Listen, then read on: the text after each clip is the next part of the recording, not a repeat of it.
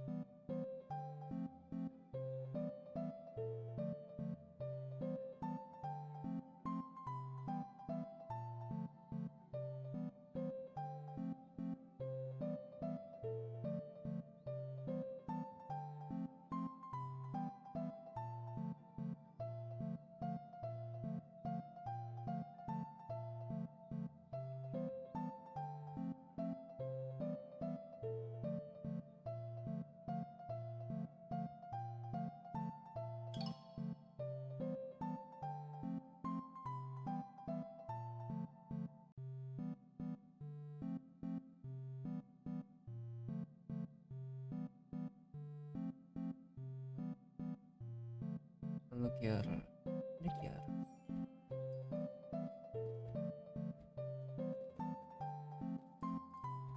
Ya aku nggak.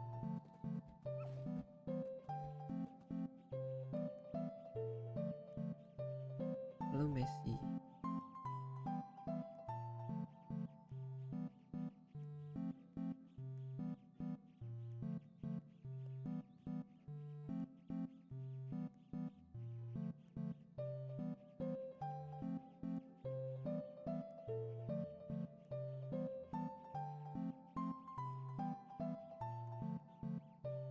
Libur-libur.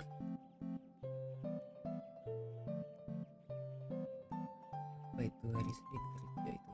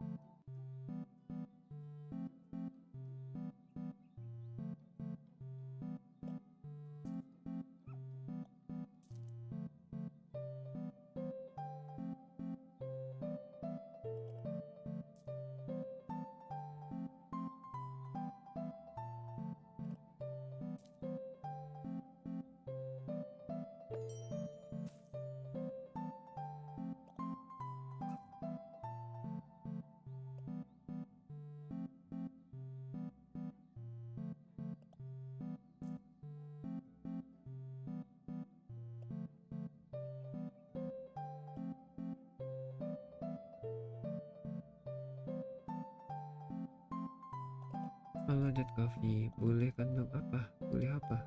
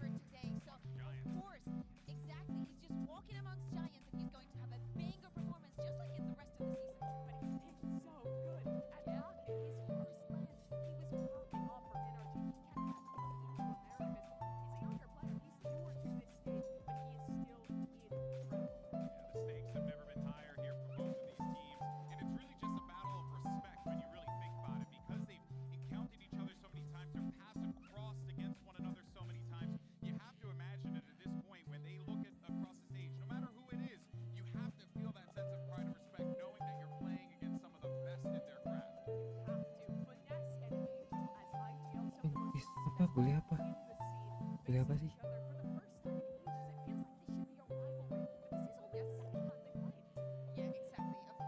Boleh apa? Aku belum minta. Boleh apa? Kayaknya boleh.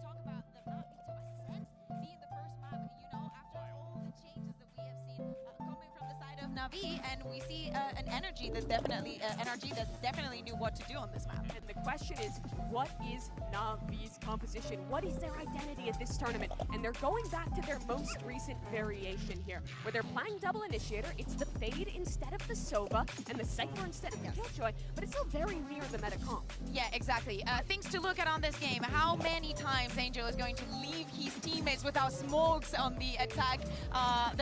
Just because he loves going on those lurks, he loves going aggressive. So maybe he needs to calm down a little bit as well. For example, Shao, having very predictable utility. We need to see the next step. We talked about how they slow down on players with changing the comps.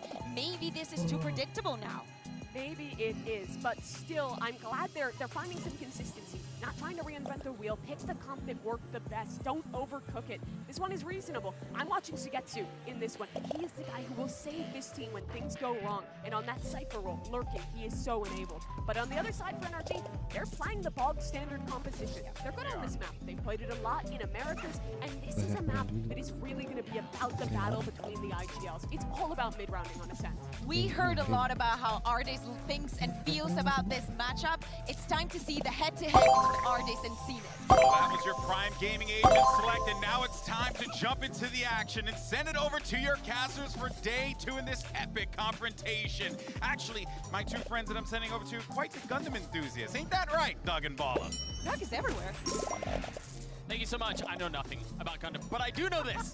There's an extra buzz in this arena today, and Bala, it's because we're this early in the tournament. Yeah, we haven't had this matchup yet. It's the very first time Artis is going up against his former team. It's only the second time these cores have clashed. We only saw that one battle at Copenhagen where Na'Vi ended up taking the throne, FPX back then. But for this to be the first match of group stages for both of these teams is just crazy. Well, and I think to double down on that, the fact that we're going to Ascent to start things off just seems really fascinating given what was available. Yeah, I mean, also, too, Artis is legendary on this map in matchups like this, so for him to be on the other side for Na'Vi is definitely something that they're thinking of for sure. But yeah, there was plenty of available options. Bind was available for NRG. You also had tons available for Na'Vi. You had Pearl available for Na'Vi, yeah. They just chose to go away from it and go towards Ascent instead. So, the first battlefield, Ascent. NRG starting on defense, Na'Vi on attack. A little bit of defaulting coming in from the side of Na'Vi. 4 players outside of B main, 1 player Sugetsu holding on A main. Oftentimes you see them try to peek out for CNET to get a peek early on B, even on pistols where you know that the players have studied your other side. Just making sure there's no pushes going on the map right now for Na'Vi, and there isn't. But look at Crashies posted up with Artis inside of middle. Artis has that Sheriff in a spot where he has the dash too and really can bait Crashies, who's playing anti-flash. If Na'Vi choose to go up in that direction, that could be devastating. But I feel like with the entire movement that they've had so far, it's really been making sure they're not pushing in mid and then reapproaching this B side. Sugetsu's even joined them. And they even have trips out on A main, so you're absolutely right. Making sure there's no pressure coming in where they don't expect. And now they can turn their eyes towards B. So slow. Camera out to initiate. And it hasn't been cleared. They have heard it, but they don't know it yet. You see the Han already hitting the site, and CNET is the first to enter. He's also the first to draw blood. Traded right back, and they're all lit up. How many targets can Crashies drop? None. Numbers heavily in favor of the attacking side. As they've now gotten the spike out, they should be able to secure the plan. It was so labored though to get through B main there. They didn't want to challenge that dart. Still with the advantage for Na'Vi though. See the Prowler making sure there's nobody pushing upstairs. As the spike ticks. Looks like Finesse is going to try to make a play, but it seems like they're ready for it. They're waiting off of the flash. The timing on that was beautiful. How much more can they find? Oh, and that was important for them to hold on for that lane crossfire to go through. They had to fall off. They have burned some time here, though. Don't really have the luxury of that. Shot making 2 massive kills. It's gotten significantly more difficult. And the reposition's perfect. Just Finesse now. And he's surrounded. Yeah, he was spotted. A 3K for Xiao. That's crazy. Xiao goes out the hunt and runs upstairs to get the spam on him, too. It's a really, really good round from here. Getting the first 2 as well. While they fell off of lane, holding this position right here. Nasty stuff. It's the thing with Na'Vi, even regionally, while maybe every single player wasn't popping off, they have star potential in everyone. Xiao is 100% a top 5 initiator. Top 3 initiator, potentially even up there in the conversation for best in the world. That's just such a complete roster. There really doesn't feel like there are weaknesses that you can hit at or poke at. And maybe if you want to get exceptionally critical, you talk about the fact that they seem to experiment a bit more than others do, but I mean, their pedigree of success is evident. And so this is anti-eco against NRG right now. Yeah, if you are just joining us, we did lose the HUD for just a moment, but it is a 1-0 lead. Kenapa nggak main di server Pistol yang went to sekarang? Na'Vi. Kenapa masih upper loss? Udah tuh. Looking right now, you can see classic for Victor as well. They do have a semi-stack coming in this direction. 4 players as Crashy rotate over too. And Sam is tucked on the other side of the cage. First kill going over in favor of the shorty. The Haunt giving his position away though. And now Victor swinging out, trying to make a play happen, and he cannot. Now it's all left out to Artist to rotate back towards the site where he's going to be greeted by 4 members of Navi. Spike planted. He's positioned to do his best if they ended up hitting that B site, but mostly just stay alive as long as possible. Now that it's flipped over, a very, very good anti-eco from Navi. Really, yeah. And you have to think as well. You get a chance to see the full loadout, of course, but you know they're known for their buys. They're known for going for multiple Vandals, Phantoms in this situation to try to carry over a massive advantage in this bonus. So the fact that that stays clean, that's kind of a win condition when you're facing up against Navi. Because right now they've made this even, in a sense. Yep. I am being told we should have the HUD back very shortly. So for now, we're just gonna go on this ride together. Oh! And Artist is taking a ride into the next round already. Just a dry swing. And that's important for CNED to get going right there before Artist gets the op up. Not having it in this 3rd round. And that's a matchup and a clash we're gonna keep a close eye on because again, there's so much history here. But the first duel going over. Ooh! Great response out from NRG though. The flash as well to delay. It gives so much time for Sam and Victor to fall off of that angle and set up for a 2nd hit. Yeah, that paranoia was very nice. So they've switched and taken advantage here. Especially Crashes' drone is clearing out Cat right now. Did it spot anyone? They were just on the other side of the peak. Perhaps some misinformation depending on the timing. Right now Navi waiting as well for Xiao's cycle of his Haunt to come back up as well. Maybe could be used in conjunction with CNED and a smoke of some kind. Not now that you've got that knife hitting CNED. And he gets the kill. Okay. That's not supposed to happen there. That spot where he's jump spotting from, he should be able to tuck very fast. There's the Haunt in the smoke that I was talking about, not pinging anybody.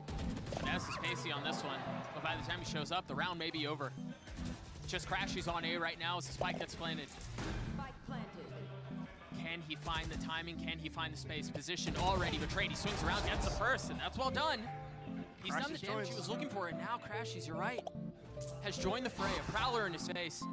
And that actually spots both there because he shot his weapon. Time is short, the swing up from Crashy's is there, and Crashy's gets both! Of course it's Crashes. Who else? To have a big start here for the team, to get that first round on the board. Of course it is. Instrumental piece. And again, full flash there. Maybe they peaked slightly early, but Sam and Victor with the re-clear on A main. Navi was expecting that. I mean, It still works out for NRG. they were out wide, too. I mean, they were standing in the middle of A long. You have to think as well, CNED in this final moment.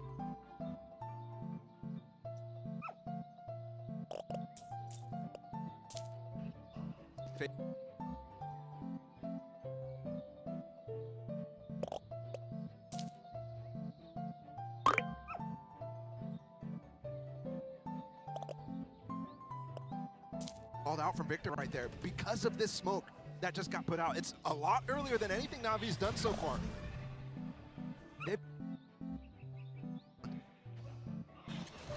It really just seemed like Navi wanted to explore slowly. As you were saying, explore the middle of the map and then reset. Poked and they prodded, and now they proceed towards A. Victor's up.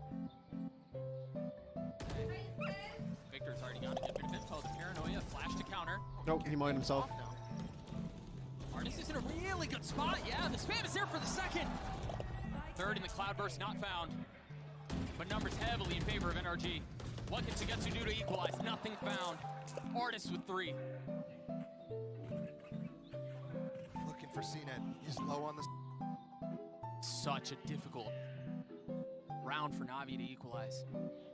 And they do knife CNED's position too, so he can't use the uncertainty element anymore.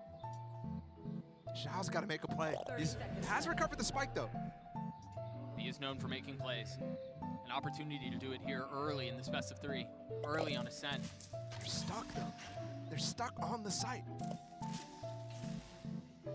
What may feel like a stalemate, still just so heavily in favor of NRG, given the numbers advantage, given the fact that time is short, but they still managed to get the spike down. One enemy remaining. And just like that, the numbers dwindle. Shao spotted too because of the dart. He's cleaned up. Artist gets 4 and another round for NRG. Beautiful hold as well from the NRG players, giving up nothing there when the situation is in their favor. One of the things they're very good at is showing discipline in those moments. That knife against CNED, and then as well the dart coming in from Crashies right here, picking up the extra orb from Som. Those types of things are crucial in marquee matchups like this. Navi's still going to be able to invest a lot in this round. Light armors, they're forcing up. Knife going to be popped from CNED. Victor doesn't quite yet have that no command, so nothing to cancel other than the knife. And they look like they want to go for that mid control, the same sort of thing they did in the last round that Victor called out they were doing. The alarm bot is there for Navi to break. But with that smoke, they're not interested actually in trying to fight through. They don't quite have the util to do so. This is interesting here. They've put Artis up so aggressively towards B. He's got the dash blocked.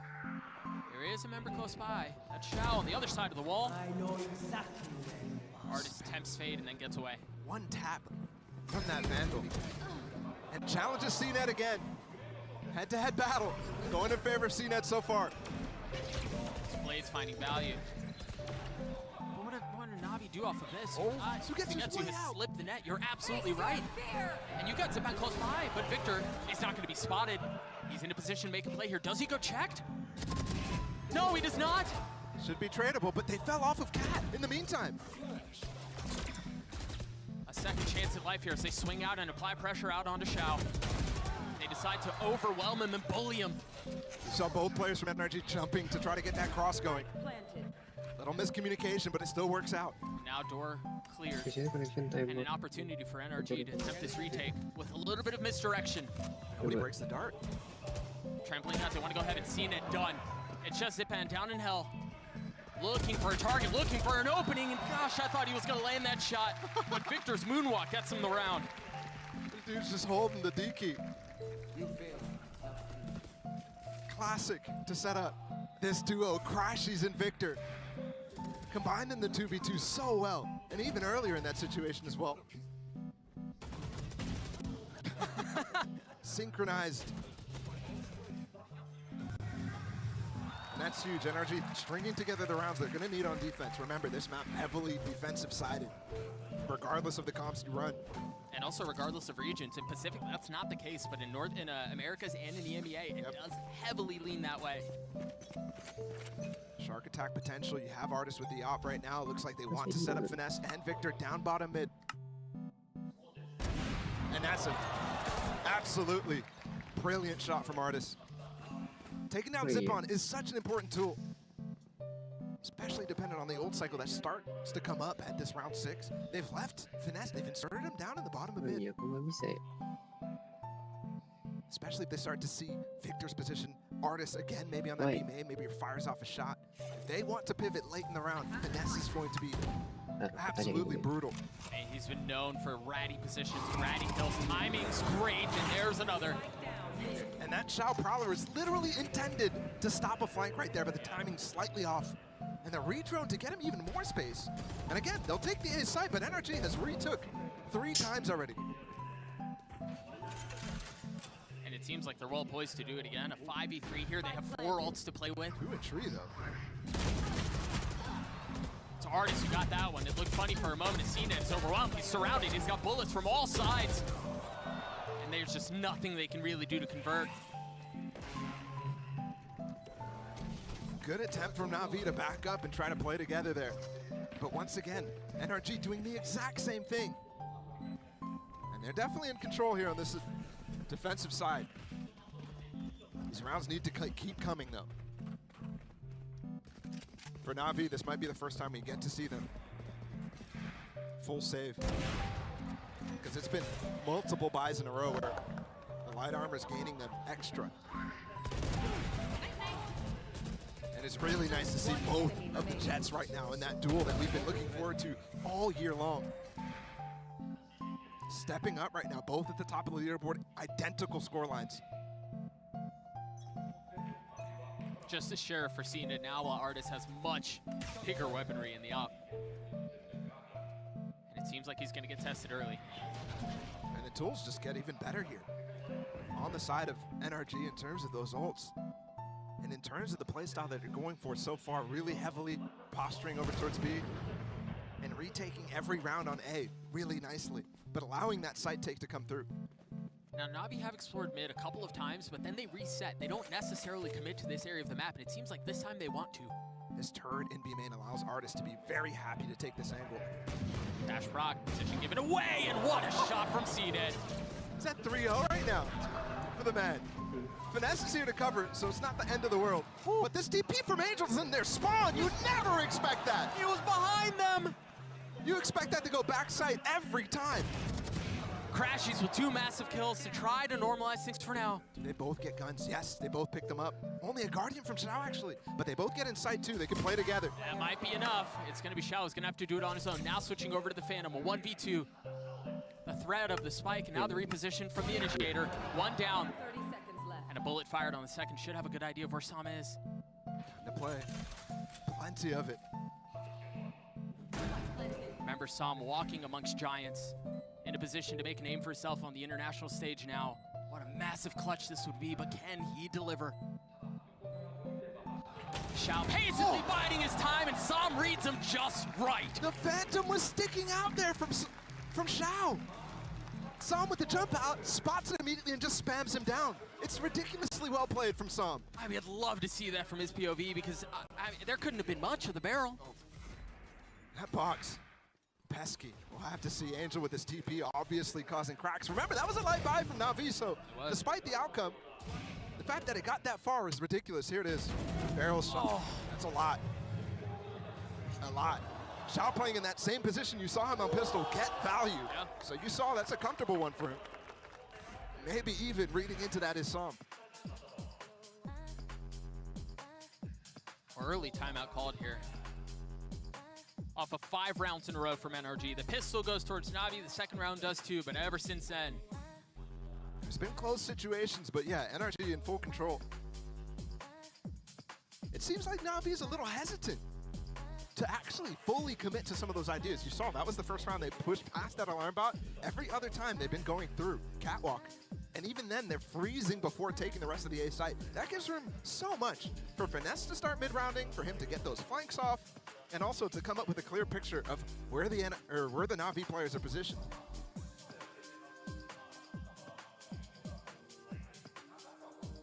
Stoic look on the faces of the Na'Vi members. It's pretty sweet. Angel fans in the crowd. Yeah, love to see that. It's so nice that this audience supporting every single team. Yeah. I mean, we talked about it a lot yesterday, but this crowd really is goated. They're so good. Showing up on Monday here, too. Yep, at noon.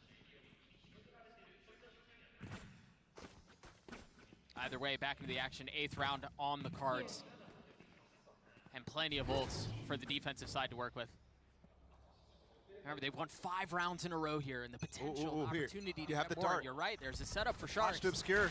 There it is. Odin There's the dart, spam. there's the flash. There's the spam, and there's the kill. And he also has the possibility of ulting even further, especially how Na'Vi's not taking map control very early. He gets a tag here, he should be comfortable going for this. And he is. First tag, second tag, and I believe he saw saw CNED. another. Yep, damage dealt. I mean, Crashies. Yes, there was help off of the additional utility, but what a round. It's crazy, too, that Na'Vi didn't react to what was going on. Yeah. I mean, that's a play that's been run by NRG and everybody else on this map for so long. Not quite something that you see often in EMEA, but Na'Vi should definitely be ready for that. And you can see Angel trapped in that position. And also the fact that NRG has been giving them a lot of room to take that mid control early, it definitely is something that they talked about in the timeout, that is working, that we're getting that space, we're gonna continue taking it. And they've swapped everything. A wild call on the other side of the break. And even Crashy's following up, they swapped the position, put the alarm bot close. He could have used his ult off of that if he didn't use it earlier, but now as well in mid to spam. Excellent club from Zipon. They always recover these situations somehow. Oh boy, you went the wrong way. Sam cleans him up. A blunder from the Turkish Jet. The original dynamic Jet player. Not quite working out, but the flash does clear. Have been instantly traded back from Artis, though. And now Zipon the last to stand, and he's so weak. Shorty's coming at him. 1v4. Brutal scenes there as NRG are going to get another. They're looking really good here. Yep. And the things that they're trying are working. I mean, to get 2 kills off of that initial setup is just absurd in my mind. Not something that Na'Vi should be falling to easily. But it also is something that is tough to expect. Out of the timeout, though. And Angel frustrated.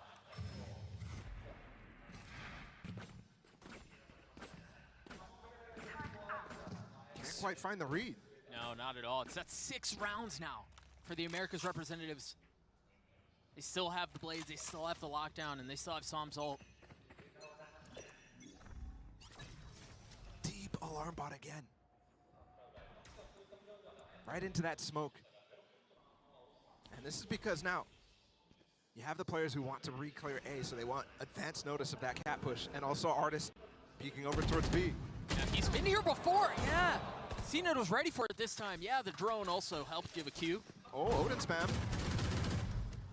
Nothing found from Crashy's side. Somehow, some way, CNET is getting the best of Artis in almost all of their engagements, but Artis is doing still such a great job in this map. While the head-to-head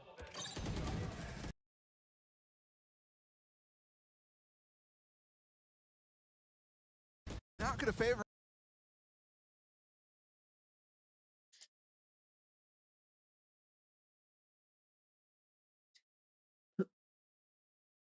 Has no exit. Not able to land any shots. In the face of the Prowler, he falls. Great swing, but they did get a knife suppress on the rest of the Na'Vi players, so it does slow them down. All committed from Sam. They're all B. They're all anchored together, huddling in on the side, trying to hold the line. It's a 1-for-1 as Finesse manages to get 2 massive kills. But Na'Vi finally break the trend. And they do it pretty good, actually. 3 players alive for them, so especially with the way that their bank is hurting over and over. And they've been keeping NRG fairly respectably low. Yeah, all of these rounds, for as much as it's a big lead for NRG, the rounds have been very close. Yeah. And again, early on in the half, I was mentioning, they need to keep coming from NRG. This streak of 6 is fantastic, yes, but there's still 3 more rounds in the half. Right. And that could flip back to 6-6, in which case it would be a terrible outcome for the Americans. Early Nightfall used. CNET wanting to go aggressive. Ness right above you. Done. And that's an upgrade for a weapon there, too. That right click's so important to be using as a util. Artis pulls out the blades of his own as Crashies falls. Looking for some high ground, looking for a kill. It's actually Victor who cleans it up. Back to the reliable op now. Zipon commits to the spike plan. Victor going aggressive, trying to apply some pressure, but Chow holds the line. Does Artis go here? A 1v2? No, he can't handle it. I mean, I would have loved to see Artis commit fully to that, for sure. And Zipon ends the idea early. That's 2 in a row now from Na'Vi. Already starting to enter uncomfortable territory despite this fantastic start from NRG. And this is the same exact, I mean, in their very last game in the grand finals against Loud, they started on descent and they had a great start. But rounds like this start to slip. You start to get a little bit of a streak on this defensive side, and all of a sudden, you're staring down the barrel of defeat. Ridiculous round from Xiao again on that stairs. He's so good at holding against that position, which is not easy. There's so much different things you can do to clear out that space. Spamming the box, dumping utility behind there. Yeah, you're absolutely right. Flashes to keep you off. Yeah. Xiao clutch, please. He's working on it. He's working on it. It may not have been a clutch, but that was a hell of a hold. I call it clutch, man. Second time out of the half called, this time from NRG. So both teams have used 1. Still a 2-round lead. But Na'Vi have made a run at this the last couple of rounds. And to go back to what you were saying a couple of moments ago, Bala, Yeah. a 6-6 half on defense ascent is not a success. Yeah. I'd argue 7-5 isn't a success either. And look at this, actually. NRG does not have the money for an op. Artis has been trying to get back on top of it. But now it's CNED with it. Attack side up. Definitely could be something, especially given you know how people, especially the KOs, are jiggle peeking. Yeah. If CNET gets on a line like that, could take out Victor specifically. And Artis has been loving to peek mid so many times. Ooh. He updrafted so you could hover over towards this box. Get the upper peak. CNET has had Artis' number. I mean, that's disgusting. What a beautiful setup.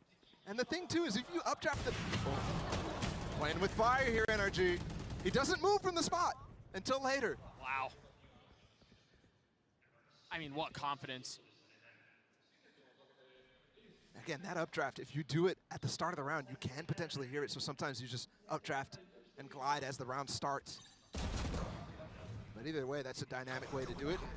Definitely messes with the timings. Absolutely. Bomb grenade out. Finesse looks like he's going to be the first to contact here on B. You hear the ult used out. Victor. And he's close by. Som's in a big spot. Only able to get one. No follow-up on that.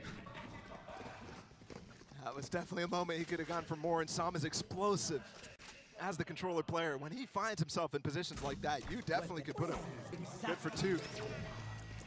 They'll get the ult up, but the lockdown is going to prevent them from going B. Doesn't matter, though. Angel's been interested in going A this entire time. They held a little bit, too, before they committed the ult, splitting their numbers, and then Last player committing out onto that. Now Crashy's left alone in a That's the spike. 1v4. There's nobody near right now. 19 seconds left. It's got to be Pacey. But he takes the fight. And all of a sudden, the fears, the concerns of a 6-6 half for a region are starting to realize. It's crazy that they've pulled this back. And again, because of this shot is ridiculous, by the way. And I love the, you know, ingenuity, whatever you want to call it, for CNET there, but also the fact that he hits that shot is still ridiculous, man. That's not easy. That flick is so wide. Remember, it was just a few moments ago, we saw both of them on our screen, and they were stoic. Finally smiles. It's crazy how much this matchup is delivering so far. And it's just the first half. No big ults, only Angel, but he's been finding some creative ways to use this season. I mean, just remember, it was a couple of rounds ago that he ulted behind Finesse. It's tough on land, especially with an audience like this, to hear that cue. Not just the ult voice line, but where that ult is being placed. Yeah. Note, that's the same smoke. Same ult.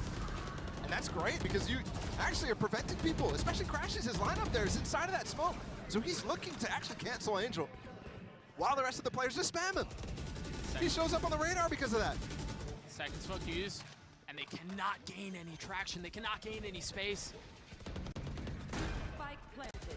Forcing NRG to hold for just a moment before they attempt their retake.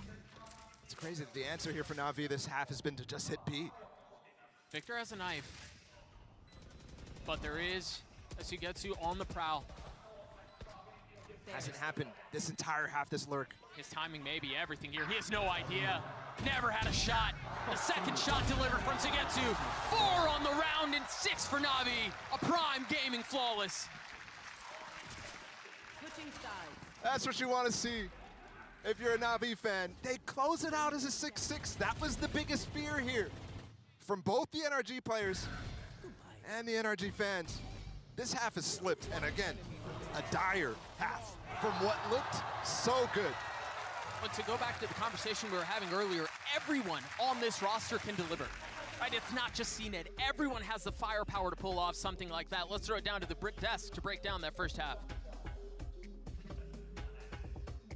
Thank you so much, Doug and Bala, and wow, what a way to kick things off, Kukuka. It doesn't get any better than this. Yeah, I think that it was crazy, the fact that Na'Vi managed to get that pistol, then the consecutive, and then NRG with those retakes, with the way that they were playing in pairs, knowing exactly the amount of space that they were given, the plays that we saw on A were insane. But after that timeout taken from Na'Vi, I think one round after, they stayed getting rounds and rounds after, just learning and trying to stretch a little bit the timings. Yeah. And Navi's turnaround was so impressive because of that strong start from NRG, which was in that anchoring. I think what this team is always good at is rotating in to support their teammates who are on the anchor role, particularly with crashes. When Victor saw them play this A site together, they're really good at finding the gap in an execute to be proactive and find a kill, as they do in this round. And then you see a little bit deeper in the round, when the anchors eventually fall, it's Crashies coming in, throwing a start to support his teammates on site, and then retaking in a pair to win this one out in the late round. It's excellent from them. But again, Na'Vi have taken control of this one, and NRG have felt this before. In the finals against Loud, on Ascent, they started super strong. It looked like they had the perfect read on their defensive side, and then it slipped, and they ended up losing that map in close fashion. Yeah. Another thing I'm taking a look at is the head-to-head between Artis and CNED. We know how Artis was feeling coming into this, but I feel like CNED is like at least CNO against him. Like he's definitely got his number. Yeah, and as we take a look here at some of the stats, I mean, you know, I think it's just important to note as we dive into Look this. at that attack win percentage. Yes, yeah, I know. We are always going to see these two teams go toe-to-toe like this. Yeah, they're really going to be a tough one to close out here for NRG. This composition for them, they're not really solid on that attacking side, but that's when you're getting an 8-4, 7-5. That's really what you're looking for on this map. For Na'Vi on the other side, with this defensive side, they're really good. The Cypher gives them a lot of options to be proactive on the rotation. All right, well, let's go and get back into the action. Send it over to Doug and Bala. Thank you, Golden Boy. An ominous stat that we saw right before getting back into the action, 63.8 defensive win rate for Na'Vi. That's more than average, Ball. Yeah, on the other side too, NRG, 36% on attack. Crucial numbers to keep in mind, and why I kept harping on the fact that this half from NRG, while it seemed so good, has fallen so far. It needed to continue, and it did not. And now Na'Vi find themselves with a golden opportunity. Fast B, they invest their flash.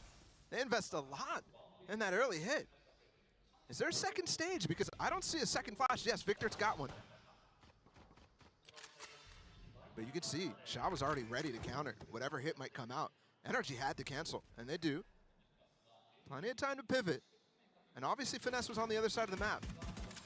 Potentially just looking for a pick there. Maybe expecting CNED to go aggressive on that B side. Finesse is about to have his hands full. Two on the other side here, shoulder spotted from Angel. Then Nano's going to create some space and buy some time. Meanwhile, NRG go pacey towards A, through Cat. They've got them surrounded, and they're backing out. They're canceling again. The smoke came just in time there from Angel. Both sides of the hit canceled right now. And there's a crossfire between Sugetsu and Shao. Such a dynamic call. Right on time. That haunt didn't miss. That haunt missed. That was supposed to tag them all up. You can see they were ready to clear it, and now Shao left in the smoke, trying to clear, trying to spam. Oh, but Na'Vi have been able to hold the line. They get three. Down B. The fourth tagged up. Saw him trying to make a play by himself, and he does. They tried to equalize it, and once again, it all falls onto Sam in a 1v3. No armor, just a ghost. He's got the spike close by. He should be able to get it down. No immediate threat, and he tucks in the smoke. Not understanding there's a player right above him. That is crazy from Na'Vi there. The fact that close range engagements are going in their direction when they're all buying up ghosts against the Frenzies who did close the distance on them is crazy. I mean, right here, Sugetsu should be dead. Twice over. One enemy remaining. And then here, yeah, they did know where Sam was because of the spike just getting planted, knowing that he should have tucked into a smoke. Yeah, he couldn't have gone far. Yeah. Didn't hear the TP or anything like that either. So that's both pistols here for Na'Vi. And on that attack side, that's crucial. But here on the defense, it's just going to add so much work for NRG to be able to bring this back.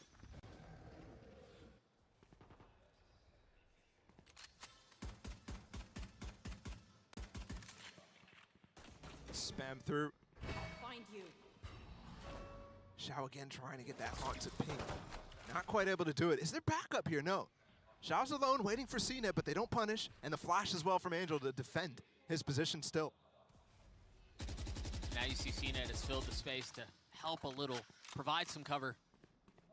Spike's going to rotate back towards A, and once again, it seems like we've got a split on our hands. Remember, the last time they tried this, it was canceled. They threw the brakes on it and then pivoted away. It was canceled, though, because Na'Vi had a great response at it to slow it down. What's the response this time? You imagine it won't be as labored. It's just pistols for NRG here. I mean, they've set up Angel in a great position right now. CNET, if he gets the spam off, if he gets spotted, Angel can peek out, but he gets deleted by Victor's Classic. From a distance, too. But now CNET making his presence known up in heaven. Yeah, that flood through the door as well, so good from Zipon. And they'll have to opt to go for 30 orbs. seconds left. Last player standing. Anything that they can find, anything that they can get, as Na'Vi seem to shut the door on another round. Put themselves up 2. And again, they didn't manage to convert the bonus, but here on this defensive side, it's going to be much easier of a task. And weaponry will be relatively even. It's the famed Na'Vi buy.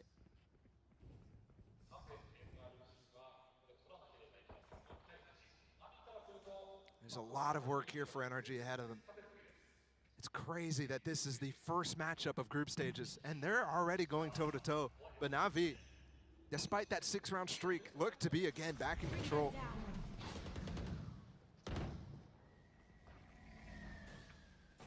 You hear that utility soaring through the sky. CNET understanding there's pressure, procs the dash, wants to go aggressive, wants to take an angle, and a life with it. Not able to do so. Oh! That's so nice from CNET. I thought he had a kill there. Yeah, at least he gets some damage done.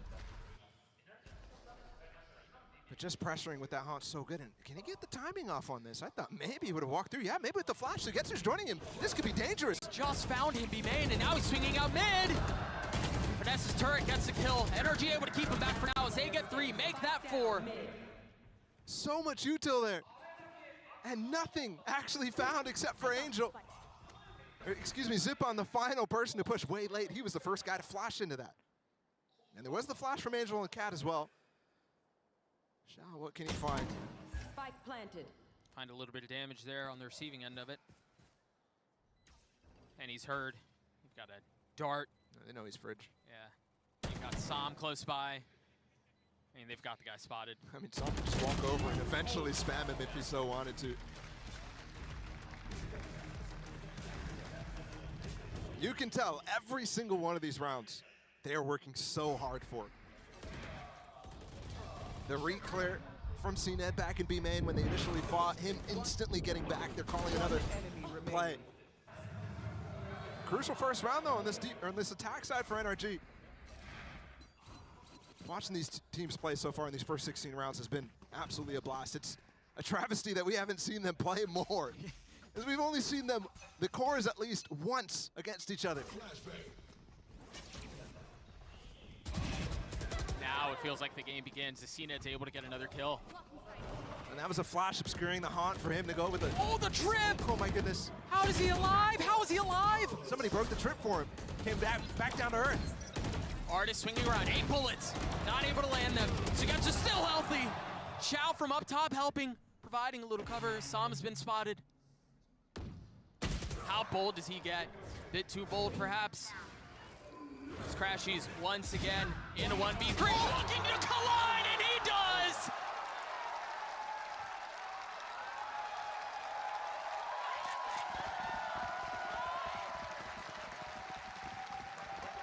Unreal clutch! Oh, we gotta look at that one more time. This guy is something special. Stand up. Oh my goodness. And that's why the desk was talking about it, almost unanimously said, Crashies, the best player on this team. At least this iteration of it, those moments are why. Again, he's the reason why they qualified to Tokyo in the first place. Clutching out against Cloud9, up-trapped again. This spot is so good. I don't know how he didn't land that shot there. It was close. As quickly as he goes in, he goes out, he goes away. Blades not finding their mark.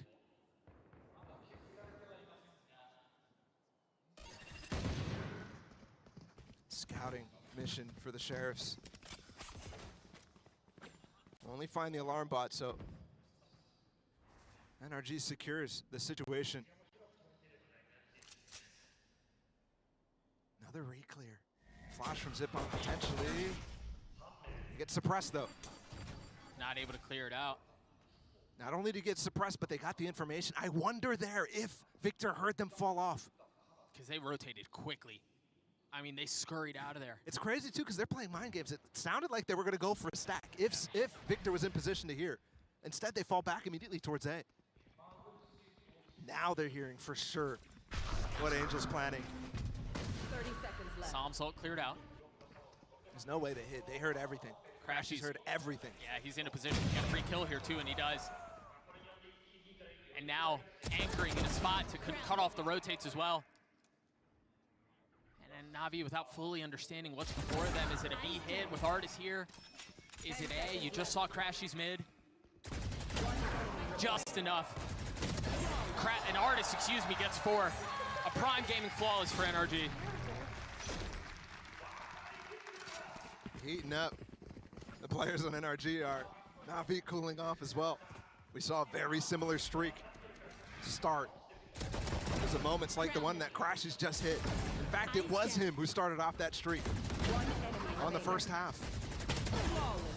Artis capitalizing on the anti-eco kills. The Swedish coming out from Toon Bros too. 17-9 performance for the initiator from NRG. And what a start.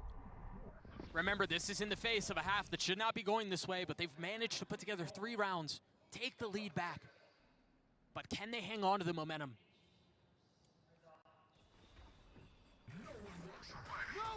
Ult used early. And Crashies is so far back, he's not affected by it. Zipon's dodged at the trip!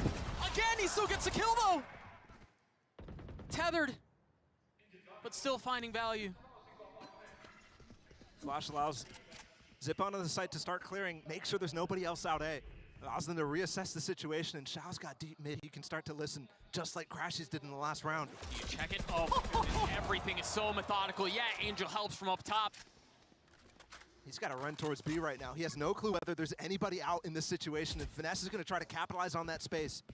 Well, where do they go from here? Because they still have Psalm posted up towards A. Once again, misdirection perhaps. Angel clearing this right now. He actually got out into stairs. He hears that there's nothing happening, so CNED positions back over. Psalm finding a big one. Psalm finding the second. They can't peek rafters. They just can't, man. They're not allowed. First Crashies, now Psalm. And now an Angel, who a couple of moments ago was trying to clear up B, got hit with a knife, rotates back. Now it's he who's in a position to deliver a clutch. And chooses not to descend from the heavens. Instead, goes back over towards mid. I don't think he's going to try for this. Maybe can recover an op. But CNED was up heaven, so there's none to be found in this spot. Does he dare? Oh, turret's positioned the opposite way. Door closed, though. Yeah, literally shutting his opportunity on the round. Got to save his weapon now. I think they could have heard him in there in A main. Doesn't look like they reacted, though. Should be safe. And NRG not interested either. This attack side so far, fantastic from NRG. Again, we really thought. You saw the stats at halftime. This is going to be a really tough battle. 63.8? From Na'Vi, yeah, on the defense. They've won 2 of the 6 that we've played. I have to say, so far, Victor's KO utility is definitely getting the better of Zipon's when it comes to that battle. It's not one that you notice very often, but you could tell. I mean, in that one, Victor throws a flash bottom mid. It's perfect for Crashes to swing. Down onto Shao's position, and then as well, Zipon trying to go for a little self flash, and he gets just demolished by a quick turn.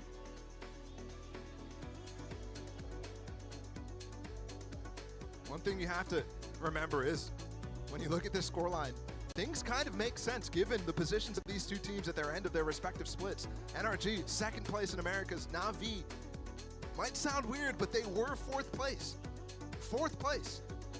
And because of that, more pressure put on this team at this current point.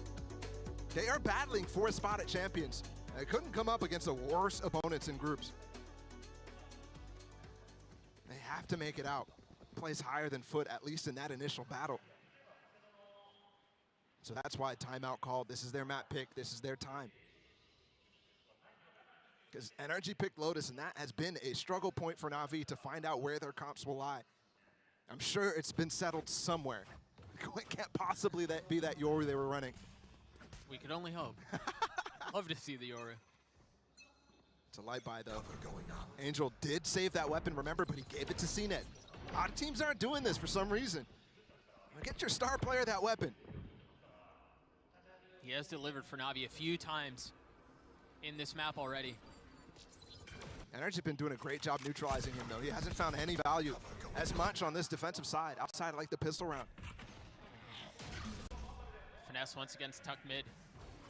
Getting info, perhaps getting a rotate. And Artist once again tried dashing out, but he's caught by the trip. And normally Crashes is great at destroying trips with his shocks.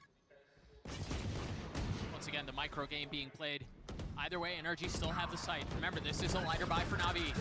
And Sam's gonna clean it up with 3 on his own, make that 4. NRG at 11. Na'Vi try to go for a flood with the lesser weaponry, but Sam parts the waters. Nobody's swinging there with the gauge as well. There's literally no util. Sam's just playing aim lab at that point. Just nasty stuff. He's had so many insane moments on this map. And we're entering round 20 right now. This is the first opportunity for NRG to capitalize on this fantastic attack side half and put themselves on match point. 5 rounds in a row. Victor going up aggressive, and I don't think they realize that Zipman's tucked. Sugetsu able to help. He's in trouble though. Artist is up. Trip's not finding it there. You saw him on screen for just a moment. The blades are though. The Xiao is done. Numbers for NRG once again. And over. Na'Vi put in this position where retaking is so hard. They're fighting so hard for the sites. CNED with an op though. And this lockdown, very tough to deal with. Turret, the lockdown, the spam, they know he's there. He's behind him. 70 HP, and once again, Artist, a couple of blades to the back of the head. A 4K for the duelist as NRG gets to 12.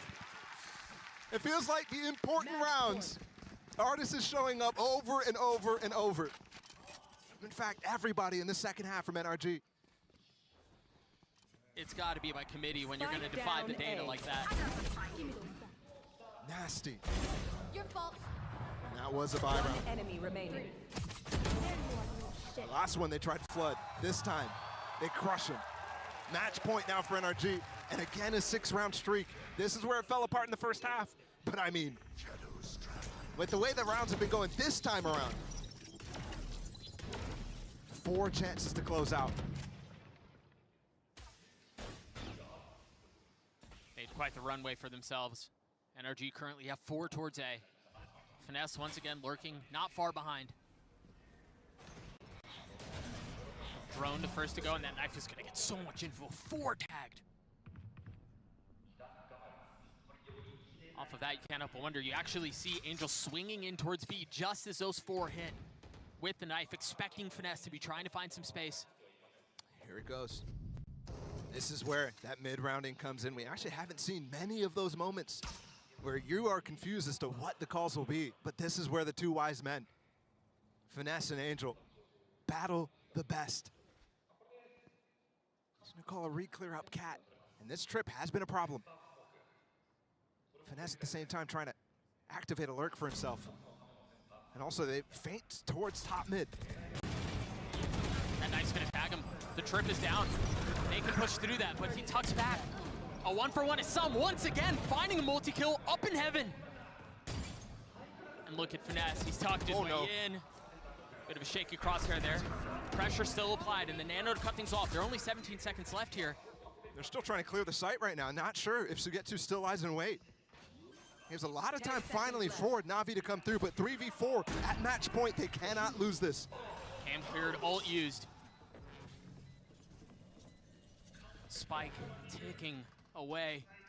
Artist trying to hold the line as Angel is just above him. Unaware of his position for now. How does Xiao use his ult? He's got to try to clear some space with it. And he's got to be fast on it here. There it is, ult invested. When does Finesse go? He's been spotted, 28 HP left. It's just a distraction, he's just a nuisance. As NRG are able to hold the line by themselves. Sam gets a 3K again as NRG take a 1-0 series lead. I can't stress enough how much that half right there from NRG is not supposed to happen. That was perfection. Finding the momentum early and crushing Na'Vi, not giving them a single round outside of that pistol and the anti-eco. And finding ways to just stop all the ideas. Na'Vi as well, strategically suffered in that game. They continued to rely on the same tricks. Finally in the last round as well, pushing Sugetsu onto different territory, but again, NRG losing both pistols. Having a 6-6 first half on their defense and coming out victors. Not supposed to happen. Not at all. Outrageously impressive. And once again, for NRG, you've got to talk about the usual suspects, right? Crashies had himself a day. Artist, you know what he's going to get. But for Sam to deliver the way that he did, massive rounds on the attacking side. The guy's the only person who has not lifted a Valorant trophy. Not a single one. And especially not at the caliber that these gentlemen on the server have on all sides. The rest of the 9 players lifted Champions trophies, lifted major trophies. It's crazy how he's able to compete at that level. A turn on that flash was gross. Rounds like that with a dagger too. I mean, we've seen that situation just reverse and it ends in an ace for some. I thought that ace was random, but no. You see it again from him. He's so good. All smiles from Sam, all smiles from NRG. They find themselves up 1 with Lotus on the other side. We'll be right back.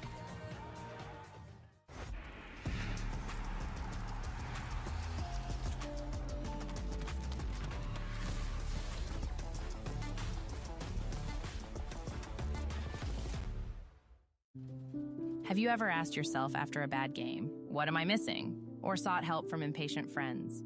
Or browsed desperately for answers that only bring up more questions? Your self-doubting days are over with Discovery, the first game-focused AI. Discovery is trained on the world's leading esports athletes to be your everyday personal coach. That's right, Discovery can help you improve your gameplay by giving you tips and strategies to take your game to the next level. Get started at aimlabs.com/discovery.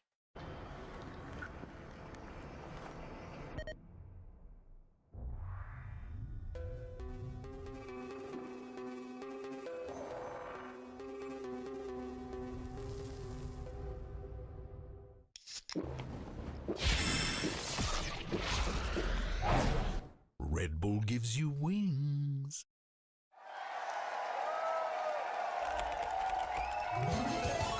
Red Bull gives you wings.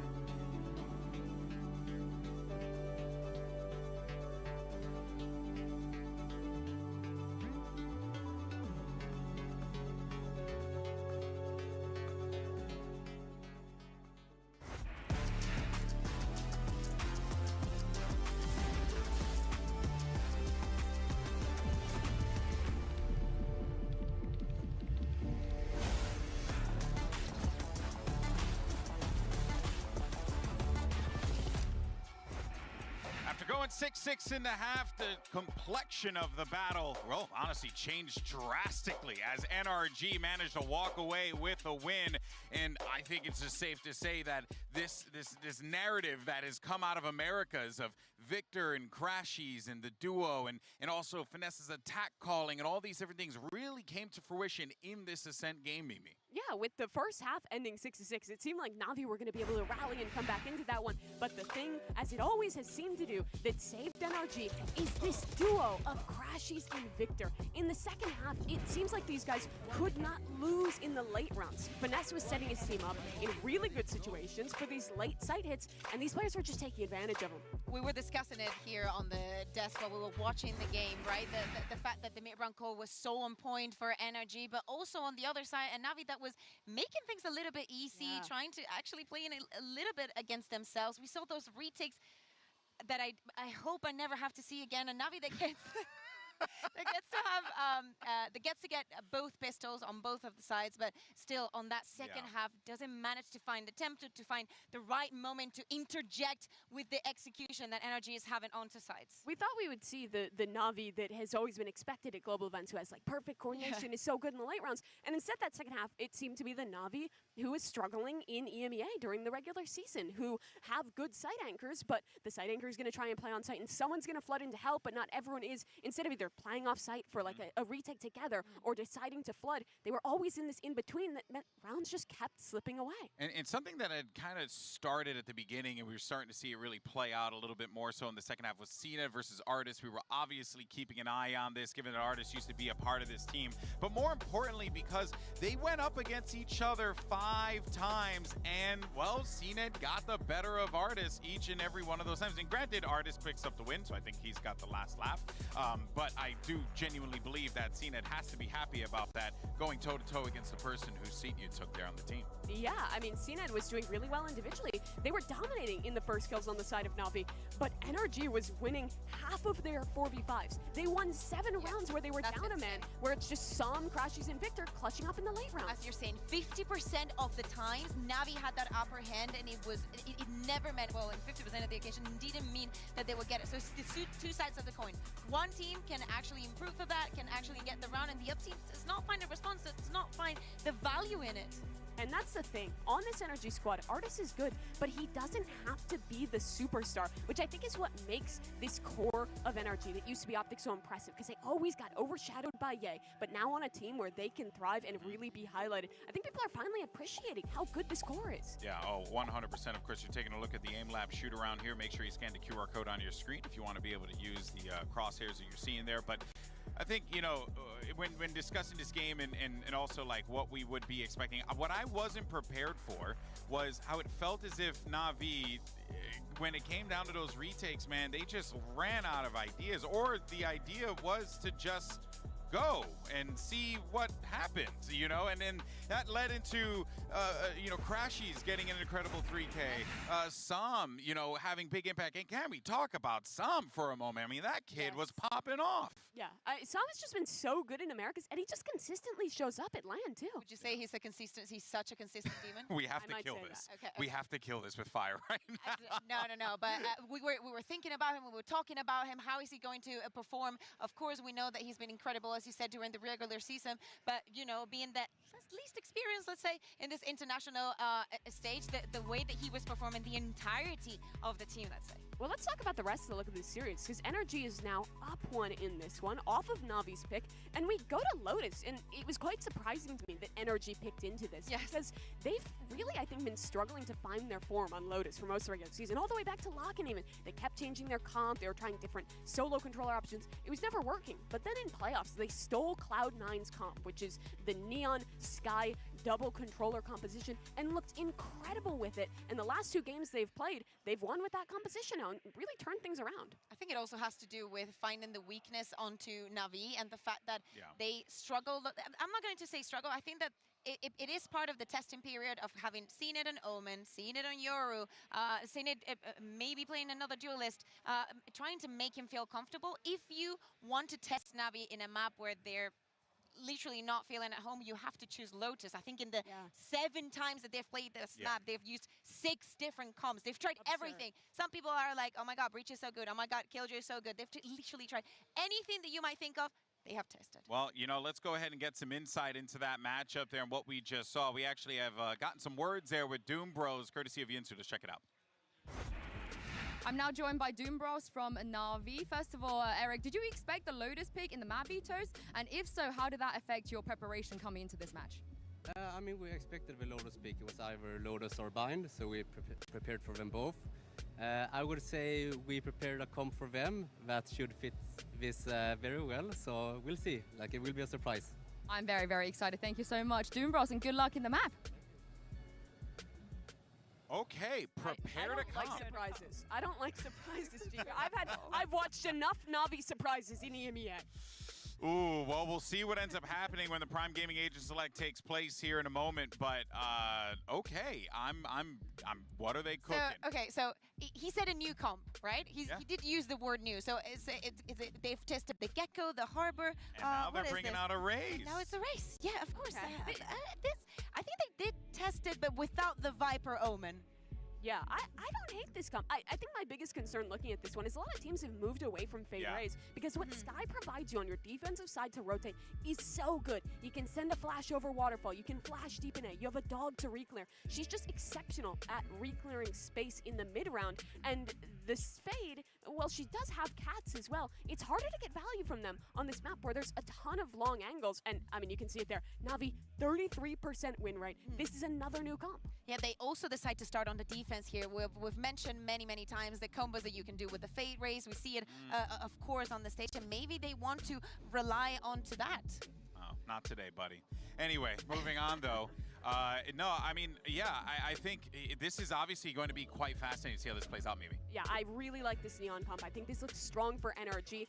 Watch how proactive they'll be with Crashies and the Neon player here in Victor rotating in these mid-rounds. Well, I think the question on all of our minds is genuinely, what are Na'Vi and NRG cooking with this Lotus map? Let's go ahead and send it back over to your casters. Of course, it's Doug and Bala. Thank you, Golden Boy. Another composition for Na'Vi, another variation in what they like to do on this map. And, you know, the Death was talking about it a little bit, Bala, but how do you feel about the raise here? I mean, they started off with that raise all the way back at lock-in, and CNED looked slightly uncomfortable. It wasn't awful, but it definitely was uncomfortable for him. He's one of those guys who really favors the jet. But on this map, Na'Vi has never wanted to run him on that. So, once again, they'll never settle on a comp on this map, but I kind of like, it's kind of a mix of some of the regular stuff and the Fnatic stuff. It's more like the Fnatic comp than anything else. The thing that they're missing is flashes, so we'll have to see how that ends up working out. They do have that buffered. Instead of the Astra that Fnatic plays, Angel has that Paranoia on the Omen. Help a little bit. I mean, I remember early in the season, Angel up to some shenanigans with very aggressive ults deep into spawn. Absolutely. Whimsical ones at that. We'll see if we get any of that this time around, as we did see hints of that on Ascent as well. Yeah. On the other side, though, NRG with this Neon comp, Na'Vi should be a little familiar on how to play against Neons, given the prevalence of that for foot. They played quite a few times. Did manage to get to him. Pushed him all the way back into B-Link where he can't stay. He falls off immediately, and there's a big seize. Nade as well. Doesn't catch him because the speed of Victor. See the value in the space. Being able to get past that. Finesse able to get the first. Now Sugetsu dancing around the utility. Looking for help. Trying to buy some time. The spike hasn't been committed. They're going to rotate out. Just tapped it and pushed back. You can see why Victor wants to go there. The Paranoia's ahead of it, though. And that might buy enough time. Once again, the pendulum swings, this time back towards C, and this time into the hands, into the laps of Zippon. There's not those veto combos, though. Does he have health? Can he deal any damage? No. Drop by Artis. Saw him taking a little bit of damage there. Crashes this time. Second time's the charm. Gets the spike down C. I mean, they went around the world there multiple times, where the world is only C and B. But they've got full advantage, 5v3. The retakes were tough for Na'Vi on that defense, on Ascent. And now we'll get to see if they're able to hold it off. Victor the first on the swing. Victor gets the second. A beautiful round for NRG. Prime Gaming flawless. speed at which that started off for NRG, and they avoided instantly one of the key factors. The desk was touching on it, specifically Kakuka mentioning that fade raise combo. You saw the C's come in, it almost caught them. Victor's just slightly too quick. Variable removed. I think when I saw them run the fade raise very early on in the season, I was excited about the way that they were using those nade combos, but mostly on their attack side, not so much on the defense. And they abandoned it so fast that you didn't really see evolutions of it, so I'm interested how this plays out. Did Finesse tuck behind that haunt towards A? There may have been a little bit of misdirection, and off of that, it looks like NRG want to rotate that way. Okay, but they are getting the orb for Shao. They've pushed up. I don't think they realize what's on the other side of this. Finesse getting the first. Bit of a hold to Shao, not able to land the shot. Usually tough for them to escape this position, but Finesse pops his orb up, allows him to fall back into the util. By the way, another very crucial change here is Angel's playing on the controller and Shao on the Killjoy. The big problem, the biggest problem for their Lotus compositions and the meta in general for Na'Vi has been the fact that all the double controller comps are also played with KJ. Sure. And because of that, that pure Sentinel from Sugetsu, it's tough to continue running because he's the Viper for this team. So Shao's been left in a role crisis, and you can see it come to a head right now as he's playing KJ, rather than the initiator, rather than the controller that he's been so good at. Deep flash and the paranoia. Angel near side to the 70 HP, looking to take a fight around the wall. There are a couple of heads just on the other side of it. He's not able to find any of them though. And now with 10 seconds left, the rest of the round feels like a formality.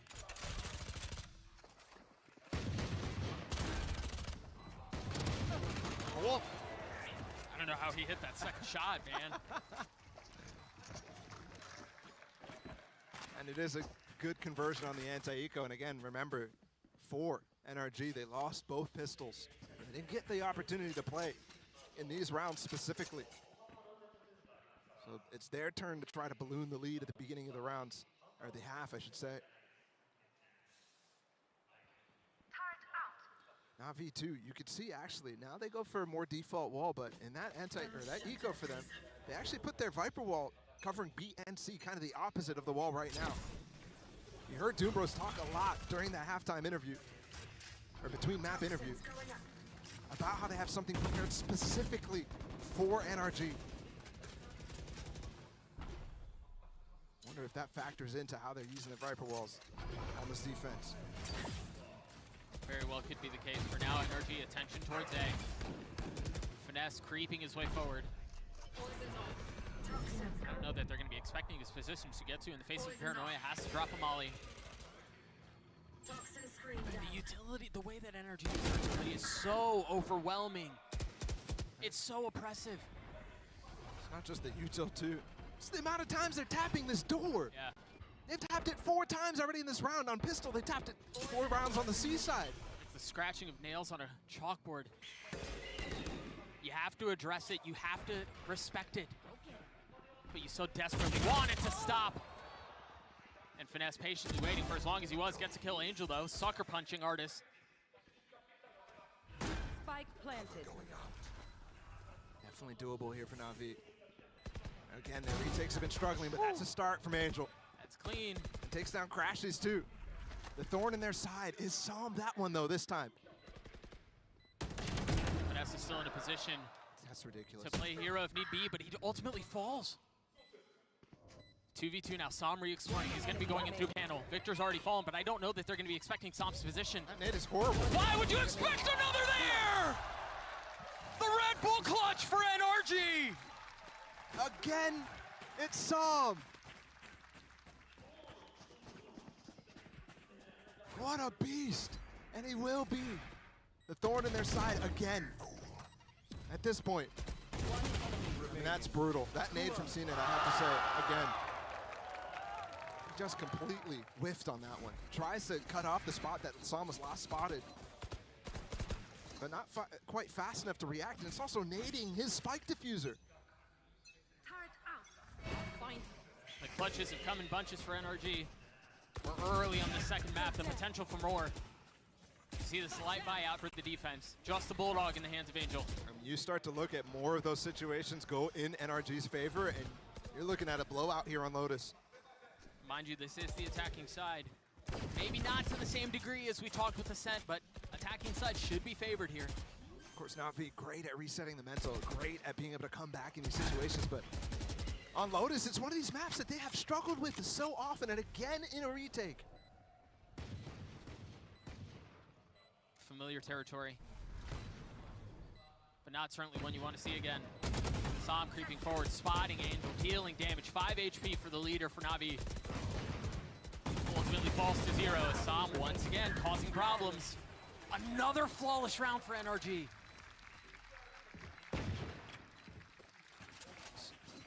Multiple now. And it's going to be a timeout for Navi to recover from that Prime Gaming flawless. Those double smokes on the site, one was the defensive one was the attack side. That was clean. Make it really difficult for them to actually barrel through. And definitely, game plan needs to be reevaluated. Those ideas that you heard Doom Bros talk about, planned for this team, knowing that this pick was coming. Not coming to fruition right now.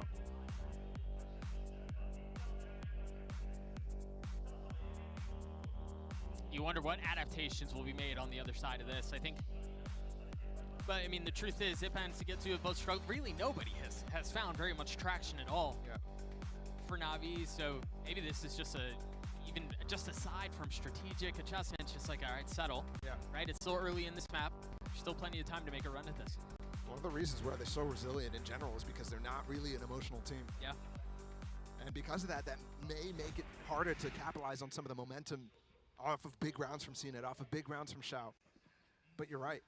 Zipan specifically, I think, on that first map, had so many opportunities to continue to anchor the site, use his util in a good way, and constantly just getting countered out. Hurts over and over. He's one of those guys who so underrated on this team. And see how they reset. That timeout, unfortunately, has to be used, the bulk of it, to consider how these ults are going to be used from NRG. Not really even addressing the game plan. 3 ults to him, the lockdown, the Seekers, and then Vickers Overdrive. I like what they're doing, doubling down on the fact that they're getting up into A main. That haunt, that one-way combination is allowing them to farm orbs. Different Viper wall too, you see how far up it goes, sectioning off B. But it seems like they want to NC. Once again, the tapping of the door and Crashies falls. How many pump fakes are we in for this time, Bala? Already had one towards B. This time they invested lockdown. The lockdown this time. Yeah. No chance they actually pivot back off of. Saw him very low HP. Is this pick good? Yes. Covers both waterfall, but it does give them some space to work with on the backside of the spawn exit. There was no funnel behind that Prowler too that was intended to provide some info in the pit. There's so many key ults, one pip away from Navi. They're not gonna have time to actually activate those with a kill. All 4 members of NRG, with the exception of Artis, tucked in the pit. Oh! Cena trying to find space, catch him by surprise, and he cannot. Pit's still up, Pit's still in play. Sam with 41 HP. Both players separated! Sugetsu finally taking him down. They're giving up the pit though, going for mollies instead. Both fire through, Artis with 2. He's gonna have to do it on his own. And with 2 bullets left, to get half. Lip runs dry, jumps up, tries to spot him! And Artis gets all 4! He is just beasting his former teammates. And this time he's playing Killjoy. What a moment for Artis. Again, Sugetsu's really finally, he comes alive in that moment. Makes it really difficult. And you can see the NRG players falling back into that post plant, falling back into old reliable, dropping the pit. It's the right call. This time though, finally those ults, you can see, there was no ults last round. This time they have 4, NRG challenging.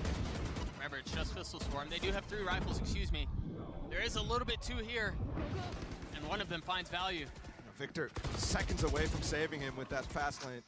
Gotta be careful here. The turret's gonna provide some cover, but Navi have taken so much space down C. He just broke it. I've got your trail. They're kind of trapped in right now. CNED, not able to find it, not able to land it with the ult. And they're gonna push back into the space that Navi had taken. Lockdown cleared, members of Navi cleared. Got rifles upgraded though across the board.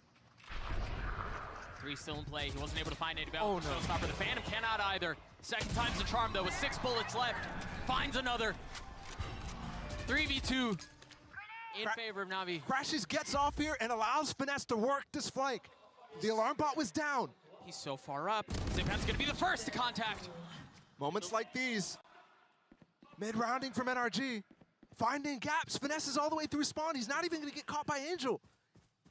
They put this into a very workable, if not advantageous position NRG has because of Finesse's flank. As a Molly, you just saw the orb used. And despite the fact that that bounced a few times, it's still perfect. Maybe a gap on the left, but should be fine. Crashy's just got a flash up too.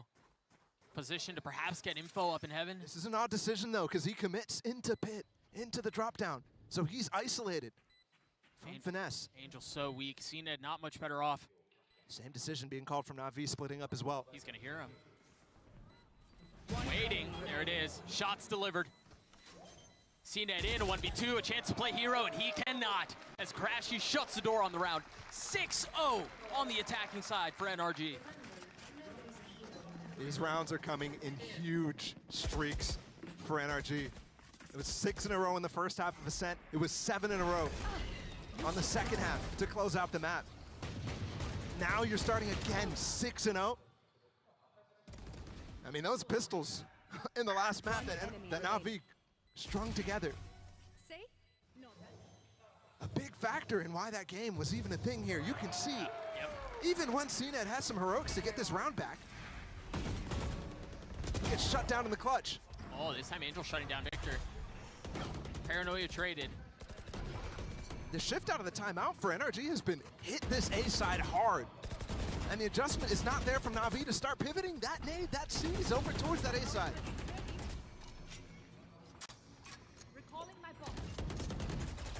And don't forget, Artist used his lockdown 3 rounds ago, now back active.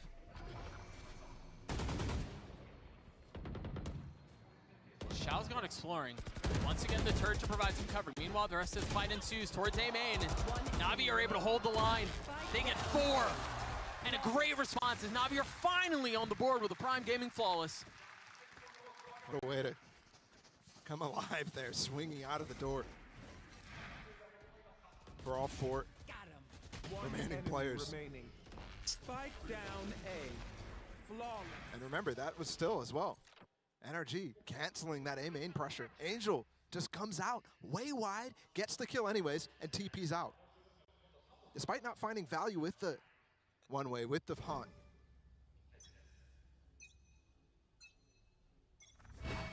What's the approach for NRG here? Heavy towards C. And another opener for NRG. Victor's neon is disgusting. And there you see, because the presence was so heavy towards C, Angel thinks he has a little bit more space, but the battle between the 2 IGLs. Finesse gets the better of him again. And that's got to be so miserable for a defense to know you're not winning fight C. At the same time, you're losing fights A. You're not really gaining any traction anywhere.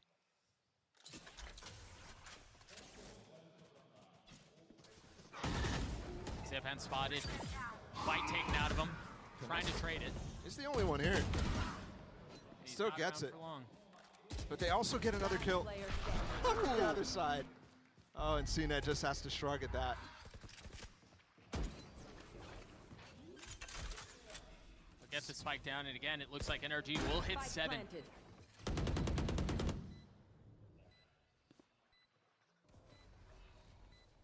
Tough position too. He knows Finesse is going to be hitting that lurk after getting CNED. You just have to know, right? It's Finesse too. It's hilarious too, because Finesse, I mean, has definitely struggled. He comes into this tournament as one of the lowest rated players. But consistently, when you watch NRG, he is finding rounds like this. Yep. Big multi-kills. Surprisingly, in the Americas League, he had some of the highest 4K totals out of anybody.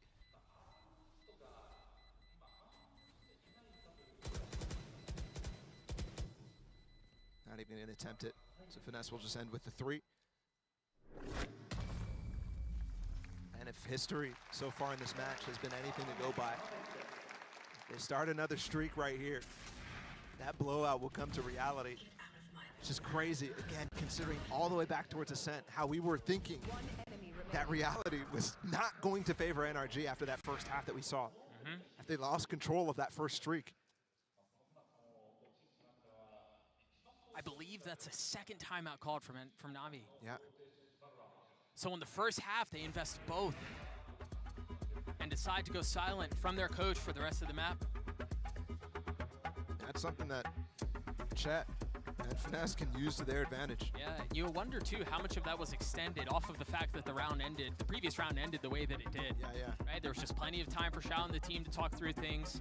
Opportunistic perhaps from Na'Vi's leader to call a timeout and talk through this the rest of the way. And there has been a shift since that last time out in the game plan from NRG. So it's tough. I mean, it's tough. 9 rounds in and you're calling the second timeout because of that sort of adaptation that is difficult to handle. With a rigid comp like this, you don't really have the room that NRG have with the Neon to be able to flex around the map. Regardless of what setup you start with. If you start with the Raise and Fade on one side of the map, it takes ages for them to get to the other. In time to be there. And the old cycle is going to be difficult for Na'Vi to contend with. It's quite some time away for them to have any key ones, whereas NRG starts out of the timeout with, again, crucial ones. It was the same factor before, by the way. They had to spend a lot of the timeout talking about how they want to counter. For Lotus in general, when you got a KJ lockdown, it's almost always going to that C side or maybe a push-up H3. But the C one is just so effective. You already saw it once from Artis. And they do insert Victor to open up that door and take control of Mound very carefully. Oh, I mean, he just went out with no smoke, nothing there, active. It's bold. You should run. Bold, but it works. There's the lockdown that you were just referring to and how effective it is. They rely on it here. Oh, I love this. Me too. From Sugetsu. Not only is it the pit from Sugetsu, but look at the space that they're taking mid. I think that timing might be awful for him, though, and they're already taking pit. He does have space in spawn, but Sam is in it. He just recovered it. He just bullied him out. Oh, gosh. Shorty, but he's decayed. That was a crucial fight for Sugetsu to win. Without that tool, they can't retake the site, but there's a counter pit at the same time. Site littered with green goo as the spike ticks. How do they flood their way in? Artis playing off site, but once again, everyone huddled up close. Sugetsu swinging around, not spotting anything yet. He's got to go into the pit. Both teams, like Navy SEALs, creeping their way forward cautiously. They're going to save. Carefully, and you're right, they're out. That's crazy. What a wild round. And Victor's looking for exits too. Can he get both? Yes! That decision to save, all of a sudden they're thinking and scratching their heads. We should have gone for that. If this is the outcome, that we come out with only a single gun.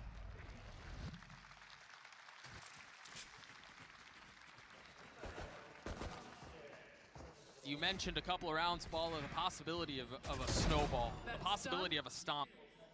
It's 8-1 in favor of NRG right now. It was a 6-round streak that was temporarily broken. It seems like NRG are back on their way towards that. They're not just on fire, player-wise, performance-wise. Their strategy is on fire too, and Finesse's calling is on fire. Everything working for this team. I'll find you. We'll have a different Han up on top of the pillar, but everything considered here from NRG. They don't even budge a little bit based off of different util being thrown out. They were so well prepared for this. Trailblazer paves the way for Victor to not only take some space, but also clear the alarm bot that was intended to be defensive towards B.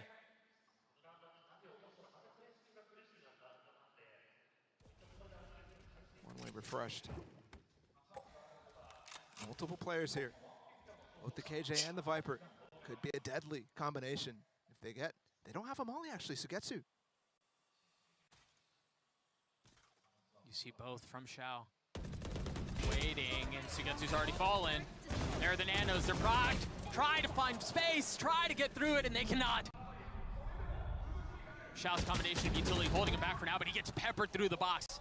Not able to find anything else. Zipan's rotating over, and he has the Nightfall. Gives up his position here. Som can get away. They're going to push up. There's a Nightfall. They want to go aggressive here. They can't hear a thing.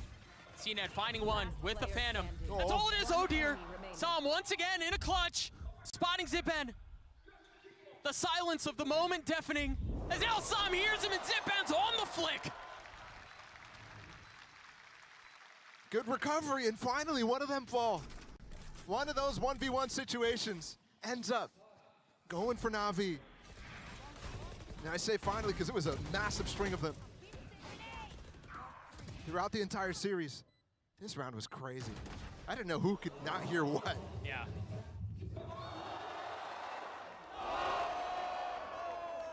Immense disappointment shown on Som's face, which is quite surprising given the scoreline shown right now and the control that they have and the performance that he's had so far. Gotta keep it under control though. Aggression from Na'Vi towards B. CNET, the first there. Victor waiting on the other side. The Prowler finds a kill.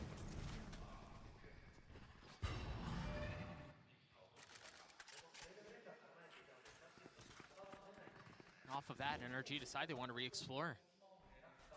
They want to go straight into the space that Na'Vi just found success in. And it's quiet. It's contact. CNET 8 HP close by, not able to find anything else. Seekers invested from Crashies. NRG is just so good at having a variety of ways. Look at Crashies.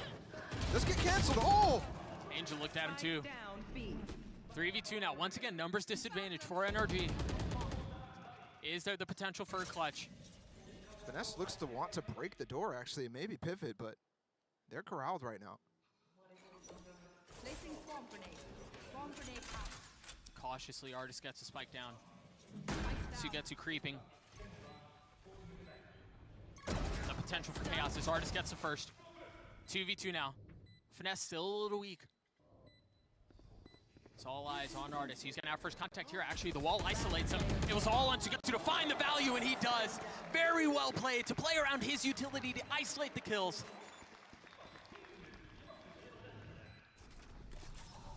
The fact that Sugetsu is able to realize how Finesse is using that wall to create a pocket for Artist is just so beautiful. It's a Viper v Viper battle. And you can tell why. He wants Sugetsu on that agent. Not that any of the util for him was impactful there, just understanding how Finesse is using his. And Na'Vi are putting together a little bit of a streak of their own. 2 in a row right now. They could end with 4 total rounds in this half, which wouldn't be the end of the world. Not the greatest, but wouldn't be the end of it. Yeah, by no means. Lotus is attack-sided. It is CNET with an op this time. He's up forward by himself, too. They know where he is. The Roomba to provide cover as he tries to take the door, and he takes Finesse with him. That nade is good. Buys some time, but Artist still gets the kill. Damage done. But Victor gets on the racetrack. Plant the spike and Crashes goes for a little too much there. Angel's high ground was too much to deal with. This time the lockdown won't have a chance to get broken other than that flank attempt from Som. And now he's put his team in a 2v4 situation where they're already going to be defusing before they even get out. And it's not planted for them. No, I mean, the round is done. There's no way through. No matter how pissed you are, you're not winning this round. Na'Vi equalize. 8-4 still in favor of NRG, but that could have been disastrous.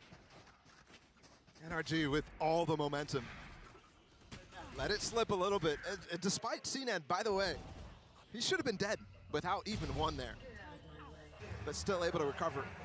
Trade him out and get on that site. Just masterful use of utility. The Roomba to provide some cover. Either way, an 8-4 half for NRG. Do not be fooled by this scoreline. It is attack-sided. Let's throw it down to the desk to break down the first half. Thank you so much for that one, Doug and Bala. Yeah, already you could see just how prepped and ready to go NRG were at the start of this one. Credit though to Na'Vi for at least picking up a few rounds there, Kukuka. Yeah, exactly. But just at the end, right? It was a very rough start of this map. They were saying Doom was there, and we prepared a composition that is perfectly tailored for them. But in so many occasions, we saw that it was actually working against them. And we wanted to take a look at this round because of the Viper spit that Finesse is going to be using. We were talking on the desk about how they've been picking up comms, and actually the best thing about them is that they understand them and they improve them. It's not some teams that just, they're like, oh my god, this team is so good with this, I'm just going to copy it and run it just the way that they do. No, they have that introspective journey onto it and understanding what is the best way to use the composition and to bring something new. Yeah, and it's just little things like that that can help make NRG so good. And that would see as a little gap to throw the molly around the corner and keep that hit up. But now we head into the second half. And the question is, with this comp for Na'Vi that they're yet to play, how well can they do on the attacking side? Because you'll notice NRG has nearly a 50% win rate on defense, which is pretty good for Lotus. These Neon comps tend to be defensive-sided because Crashy is re-flashing places in the mid-round, and the Neon quickly rotating with him can give you a really good read on where your opponent is going if they're not super careful on when they're giving info away to those flashes. And again, for me, Na'Vi, we're seeing that fade is on Ziban. To me, it's a crime, kind of. If you have Xiao and you have somebody else playing the fade, I feel like the heroics that we were seeing from CNET is very similar to what we saw on Ascent. It cannot happen again, but maybe they will need that race operator to be shining on the defense. That's right. They're going to need to look for some answers somewhere else. Na'Vi are going to be taking a trip to the lower bracket. Let's go ahead and send it back over to your casters. Thank you, Golden Boy. Bala, I don't know about you. My eyes fall towards CNED. Remember, we talked about the last time they played Raze. Yep. He looked slightly uncomfortable. Now, as the sole tip of the spear to go aggressive on attack, I imagine he's got to be able to find some space. Well, don't forget Angel's on the team. That's true. He is the entry. He is the entry. That's a very good point. Yeah, that was all the way back at lock-in when they played this fade Raze. And they had some really good set nades. That haunt is ridiculous, by the way. The tech shown, but Artist not peaked. Only tagged one. CNED wise to it. You see the paranoia as they try to take the fight through the door. Sam and Crashies both, with Victor not far off. Such good understanding of the control that they have on Mound there with the one-way. Again, NRG displaying a mastery of strategy.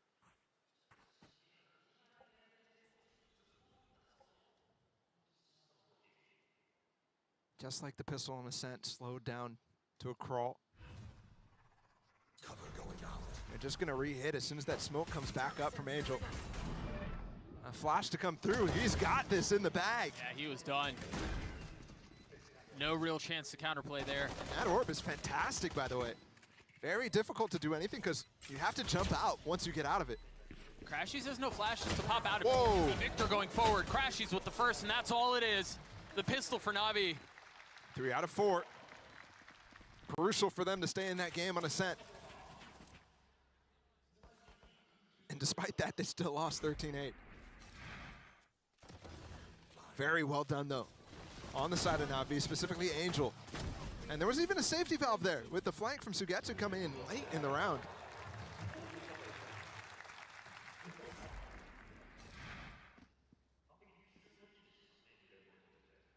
NRG choosing not to buy here, just the shorty for Finesse.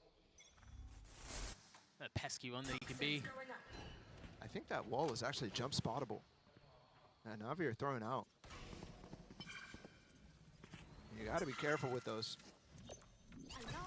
There's so much pros and cons for all of the different Viper wall on attack that you put down. And one can cover stairs, one can actually cover heaven when you actually hit the A side, one can prevent the jump spot. You actually see it right now from Som. Even when that wall goes up, he has a little pocket to peek a little bit. Just over a minute left in this round. You saw the first orb picked up mid by Na'Vi. Seems like that's all they want to do for now as they turn their attention towards A. Nade, the molly, and the door. I mean, they're fully committing to this. They've invested everything. That's a really good nade and haunt combo right there. Not using a seize, doesn't happen in this round, but that nade pushes them into the haunt. So the players who are pushing in tree have full awareness of what's going on. Sugetsu tucking inside the smoke in the face of the flash, drops the molly. Xiao gets the kill. The orb coming up at the same time too, decaying them all. Very nicely done. And if you allow these post plans to get set up from Na'Vi, they have so many tools. Not that NRG didn't, of course. We didn't actually see much A-side pressure from NRG, other than looking for picks in that. In the mid-round, they were always falling off. Heading towards B and C, Na'Vi not doing the same. A whole map, holistic approach.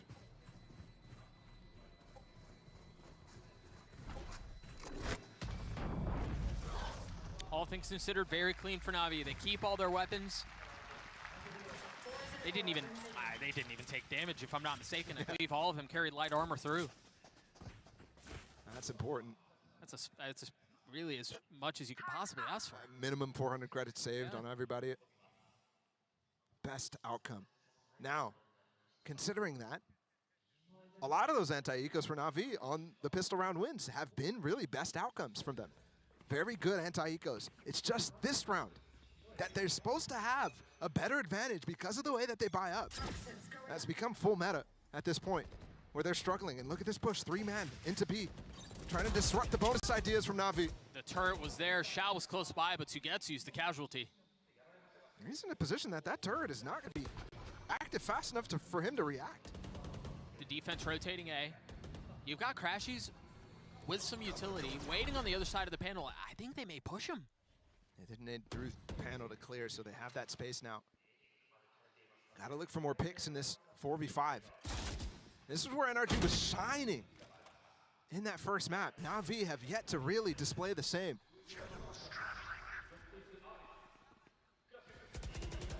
NRG patient on this. Crashy's only able to take one.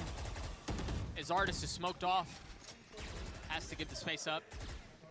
You see him pinging so he can go for that spray on anybody jumping up on him in between reloads. What is Angel up to? Just cleared so much space, but he's not able to get a kill. That would have been devastating. That stun is disgusting. Yeah, and Zipan is way too much heat to deal with. And he just stunned up the entire room. Victor's got 3 on the round. Shao's left alone. Paranoia soaring by his face, but Artis is the one who gets the kill. No bonus this time. No bonus ever. Out of the 3 attempts, Na'Vi really struggling. It's not a round that is very common to win. Obviously, it's about a quarter of the time. But still, Na'Vi out of those teams, and especially given what we've seen so far. One enemy remaining. Now, they really haven't been super clean on the gun rounds overall. Is that a giant cat? I'm surprised there is an NRG watch party right now. What time is it? Yeah, it's got to be late. It's like 1 no, actually on Pacific. Yeah, no, it's evening time. Gamer hours. 3-round lead for NRG. Meanwhile, Europe's just waking up. Good morning. Early haunt. As Na'Vi go towards A. And once again, mid pressure from NRG. Remember in the previous round, it was a peak. They got the kill. This time they funnel in, they take the space. And much like we saw a couple of rounds ago, they have Na'Vi corralled, controlled, and honestly confused. They don't have any options on where they could go. We've seen so many situations where NRG has put them in the pen. This time, though, they don't actually continue to tie the noose. Sam dropping down. Seized. Oh, did he get away? Not enough time. Imagine, though. That would have been insane.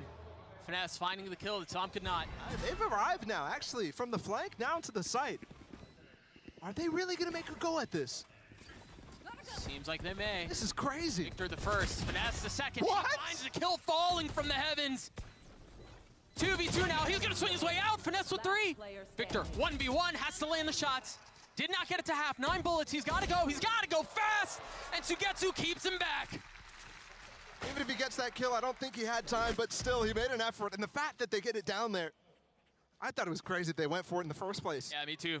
I mean, sure, Neon was making the rotate back off the flank, but so was Crashies. Completely on foot. Found a bicycle somewhere on the map, because that was quick. It almost works out. That's crazy. Still not all hope lost. They put themselves in such a good position on that first half. But Na'Vi responding immediately is very important. Not allowing any streaks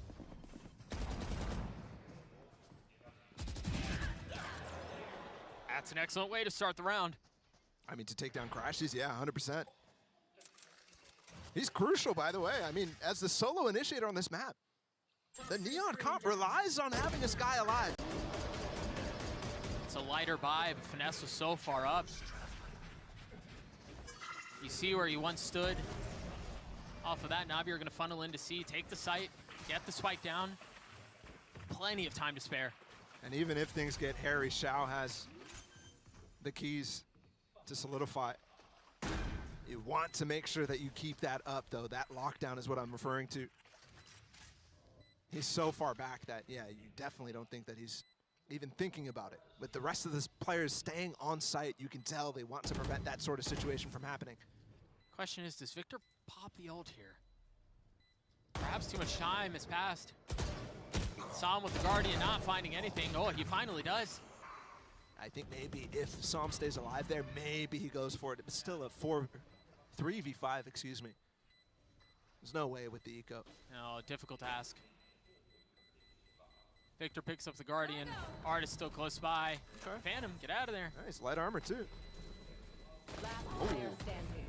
I don't want to give up a kill there from Artist. I'm not sure how far he is away from his ult, but Sugetsu now 1 pip away. So they can play for that. Yeah, very good point. We'll see how close he was. Okay, timeout here from NRG. Don't forget, Na'Vi used both timeouts in that first half. And Na'Vi with the string of rounds right now, this is a huge opportunity for Doom Bros. Communicate to Angel the things he spotted so far in this first half. But I think mostly, finally, saying the things that we're doing is working. Here's the ideas that NRG are going to start throwing out at you. And the guy on your screen, Crashies, potentially going to be the linchpin of it all. Gotta see NRG start to find a bead on the sites that they're going to hit ahead of time. You're never seeing those same sort of stacks ahead of time from NRG, and some of those retakes as well. Unfortunately, they're losing players beforehand. They're starting to lose hit personnel before the site hits even occur from Na'Vi. That's what I want to clean up if I'm Chet.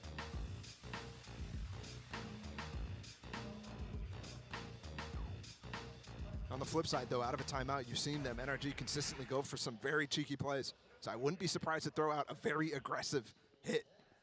You're right. I think about the Ascent hit on defense. Yep. Just a couple moments ago, off to the side of timeout. That Odin spam is the beginning of the end for Na'Vi, really. Still a close game, though. Doesn't look like they have anything teed up here. Maybe some aggression A off of the paranoia and the flash for Victor to take space, but yeah, actually, Na'Vi doesn't have any presence there. It looks like Sugetsu will end up rotating towards A after he throws the orb, but no, actually. And no aggression out of NRG, so mostly cleaning up these early hits. And NRG have swapped this wall over towards this C hit. Remember, I was commenting on how Na'Vi were using that in anticipation, but it's because of this lockdown. Key thing here is Sugetsu has his ult because he picked up the orb. Remember, Artist was the catalyst for that, going for that kill. Sugetsu gets it. Oh, can't melt there. They get through, they take a little damage off the molly. That's 40 damage done to both CNET and Angel. They're gonna have the pit, but Crashies has his ult. Oh, and this pit actually allows them to come out of waterfall, and with this mountain push, there's space for them. CNET able to get the first. Som has fallen. You see Xiao playing very far off so he can fight Mound.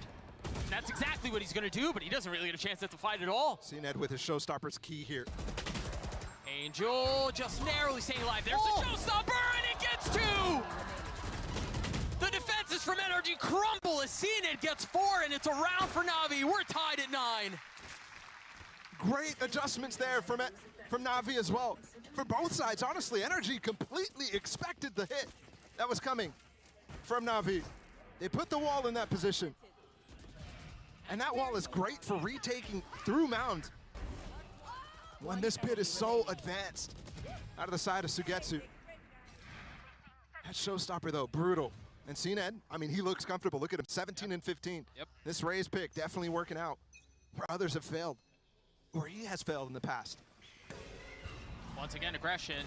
This time much more committed. But the haunt, that's what throws the brakes on the hit. A shift on the Viper wall too. Towards the C side. Finesse just jiggling, trying to prevent this again. Orb comes up. There's no KJ util here. Yeah, I feel like we've seen this before. We just saw this. The Roomba first, the Molly traded. It's the light buy too, so Na'Vi have the opportunity to take the lead in this map. Has not. It's been eluding them the entire time. Nick is close by, and it's just a stinger! Oh, no. He gets them both, and then the ult, but instantly stopped! And Spike is down in control for NRG. It all falls to pieces. Oh, what a thrifty round win would do to the momentum of this map. Especially speaking as the first opportunity to even take that lead in the first place. Can Xiao to get to clutch this out. I'm concerned that door open actually obscures Som. Som can open it at any point. Can they win this 4v2 with the spike out of reach? So close, yet so far. Wall goes up. Crashy's patient. No spam yet. Has a Vandal here. Fear of being traded instantly. Door's open. There it is. Finesse with the first. And it's a thrifty win for NRG. And that very well could be it. Finesse and Artist just do so good on that site. I don't even know. I mean, that's a blunder for Na'Vi to send both of your dive agents. In this case, the Omen definitely considered that. As he TPs through, it's Victor, excuse me. Those are 2 free kills. With nothing but a stinger. And the Orb and the Molly coming in as well from Artist rotating too. There's no chance to get in and to actually trade those kills. So Na'Vi lose a major opportunity. Vic has an op. And there's a lot of Na'Vi present day. Into that op. Angel, flashed, TP's around. Do they check him? They do. I'm not gonna find Valley, but Crashies gets 2. Now Som looking to triple dip his way into another kill in the face of the room, but not able to land the shots. It's a great swing from the 2 Na'Vi players there. It was. Finesse. Turret spots him. Definitely had an opportunity there. But there's no holes for Na'Vi's setup. Whoa. Late wall out from Sugetsu. Nobody's there actually to spot from NRG that wall going up. And at the beginning of the round, you had confusion in the NRG camp about where that Viper wall was because he's been switching it between the C side, between the A side. That's a very good point, you're right. Artist with a big one. Why CNET by himself there? And thinks there's way more space available than there is, and that's because the 2 players are anchors. They're KJ, they're Viper. If they commit B, they're going to be having to deal with all this utility that Artist just set down. You see the alarm about the nanos. There it is. Buying time with 30 seconds left. It's a 1v1. Finesse against Xiao. Look, he's running already towards the A side. He's going to hear the panel break. He's ahead of it. I don't think he's going to get there in time to cut it off, though. I think Xiao should hear him. He's planting the open. The Molly and the shots for Finesse. Just a step ahead. Why does he need to plant in the open there? I think he has plenty of time, but maybe not.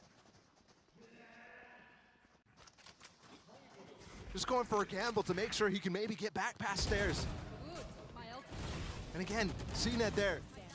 After losing that thrifty, they definitely split up. Wow. I mean, for Finesse, you saw he was prepared.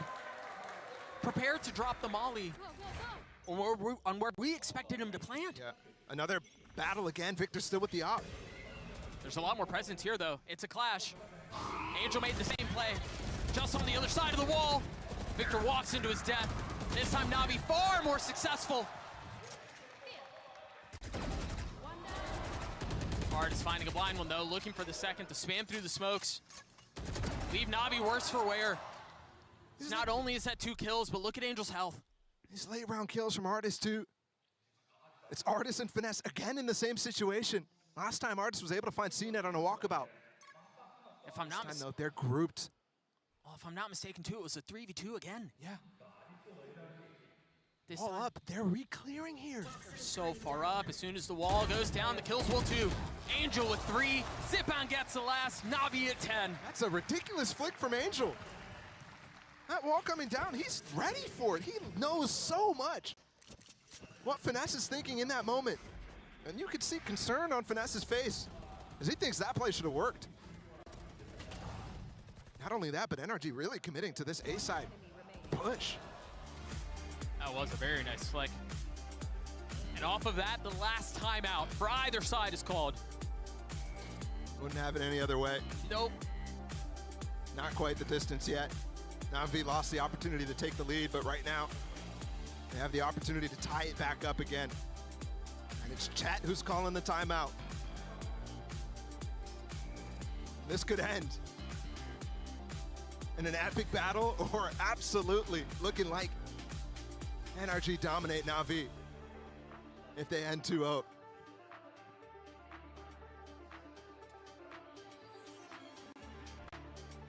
We hope it's the first of many to come between these two teams of battles. Again, the first time Artis playing against his former team. Right now he's getting the better of most of them. CNED though still in that head-to-head. Definitely filling those shoes very well. That Artis left.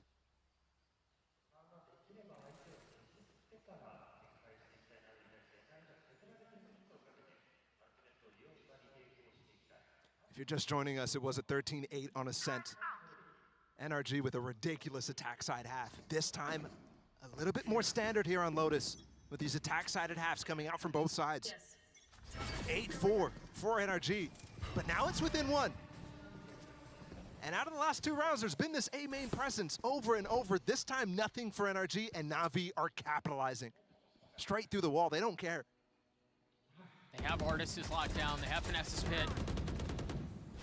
They've got Sam waiting too. Satchel in with the Prowler through the door. They know the site's open. That lockdown might get broken by this nade. Crashies. It's gone. It is, you're right. Crashies is gonna get the orb right before the spike goes down, and that brings his Seekers online. Off of the paranoia, you imagine they pounce with the panel broken. That's the case. Nightfall investors, Seekers too, and they understand there's a lot of presence towards main. They're not checking. Sugetsu's really right around the root. They didn't check him. And Shao's close by too. They're gonna be able to stop him. They're gonna be able to hold him back. That's exactly what they do.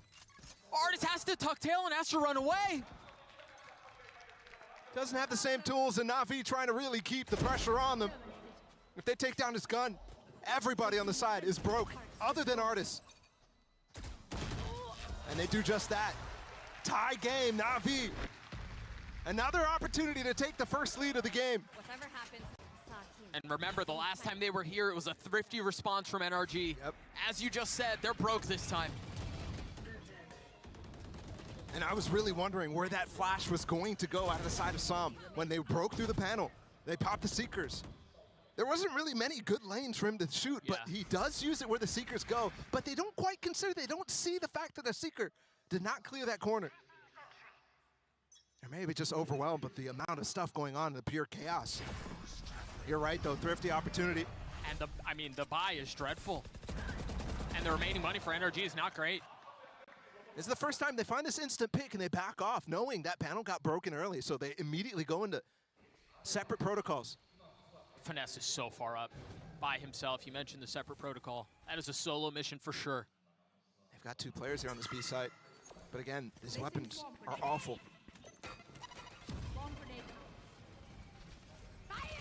Nanos buy some time. The ult invested from CNED. Nothing found. A lot of damage. 1 HP for Artis. That's insane. The spam from Sam not landing, but Victor's does. That's even. That's a Phantom. Can it be picked up? Zipbound's responding. No way he gets one. That's still just numbers, not on the flank now for NRG. And it's Victor by himself with the Stinger, trying to get through it. Behind the wall. It's a tap, buy some time. That's all it's gonna be. Na'Vi gets a map point. And Angel was the safety valve there. I love the fact that that was a light buy out from NRG. Sure, Na'Vi know that situation, but they invest the showstopper, they invest tools that they might have wanted to save. That's important though, because they want to get to overtime. Again, they've only had the lead in this series a single time when they were up 8-6 on Ascent after winning that second pistol. So the third lead now, and it couldn't come at a better time. They solidify at least overtime and still a big room to win this match outright. For NRG, the money management masterful. They still have plenty enough to buy. An op in the hands of Victor. That's to try to catch Victor. Not landing. Angel's been there so many times. Chance to do it again, but Sam holding the line. CNED the first to fall. The pin invested towards C. Yep. And you imagine at this point, they've seen what they've seen A. They heard that ult go off. Yep. They should know where it is. There's not really room to pivot back towards C, like you said. They know that in the back of their minds. And you see the Killjoy setup from Artis, it's not in towards B main, it's through panel. The thing is, though, out of sight, out of mind. Still a minute to work with. If they do end up pivoting all the way towards C, they have to come up with a late round plan. They do have a lockdown. They do have Angel's ult. I think they want to go for it. They have the tools to try to counter it. But still, in the forefront of their mind, they're choosing not to go for it. Choosing instead to continue this A pressure. And there's an op, and there's 3 players here. Energy, no, it's been favoring this A side. It's been so quiet for the last few seconds. 30 seconds left. Not a single step made, and finally the shot rattles off, finds the leader for Na'Vi. Look at that instant relay bolt as well from Victor. It looks like it's bound to a shoot button. 5v3, Sam gets another. Na'Vi crumbling. Can they respond with 13 seconds left? I don't think they're gonna find a space to get the spike down. Well, lockdown will give them a lot of room.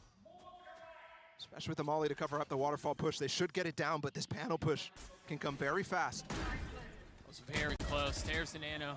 There's the molly. There's the kill for Victor. And even in the face of the pit, NRG do not fold. We're going to overtime. Had to have at least one in this series. Last year, these 2 cores were definitely top 3 in their own right. What a spam from Som. We saw EG find some value there yesterday with an Odin. Yeah. That was a Vandal in the hands of Som. That's crazy. Remember, NRG, top 3 at every tournament, the global tournaments. 1 Reykjavik, top 3 at Copenhagen, 2nd place at Champions. The core of Na'Vi here too. Couldn't quite make it to Reykjavik, even though they qualified. And they win Copenhagen. And they get that top 4 at Champions as well. Na'Vi already a top 4 finish at lock-in this year. NRG top 8. These are the best of the best. And what a gift, what a treat this series has been. In terms of legacy, this right here. They don't have many battles against each other, but we're hoping for a lot more here. This is a first opening match for the 2 teams.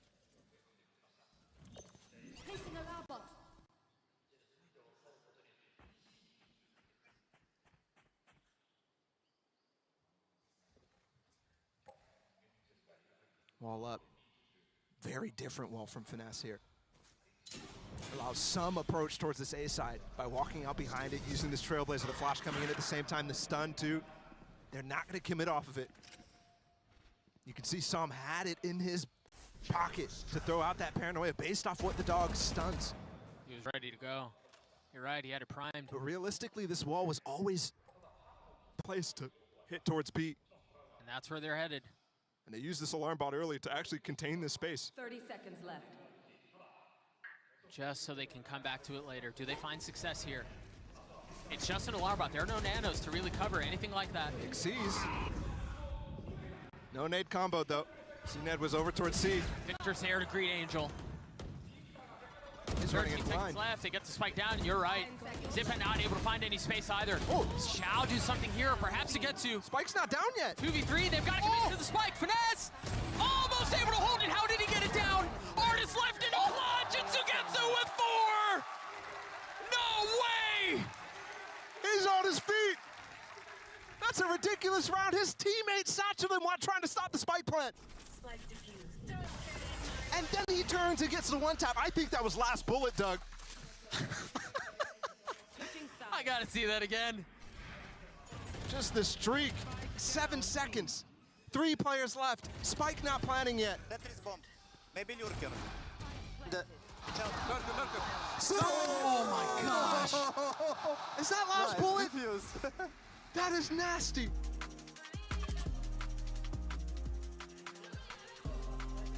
And Na'Vi again, another match point. I did not expect to be there after the initial start of that round. It looked like NRG was in full control. Yeah. Again, Angel, Zippon walked in blind. They didn't even really know what was on the other side. Give up their lives willingly. But it's because they wanted to summon Voldemort and Zippon. The Angel of Death. What an outrageous turn of events. Remember, the spike almost doesn't even get planted. Oh. It's crazy that it did. That must have been milliseconds. Oh, My yeah. goodness. Yeah, absolutely. What a bout between these two. And once again, Na'Vi match point. NRG used the one timeout they have in overtime. You get one extra for the entirety of all overtimes. It doesn't matter if we go to 10. Now, note here very quickly, Victor once again has the op. It is glass cannon, but he's normally been setting up towards A. Yes. This time he's C. Well, the important thing is, normally you're throwing that orb from Sugetsu. It looks like he's going to do it again. He actually uses the wall, though, so that might give a gap if it doesn't come up early enough. But he's behind. Molly, though. Traffic there. That Molly bounces on the wall, so okay. Good landing. Woo. 53 HP. Remember, he had committing. They're committing here. 88. Off of the decay. What help does he have? They've spanned this angle before, and CNED was ahead of it. That's a big mistake there. They didn't have the right plan there. Because Psalm falls off, Victor tries to go into that space. But he doesn't have room to escape. He's not playing. Jet, Neon definitely can't dash as best as possible. And things are going to quiet down. Navi's been formidable in these situations where they get those early entries. But when there's room for individualism, out of Angel, out of CNED, things get definitely dicey. 1-3-1 setup here. The last couple of rounds have been so tense. So many resounding moments of silence. And off of the momentary delay, Na'Vi turned their attention towards C. Early flash out from Crash. He's getting some info. Dude, they farmed CNED's orb. There's the ult! Nothing found from Psalm as CNED just drops him. And it seems like they're going to be able to put it away unless Crashies can pull off heroics again. No armbot, just in time. 4v3 and Angel's gone exploring mid. Oh my goodness. Crashies with a position to make a play. Had the shorty out for just a moment. Opts to go against it. And it's a 14-12 win for Na'Vi. What a comeback win on map 2 here on Lotus. Remember the first half, they were down bad. What was the start, 6-0 or something like that? Before they even got there first. That is crazy from Na'Vi, but not outside of the realm of possibility. Honestly, sort of expected. With the amount of tournament runs that they've made, the amount of situations that you've seen just that happen. What a game. It delivered. And finally, too, something with success here on Lotus. Against definitely a formidable opponent. But it puts into doubt. Again, NRG had the opportunity to pick Bind here, which for sure everybody's thinking is a very good map for them. It's not flawless this season. It's one of their best, though. Absolutely. Instead, trying to punish Na'Vi on Lotus. Doombro said before, they've got something prepped for them. They've got something very standard prepped for them, and that is super important for the rest of the run from Na'Vi and the rest of the series from Na'Vi. Both teams trading map picks. And that just sets the stage for a glorious finish. The fact that this clash between these two heavyweights, between these two juggernauts, for it to end on split. I mean, a setting that has had so many storied finishes. I'd take Haven, I'd take Split between these two. Yeah, yep. And Split. Something where the meta has solidified quite a bit, I'd say. But you're right. Split has had so many gigabangers. For it to close out the map, or the series. But the fact that this series is even still playing is crazy. Can't wait to continue to watch this awesome, awesome battle. even that 4K from CNET, oftentimes you see that specific showstopper hit a wall or even hit the space but not land any kills. For it to get to there, it just really felt like for both teams, everything was hitting in the perfect way. And off of that, Na'Vi walk away with an overtime win. Split on the other side of this break, and Bala, I would not have it any other way. We'll be right back.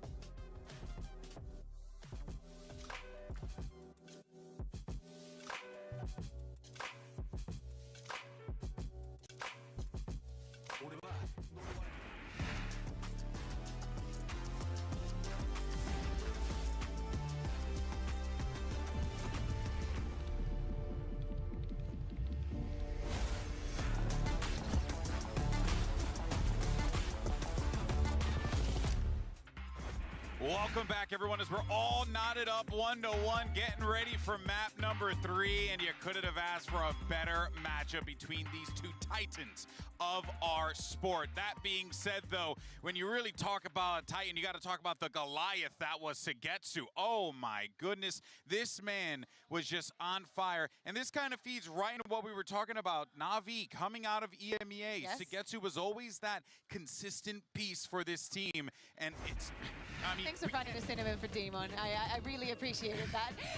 No, but obviously we know that Sugetsu thrives in this international stage. It was the clutches, it was the multi-kills, it was those rounds where you needed him the most. This settings inside his ultimates, knowing how to work around the timings for everything, the awareness that he has of the space that he's given is just beautiful to watch. And it really flipped the narrative because the first map was defined by NRG's late round prowess. When it came down to those last second executes into sight, it was players like Som and Crashies clutching things up consistently. But in this map, it completely turned around. And while Sugetsu was the catalyst to get them back into it, it was really a team effort to close that one out. Yeah, completely. We were talking about how good the retakes were for NRG on that first map. On the second one, it wasn't that brilliant. It wasn't that good. And not only that, CNET on the other side is having an amazing performance. Right now, he has a 74% success in that first kill. That is insane. He's had a lights-out series, undoubtedly, as well. As we take a look at the team breakdown and see like what we ended up, really walking out with here. I think the question that stays on my mind, Mimi, is even though it was 14-12, Doombro said we were cooking up some surprises. I mean, if the surprise was that, you have some really sick players on your team, then I feel like, wow, we were all caught off guard.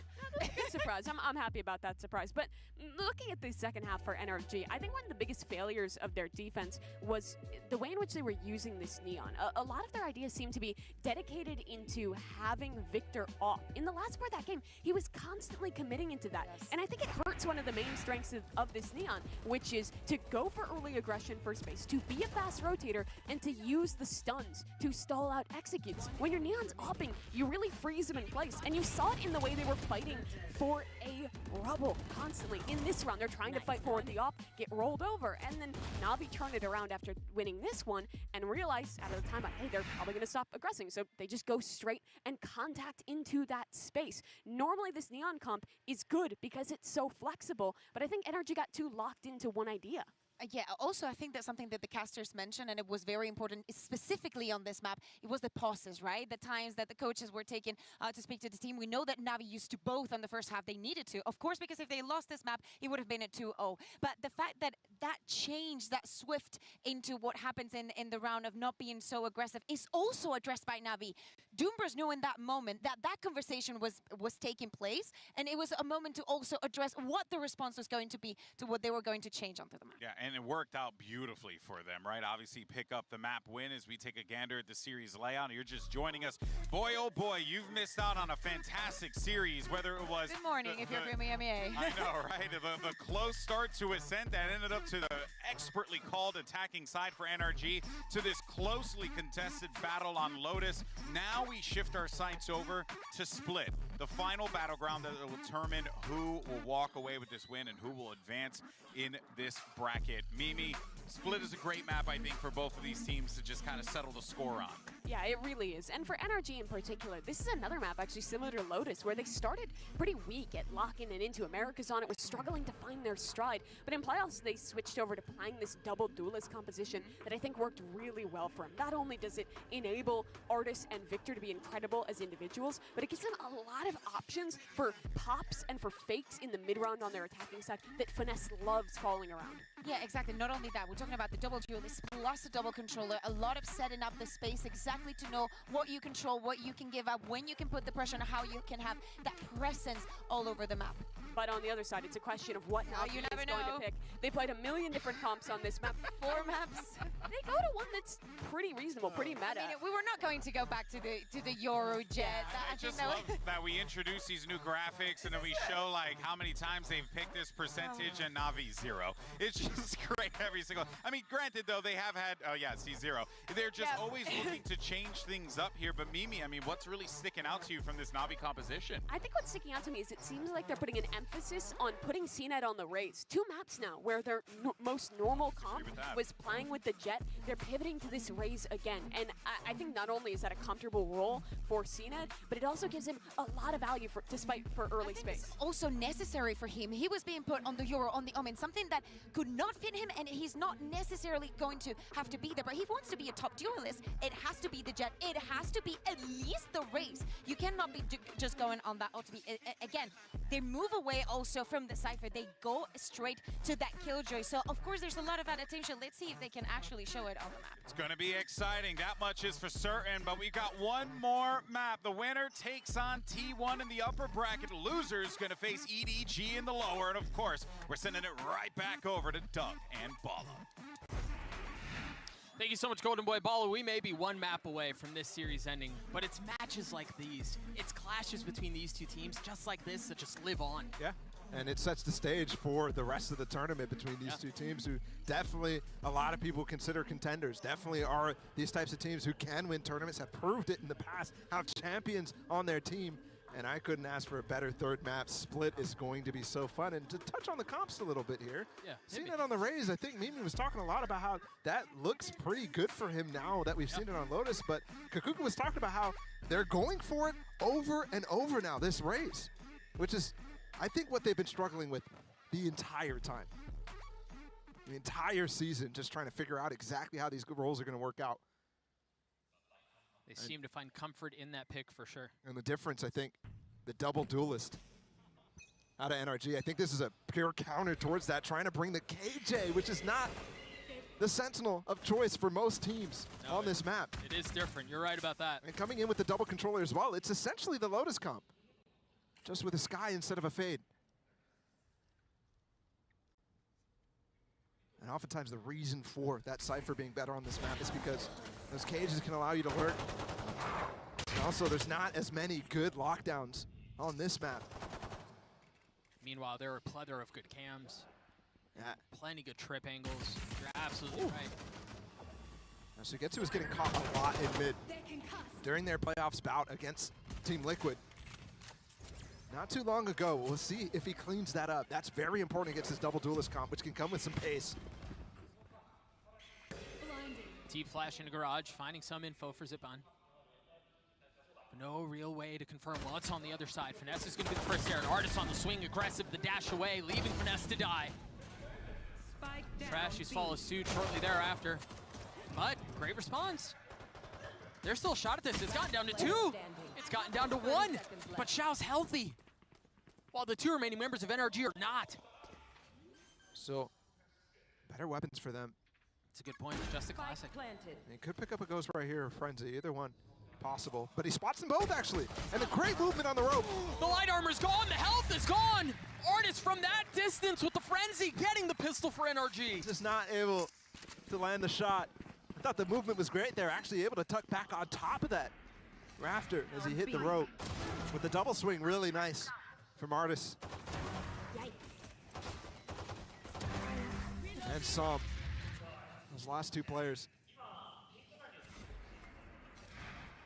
And again, I think this KJ specifically picked to try to stop the pace that is possible from NRG. They're going to have to adapt fast to that sort of idea, because you've seen in the past NRG really come out fast and furious. But they've also shifted gears plenty of time. Angel taking some space mid, Som there to greet. That's a beautiful angle from Som. Yeah, it Not is. one that I've seen before, but on those anti-ecos, you just find those to be so easy, because you're looking for one taps, and you're taking risks on the swings.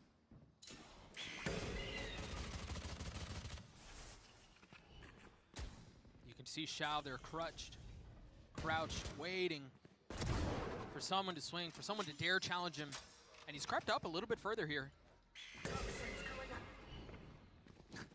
Like how Finesse just doesn't react to the flash at all. Just takes it. It's probably in the middle, looking at the mini-map or calming something. Doesn't matter, though.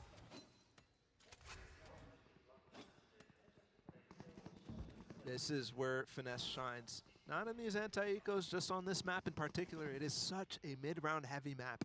You have to be strong at that. I think the battle between Finesse and Angel, in that regard, has been going towards Finesse over the entire series mostly. 30 seconds left. Obviously Lotus, Angel had some peaks, especially in the early round calling. Yeah, but on average, I would agree with you completely. Artist gets open or onto CNED. That's huge. Artist has not been winning those battles. I mean, we saw it. After the first map, the stats were brutal. After the second series, Artist is 7 and 11 against CNED in general. And CNED is 17 and 6, plus 11. Jeez. And that's in first duels only.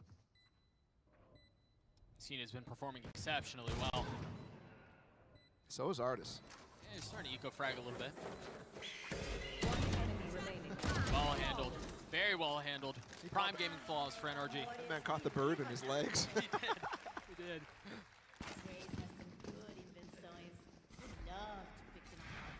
Same start that Energy had. They finally do get a pistol. Again. That's 2 for 5. Most of these bonuses, in most cases, it's been Na'Vi playing them. But Energy did win the one on Lotus. Remember that streak? They went up 6-0. 6-0.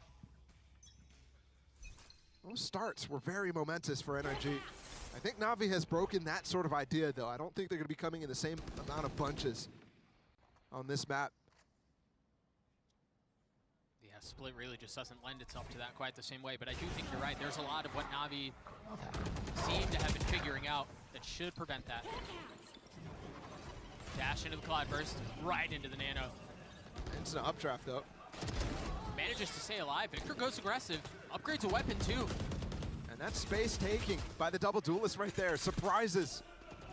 Shao on the site. They're into spawn, and you can see they're going to want to cut off the rotation. They're going to want to keep Na'Vi at bay. Ooh. And you're not expecting a second heat. Well, okay, never mind. Angel was. You are. That's fall off because of the nade, though. Paranoia is going to allow him to retake that space, but with the Trailblazer, too. At that distance, so I don't think it's going to get much info on the site. Look at the star that Sam just placed, too. Angel has no way out. It has to be these two coming from heaven. Can they find space? Crashy's down low with the Sheriff, getting the first. The flash to swing. Looking for another, and he finds it. Angel's out. I mean, another bonus for NRG. Yeah, 3-0 start.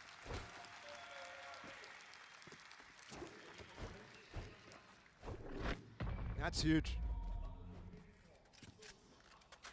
Angel does save the gun, though.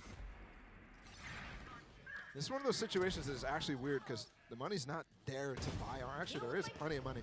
All right, look at it. This flash. Is Zipon's able to turn that? I mean, he's definitely dueling with Crashy's there. Yeah, absolutely.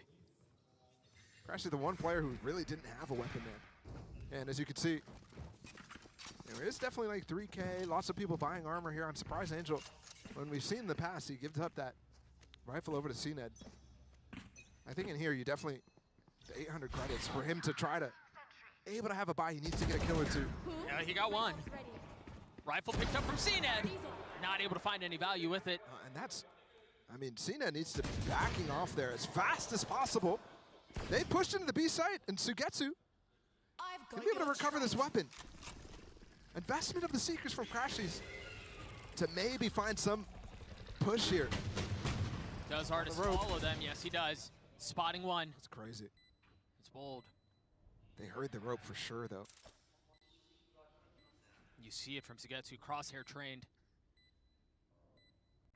Crashies, do you dare swing? Do you dare peek? Drop on the first. And the confirmation of the second up high. But the timing's not great. NRG win the round anyway. Very nicely handled to bring them up to 4. That bonus, winning both of the attempts that they've had so far. Very hard to recover from. One enemy remaining. I think another thing we have to talk about is we've seen 2 maps that have been very swingy. Yep. Right? Ascent, very heavily defensive sided. Lotus can be very heavily attack sided. Split does not operate the same way. Oh yeah, So a lead like this, Bala, is significant. Yeah. And especially right now, I mean, the comps make such a difference. Look at this dash from Artis. Goes for the right click on Sugetsu, and that's what I was talking about. He got punished a lot in middle during their playoffs run. It's a very good point.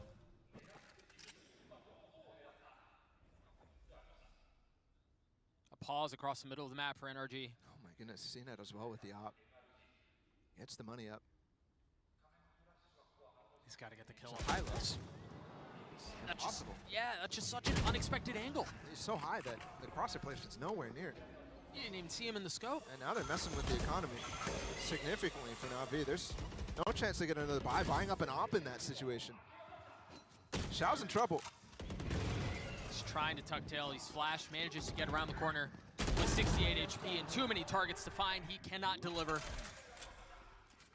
Angel's left alone. It does look like he's going to pick up that op, though. Yeah, he has to. I mean, it's not even necessarily has to. But obviously, that's such a good weapon to have when the rest of your teammates are not going to be able to buy up.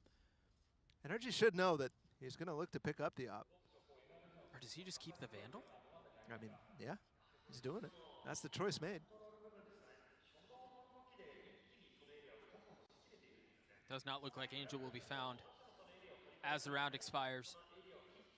But NRG, much like we saw on map 1, much like we saw on map 2, they find themselves winning rounds in bunches. Another streak. I mean, you're looking at 6-0, just like Lotus. Just as I was thinking, you're going to have a shift. Streaky or not, Na'Vi have fought back so many times. They only fell flat on that second half of Ascent. Every single other time, they've come back slightly. On Lotus, when they went down 6-0 at the beginning, they ended the half 8-4. Respectable little comeback. Again, when they went down in the second half, when they lost up, almost gave up match point, they swing it back. This is now the third map in a row where Na'Vi called a timeout early in the first half. And again, it's in the face of a streak. Yep. You understand why.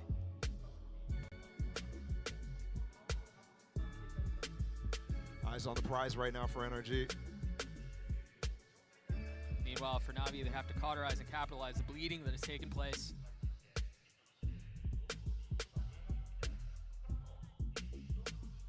There's a lot of tools here, too. Again, to consider. At least Na'Vi has their own. In terms of ultimates, on board right now, Sam has his Cosmic Divide. Victor has his Showstopper for NRG. For Na'Vi, it's the Viper's Pit and Seekers. So potentially they can shut down one side. Maybe it's middle. Out of this timeout, we just saw Artist try to punish Sugetsu and get success with it. And look at this buy out of Na'Vi. It's very interesting. That is different. Sugetsu's getting one rifle, Angel again with a rifle of his own, and the rest are sheriffs, so going for a little hero buy. Yeah, and I think it goes back to a point you were making earlier where we've seen Angel in instances like this hand the rifle off to their star duelist. Yeah. This time Cena just with the sheriff. Cosmic Divide instantly invested.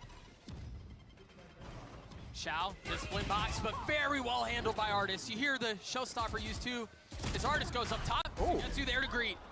The double duelist. Wait, this orb is really bad for CNET to actually get some space. He's gonna get both kills. How much more can he find? Hey, it's become a mess. It's become a complete mess. Oh, the secret doesn't get broken either. I don't think Finesse could see it, as Sam has not been spotted by it yet, so it doesn't show up on the minimap for him. It doesn't show up on his screen visually. But Zippon gets on the site with it. CNED with 3. Finesse left alone in a clutch. Spike not in hand. And now if I'm Na'Vi, I want Zippon to take first contact so CNED can end up, if Finesse gets close to them, using that Showstopper and trying to solidify the round. Probably not going to come to that, though. Finesse creeping his way around. Quietly, but with intent. That jump spot just goes to where we just cleared with the flash. First couple shots not landing. Oh! Showstopper, and it lands on the kill. CNED with 4, Na'Vi on the board. Pretty critical use there. Hey! Evil Geniuses fam in the house. That's the next game coming up against DRX. Papa Com and Mama Com.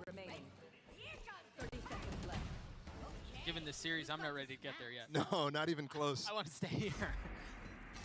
But that is sending a team to playoffs, which is crazy. Again, just the difference between what this matchup is right now. It's an opening match. Neither team ready to send their ticket up in the playoffs. Oh, aggression!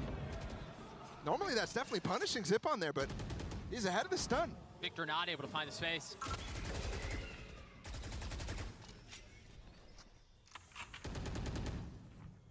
Defensively, in order to counter that sort of idea, you have to do a lot of creative stuff by peeking him in, that sort of idea. But there's a bunch of straight up fights. Fight is often lost. Crashing the wheel and unseen and investing the secrets to flash on the other side of the wall. He's gone rogue. He's going solo and he's finding value. 1 HP for a moment with that decay. Talk about putting the team on your back. At least in this round. And he keeps it to a 3v3 with that kill on the Angel, and also that makes it difficult because he could have easily had smokes up at this point. Now it unlocks some key tools from NRG in their strat book. They can dry walk, they can pop smokes and walk behind them, and it will be the dry walk choice. Sam, up in heaven. Oh, what? What on earth was that? I'm sorry, what? That one's ending up on Reddit. Xiao's going to be left in this 1v3 situation where both Crashies and Finesse are weak. But he's so far away, he's not even going to try. I need to go back to this Crashies play. Because, as you know, not all kills are created equal, right? That kill stabilized the round, right? Victor had just used his, had just satcheled up forward. He didn't find any space. He didn't find any value. He single-handedly makes a play to get things back to 3, as you said. Yeah. Zipana ends CNED falling in that instance, where they had advantage. And this is a reset round slightly for Na'Vi. Zipana and CNED somehow have 4K and 3.8 respectively, so you're definitely going to see another one of those weird hero rifle buys. Because of the way how these rounds have played out, and the weapons have been saved. That pit's still not used from Sugetsu, by the way. Which out of that timeout, I was really thinking was going to be considered. This moment right here is what you're talking about. Popping the Seekers, then insta-flashing through.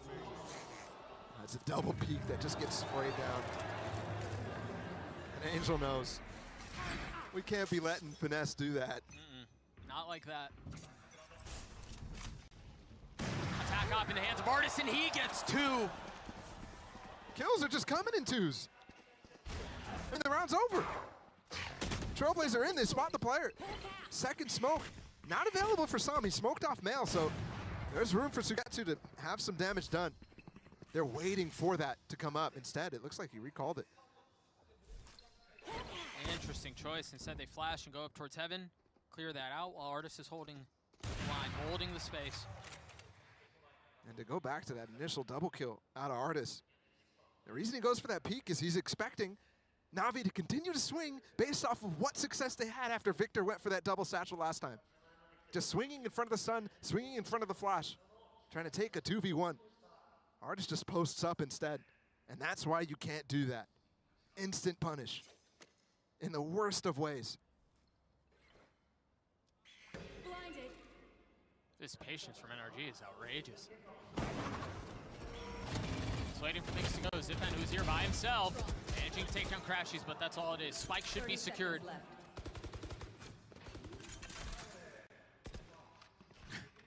He just took the site with 2 players. Finesse, maybe he threw a molly. Sam is on the other side of the map here. The dude is in mid. Na'Vi once again in a position where they're just going to try to save the weapons that they have. A Phantom in the hands of Xiao, Bulldog for Sugetsu. You can see the defenses that they've put up around them. The alarm bot up in heaven, the turret to make sure no one's pushing spawn. Their objective is very clear here, preserve what they have. Crazy part about this too is the switch from Na'Vi to put one of Sugetsu or Xiao. Sugetsu usually is going to play it always in mid or B. But to swap Xiao onto the A side is going to enable Victor to again go for double satchels there. So every single little thing that is finding success here for NRG is setting them up for the next round even still. If I'm NRG, I continue to keep the pressure up on that A side.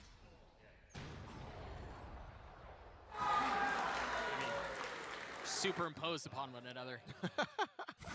What can you really do? 6-round lead for NRG. And again, the potential of another streak. Maybe not to the same degree, but the makings are all there. Na'Vi are on a light buy. 2 sheriffs and then rifles, but certainly not full strength, not full force. Oh, somebody did buy up a rifle. It's Angel. And that one. There's one of the rifles.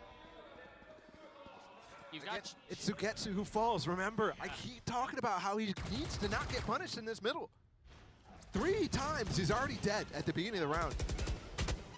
CNED showing up here and picking up the weapon that was dropped.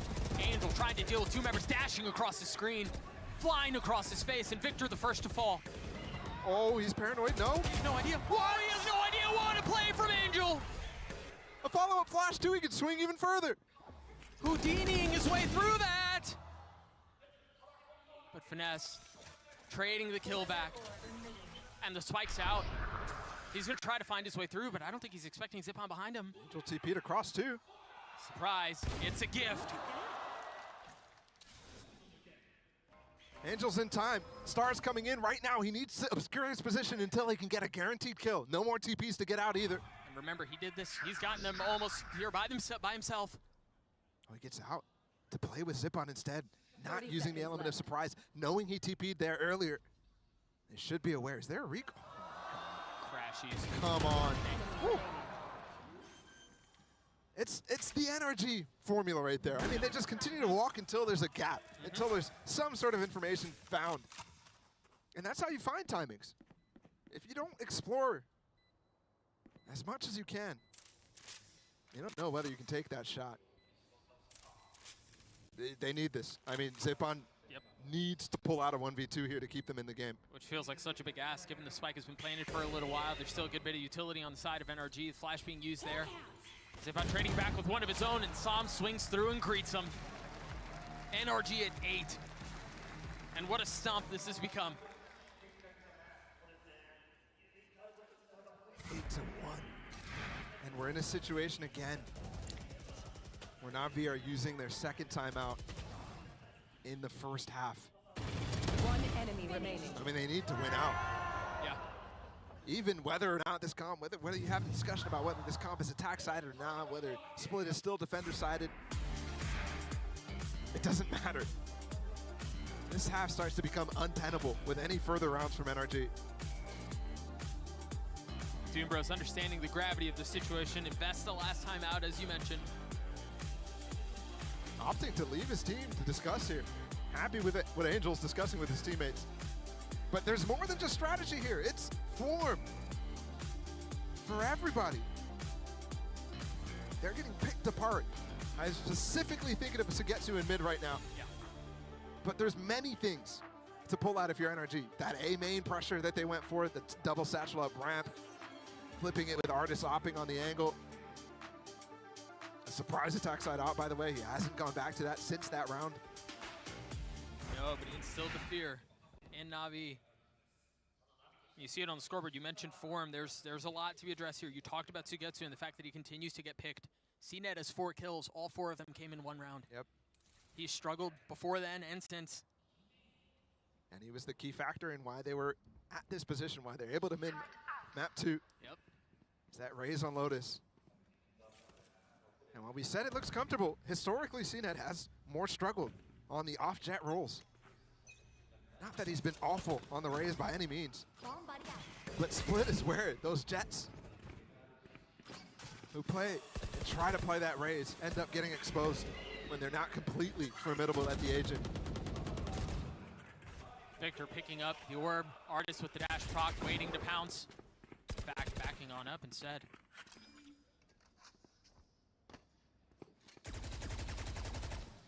Jump spots. Headbound. Oh, you went a bit too far there.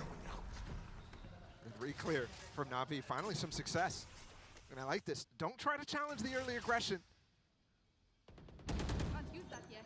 Instead, opt to just go for re-clears. That first flash and NRG finding, again, more room across the middle of the map. This time CNET. But finally. Punching back, yeah. Some success in the round. And again, though, can't let this fall apart. They put themselves in a good position, need to punch their ticket further. It's only the second round that they're in position to win right now. Na'Vi are a little bit ahead of this, too. It's been a very slow round from NRG. And I wonder how much of that's giving Na'Vi room to breathe and adjust. One enemy remaining. It's all falling onto Sam, and there's 1v3, and he can't convert. Zippon cleans it up, and that's a second round for Na'Vi. Keep 3 players up, keep all the ults online, too. And Na'Vi really haven't been focused on those. I think Xiao and Sugetsu have had their ult for, what, 4 rounds or so? More than that. Maybe the majority of this half at this point. Yeah, very possible. Okay, I like this from chat. Me too. Right now he has the opportunity to close out the half 10-2. If they succeed at that, I mean, the game is almost unthrowable. because Navi have already used the 2 timeouts. You're not giving much room for Doom Bros in the second half at all to be a factor.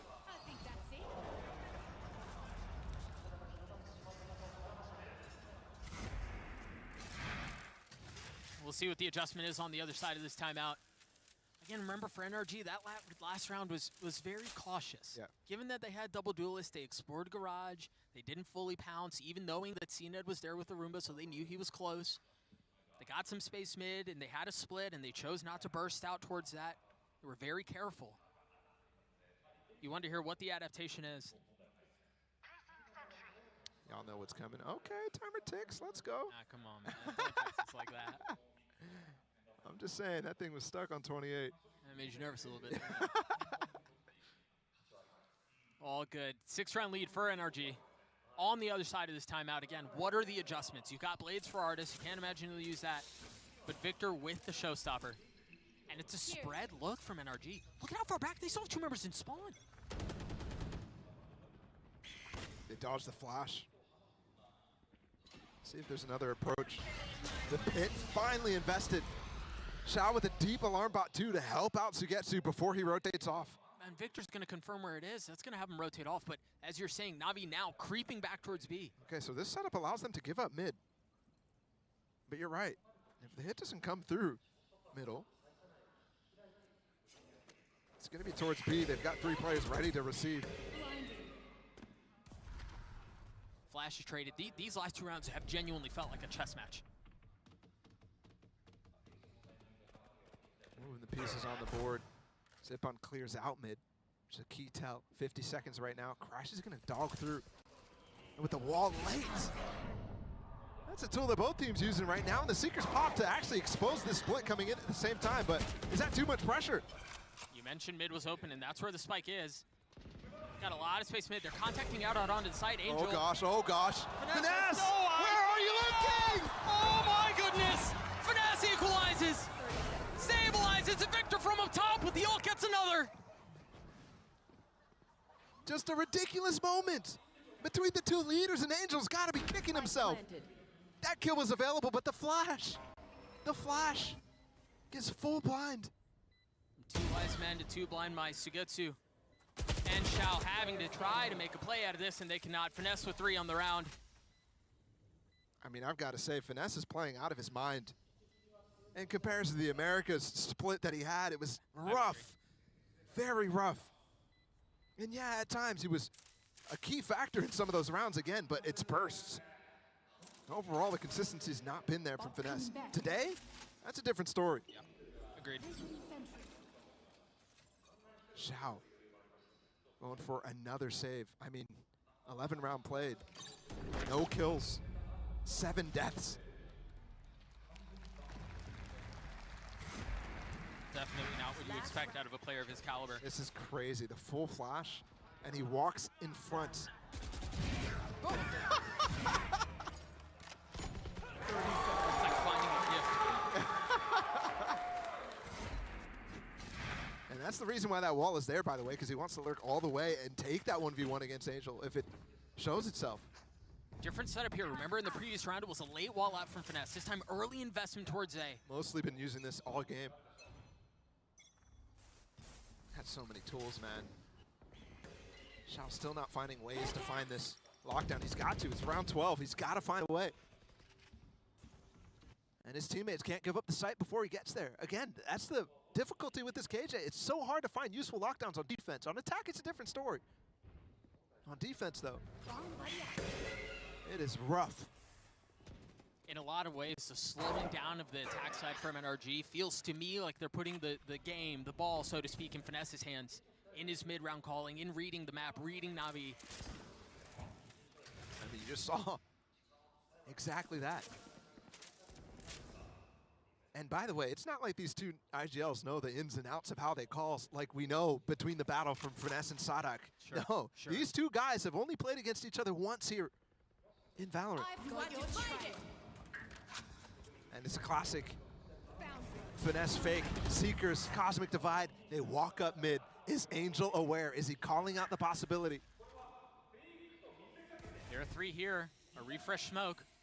Sugetsu with a lot to do on the other side of the sword, manages to get around the corner just in the nick of time.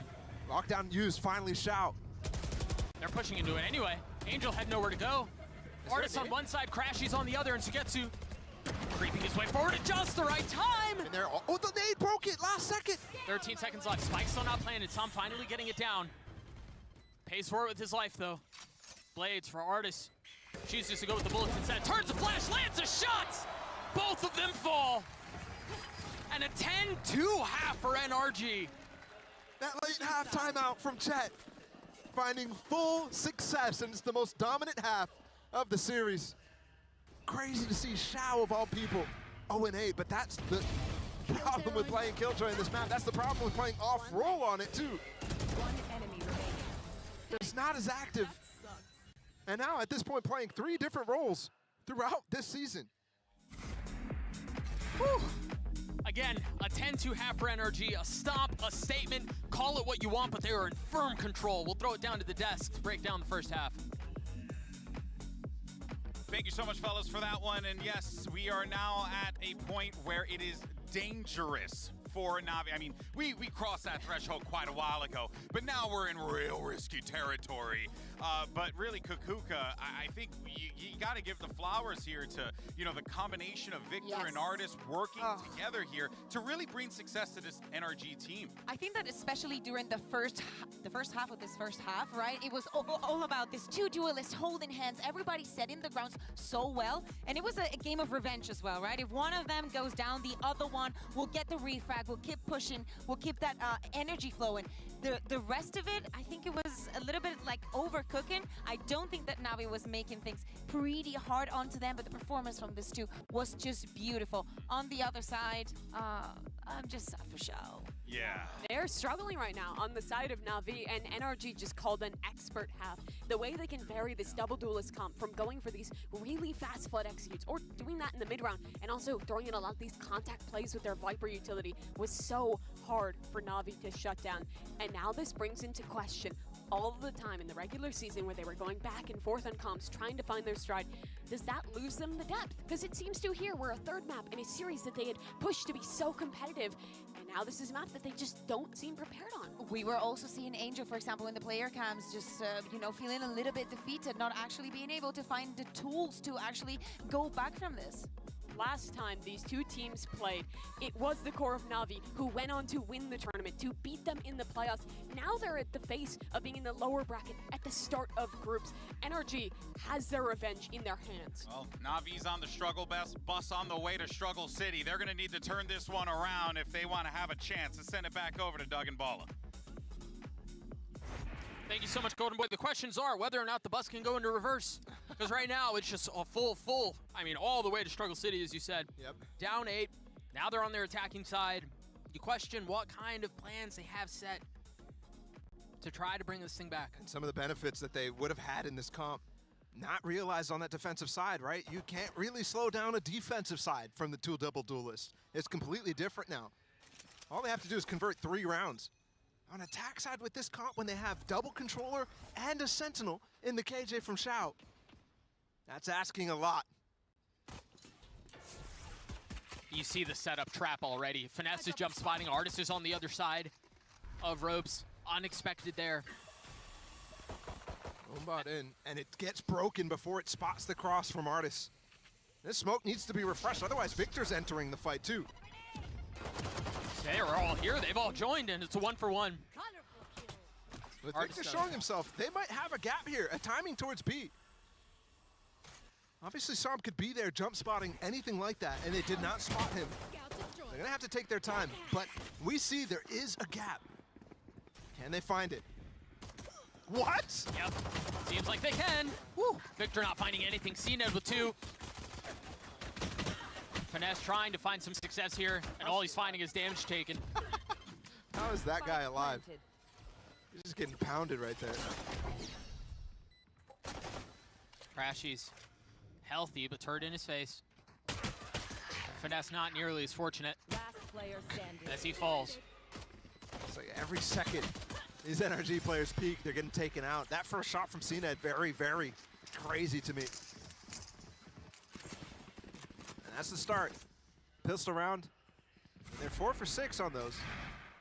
Very, very important rounds. Nasty. I'm still here, amigo. Saddle up, cowboy. We may be in for a good second half. But it's just one round, and again, you mentioned it, Ball. For as close as NRG are, they just need to win 3. Navi's road to redemption is much longer. I mean, speaking of time, NRG's got it all. And they've already won Thrifty in this series. Much less weaponry than they had that last time, though. It was stingers, that sort of thing. Sheriff's also invested. Right now, what they've bought indicates they're trying to get damage done. Navi doing the best energy impression that they can, though. Dry walking up mid, no util used. Victor with the nade, nothing spotted yet. That'll confirm things. Alarm about to clear the smoke, too. Nade not used from Victor. But Finesse does fall. And there's just really nothing that they can do to fight back. It was a flawless round from NRG. Seems like those anti-ecos are constantly coming through as Prime Gaming flawlesses for Navi. Yeah. Over and over. One enemy remaining. Long. But again, we've talked about it a lot. They still have not converted a bonus despite having 3 attempts. This will be their 4th. And it's all the more important here. They need to get that same sort of streak going. I'm really curious how the KJ is playing here. Using the turret to spot whether Artis is going to peek out.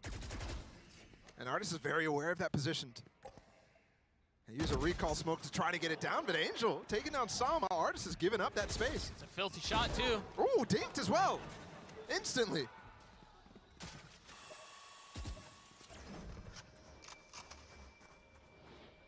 Only missed out. They're going to re-clear. Look, Finesse is already on the hunt. 3 players from Navi able to receive. And it's just, oh, it's a bit delayed. But Finesse punching back with 2. Paranoia in his face to spam through. It's not going to find anything. And even if Finesse truly did fall back there, that paranoia still would have been a problem for him. Angel punches it through. And up in that close range, there's no way. Planted. Up and down he goes into the next round. There we go. Hey, first bonus converted. That is finally going through Navi. They simply, if they won some of those bonuses, I mean, some of those maps would have been clean. Yeah, absolutely. You might have been looking at them winning a sense very easily and looking like they stomped energy instead. Spike's here. And you could have been looking at a very easy Lotus. At least to make that comeback in the initial spring of things. That's just not nearly as fun, though, is it? Victor with the judge, no armor. Full rifles for Navi. And remember, when Navi was in this position in the last half, I don't think they've checked him. they were buying up, you know, hero rifles here and there.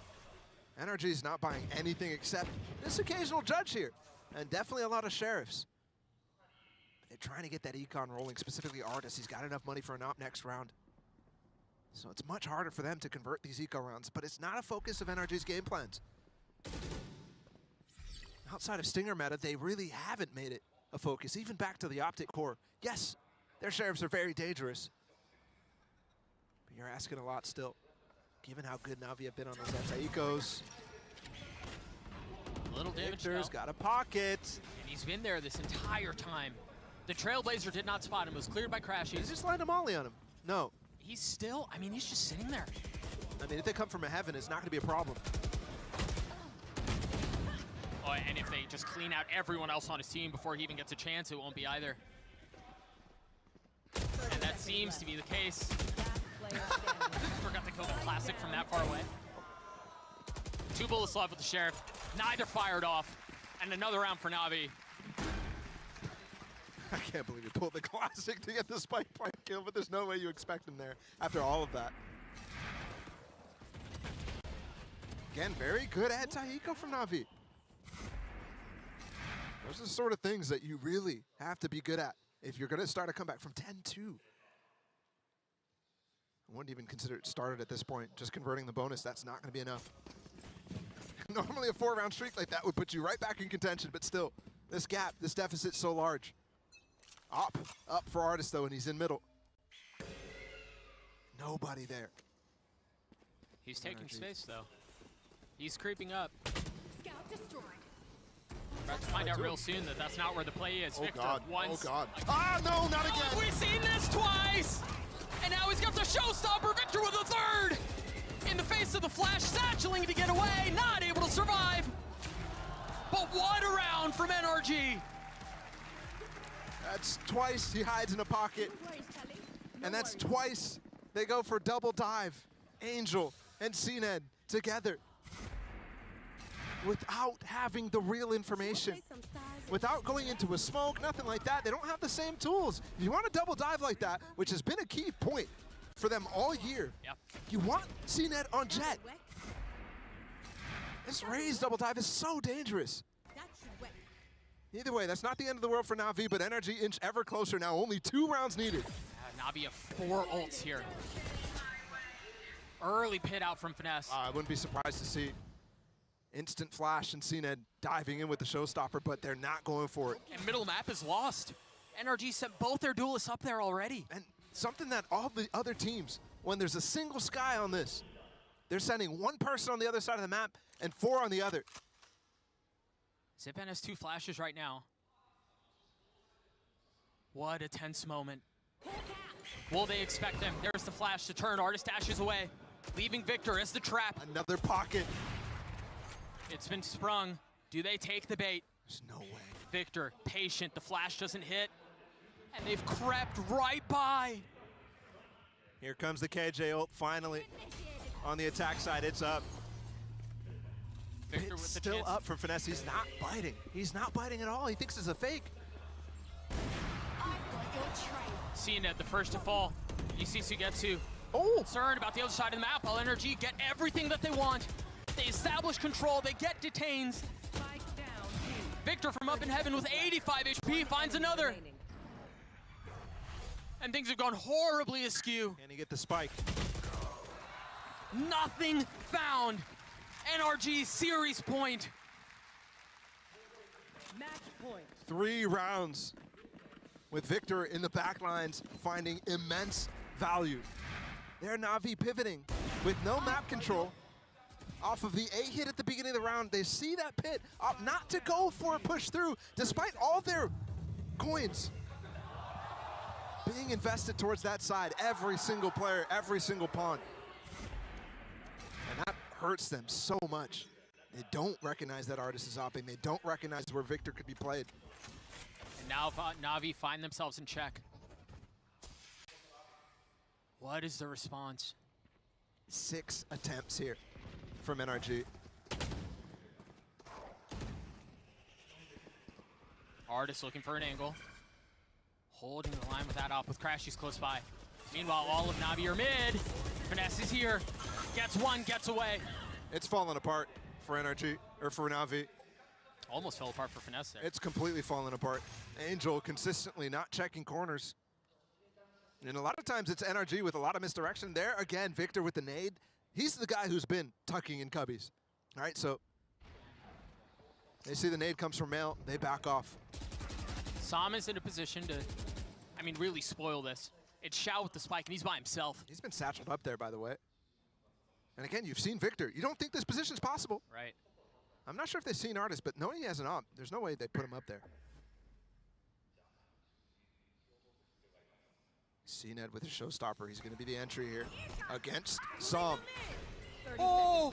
He doesn't see him at all. Oh, the gravity wall keeps him back. There it is. They've got them all lined up.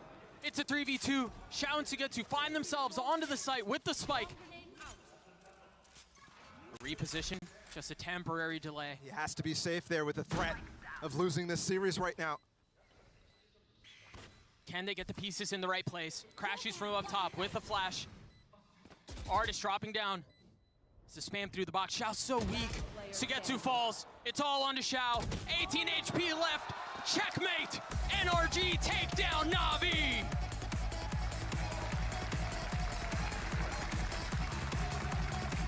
incredibly important opening match.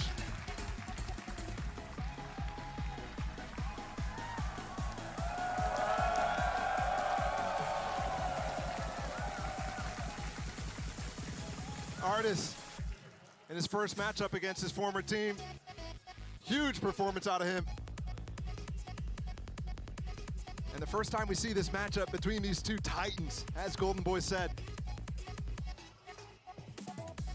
Energy with first blood. But I can't wait for the future battles. Na'Vi have a tall task ahead of them because they fall to the lower brackets of this group, and it's a group of death, mind you. But also facing a possibility of being in the same position as footballers or foot esports, who, as well in the opposite group, they're battling for a spot at champions. What a difficult prospect to face when NRG is your first opponent.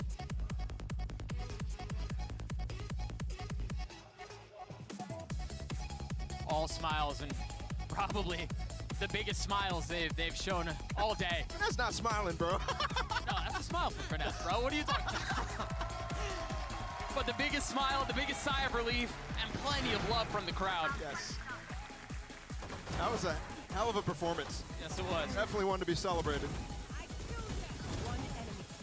Despite losing Lotus in a very close fashion. I mean, they were in control this entire series. Yeah. Ascent went 13-8. Split goes 13-6.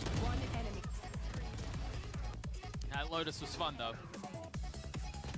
And that was their attempt at counterpicking, too. Just went a little bit short. Dude. But you love that that's possible from them. Yeah. Or so, I mean, just the fact that we had two specific instances where people were behind people and they had no idea because everyone was flashed. The whole series just delivered. And the fun thing is once the bracket came out, this was the one that we looked at and went, oh, this could be a banger. And did it not deliver? This is holy crap. Not only are these guys in the same group, but it's the opening match. And Na'Vi, I mean, the reason why that matchup was there was because of their struggles. Because they placed fourth in the EMEA. Because they're not able to get one of those berths to playoffs instantly. It's their own fault. NRG take down Na'Vi, punch a ticket to the winners finals, and are going to take us to a break. We'll see you guys on the other side.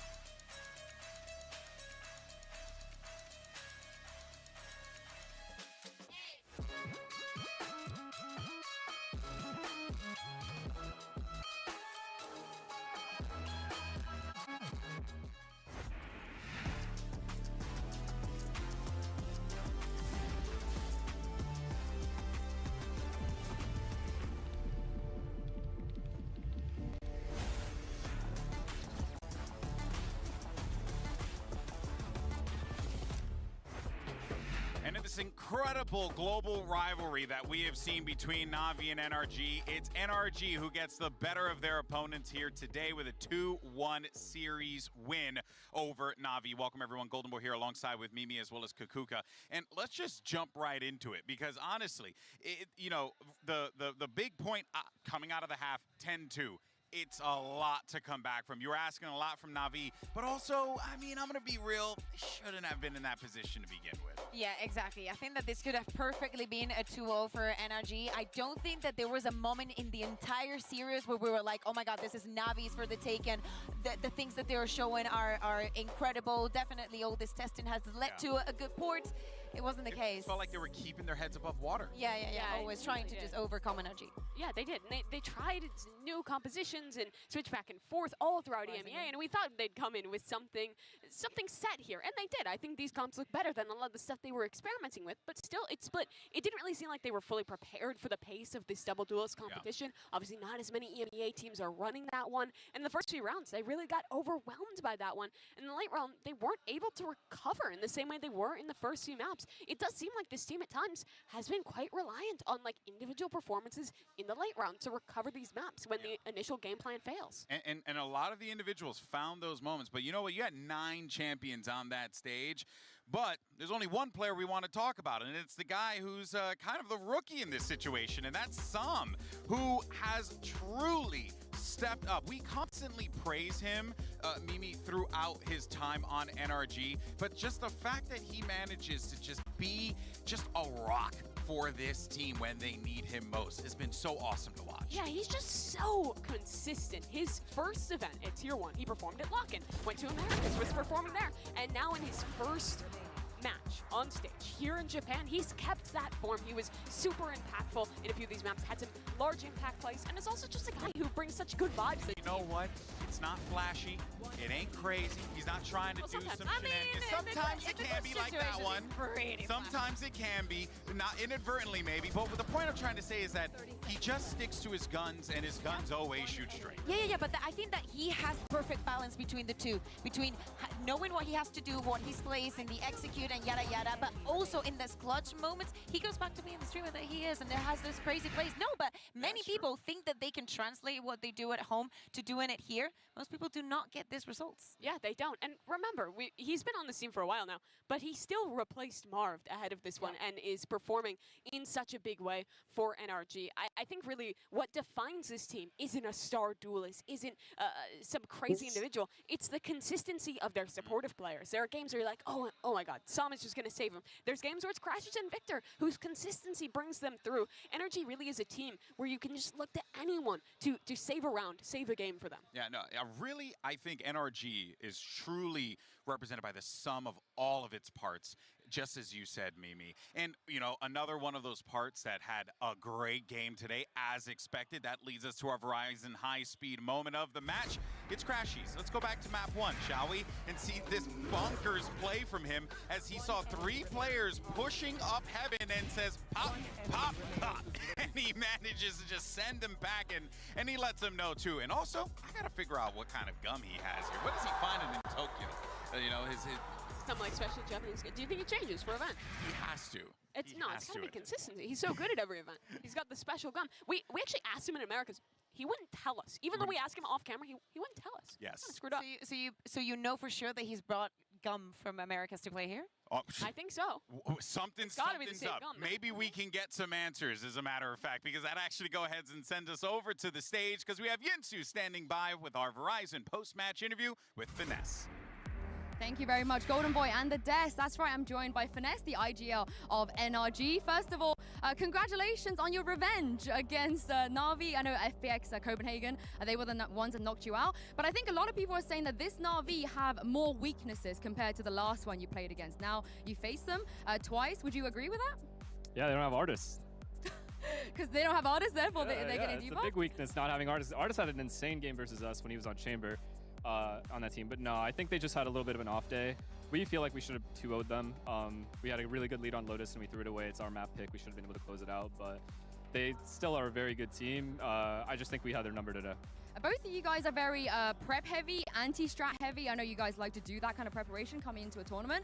How difficult is it? Because in EMEA, teams always say, you got to prep for the possibility of a Yoru, you know, sometimes like crazy stuff like CNET on Omen. How did that affect your preparation? And were you expecting the Yoru today?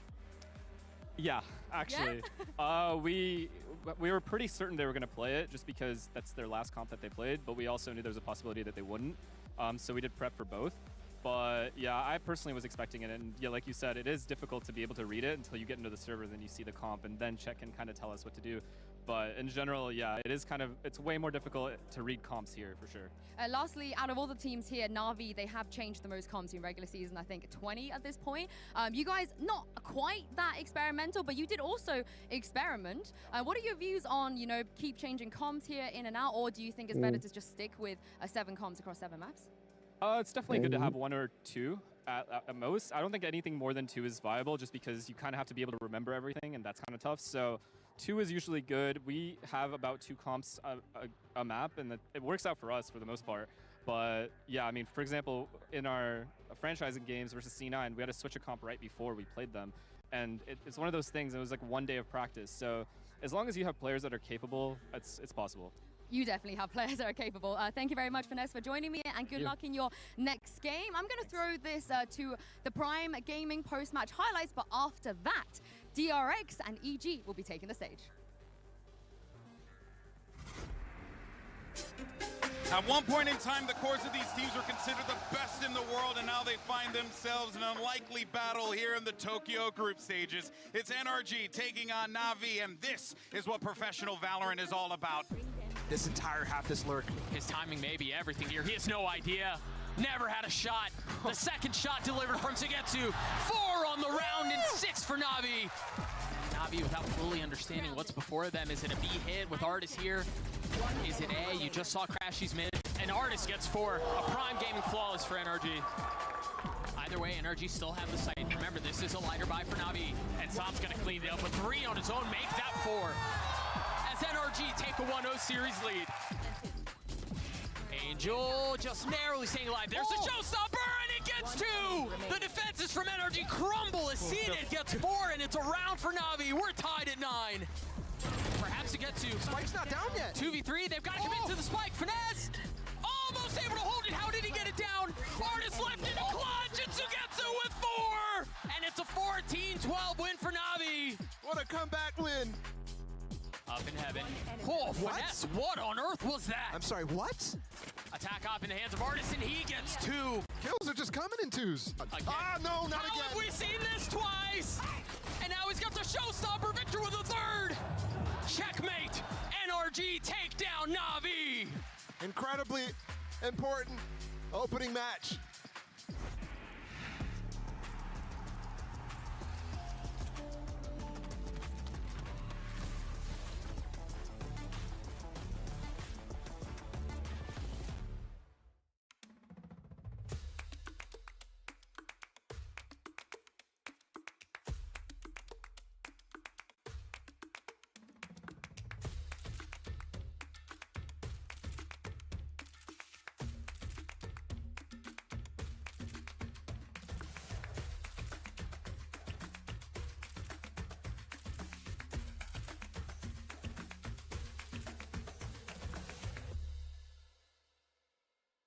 This is Sadie. She's on Verizon, and she has the new My Plan, where she gets exactly what she wants and only pays for what she needs. She picks only the perks she wants and saves on every one, all with an incredible new iPhone. Get iPhone 14 Pro on us when you switch. It's your Verizon.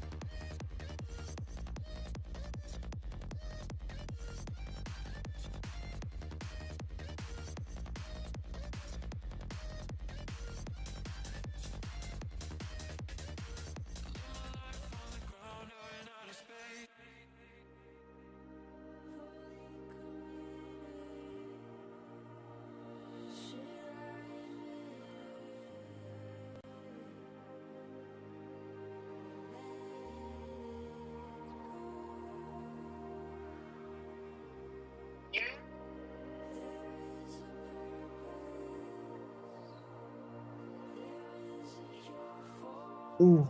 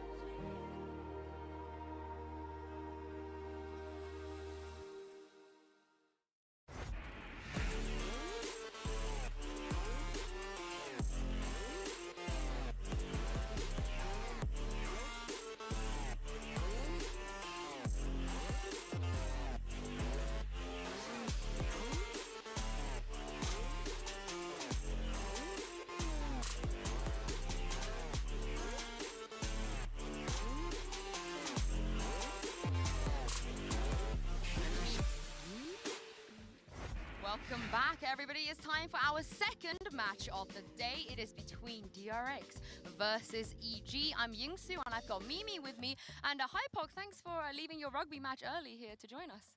I thought you were going to go with 100 Thieves joke, actually. Oh, I should have. I should 100 have. Thieves is a noted rugby team. They don't deserve it, Really? to be fair. What? Yeah, the joke. Anyway, but you look great, Or to Mike. be here, That's I guess. messed up. Yeah. Don't say that. How you doing? You know, we don't get to see you on the desk very often. You excited? Yeah, well, you've wheeled me out once in the MEA, Mhm, and obviously we've got to do it early on now. Yeah. Mimi, how concerned are you about the tech pauses we're about to get? Because Don't start this already. Happen. Move on. Move on. Lauren's not in the building. It is so we're actually good, you. we're We good. confirmed it. But anyway, let's talk about Evil Geniuses to start with, because after their debut game here at Tokyo yesterday, Mimi, I think even the people that doubted them maybe a little bit can't really doubt them now. I don't know if people are going to fully stop doubting yet, because you can still say that it was Foot that they played against, but the win they got was dominant. They came in, I think, showed some really good prep against Foot, and also kind of showed us two sides. One where they can have the preparation, have a clean game, and one where if their initial game plan doesn't work, they can win in the scrap. Yeah, I felt this game felt as if it was very prep-oriented, right? And actually, it's a huge benefit. I mean, regionally, obviously, we see step-ups from other members of this roster, but D1, slow adjustment here. Day one, it wasn't what we've seen in the last few weeks in Americas. Obviously, that's been the headline for this team, but the fact that actually they were able to pick up the slack, yes, Boostio maybe picking up the slack more so than others, but again, that for me is a huge positive to see. But the question is if they can continue that preparation against DRX, because that really is the team's strength, right? They knew where players for Foot were going to be early. We're punishing with those double satchels. We're re-pushing in the mid-round to find a lot of stuff that are Foot's tendencies. And I think DRX is another team that has a lot of clear tendencies. Maybe EG could punish again. Well, I'm glad you mentioned Demon 1, because I actually had the opportunity to catch up with him earlier when EG arrived at the venue. Oh, here he is, Demon 1. Come join me for a second. Congratulations, first of all, on your win yesterday. But how big of a challenge do you think is going to be today to go up against one of the most experienced teams in the world? It should be interesting, but I think we have a good chance. We've been improving every day, so I think we're going to be up against them, and I think we have a good chance. You're going to win? Of course. I like it. I like it. Thank you very much for joining me, and I'll see you in a bit. I know he has to say that, but Yeah, Hypok, it's an obligation. Yeah, but I feel like they have a good chance.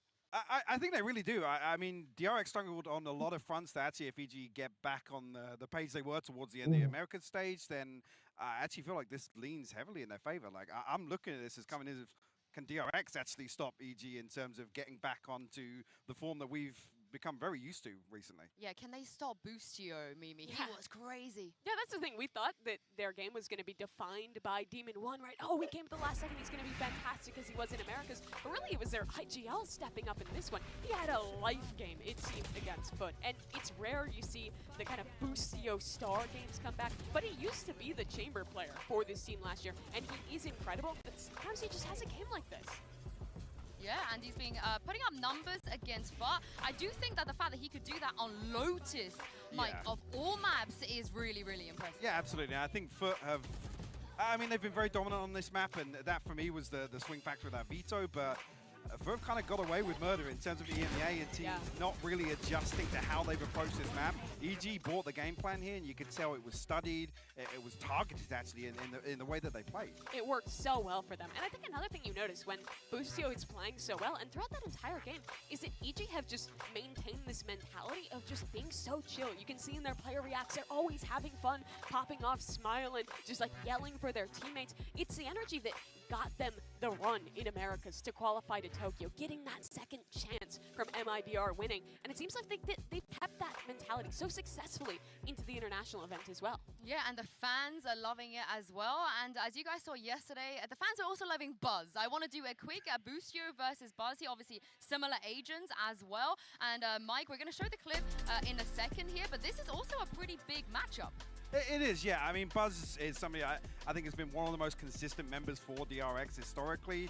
And again, yesterday, no real surprise in terms of the gameplay. There were lots of things about DRX, I guess, that concerned overall. Obviously, the first blood and first deaths was the main thing that stood out there. But DRX's ability to recover actually kind of pivots around Buzz in particular, the way that he's able to still have impact when they are, playing at a disadvantage. And especially when they are playing with Foxy 9. Buzz is the guy who has to do a lot of the flexing. It's him and RB as well, who have to pivot over, play a very different role, and Buzz does so well, whether he's on that Star Duelist or whether he's on the Killjoy, he's providing that consistency for DRX that you're talking about. This was ridiculous, by the way. This gave me goosebumps as well. You know, Buzz, normally, you don't see him as one of the guys that stands up or BMs or anything. It feels like Stack sort of takes the brunt of that. But after he did this yesterday, the entire arena, Mimi, it just erupted. It was insane. I mean, that's what's so good about DRX. They have this experience on stage that anyone will just step up and give you one of these moments. Mike, are you worried, though, that DRX, they have to rely on maybe some of these massive moments in order to win?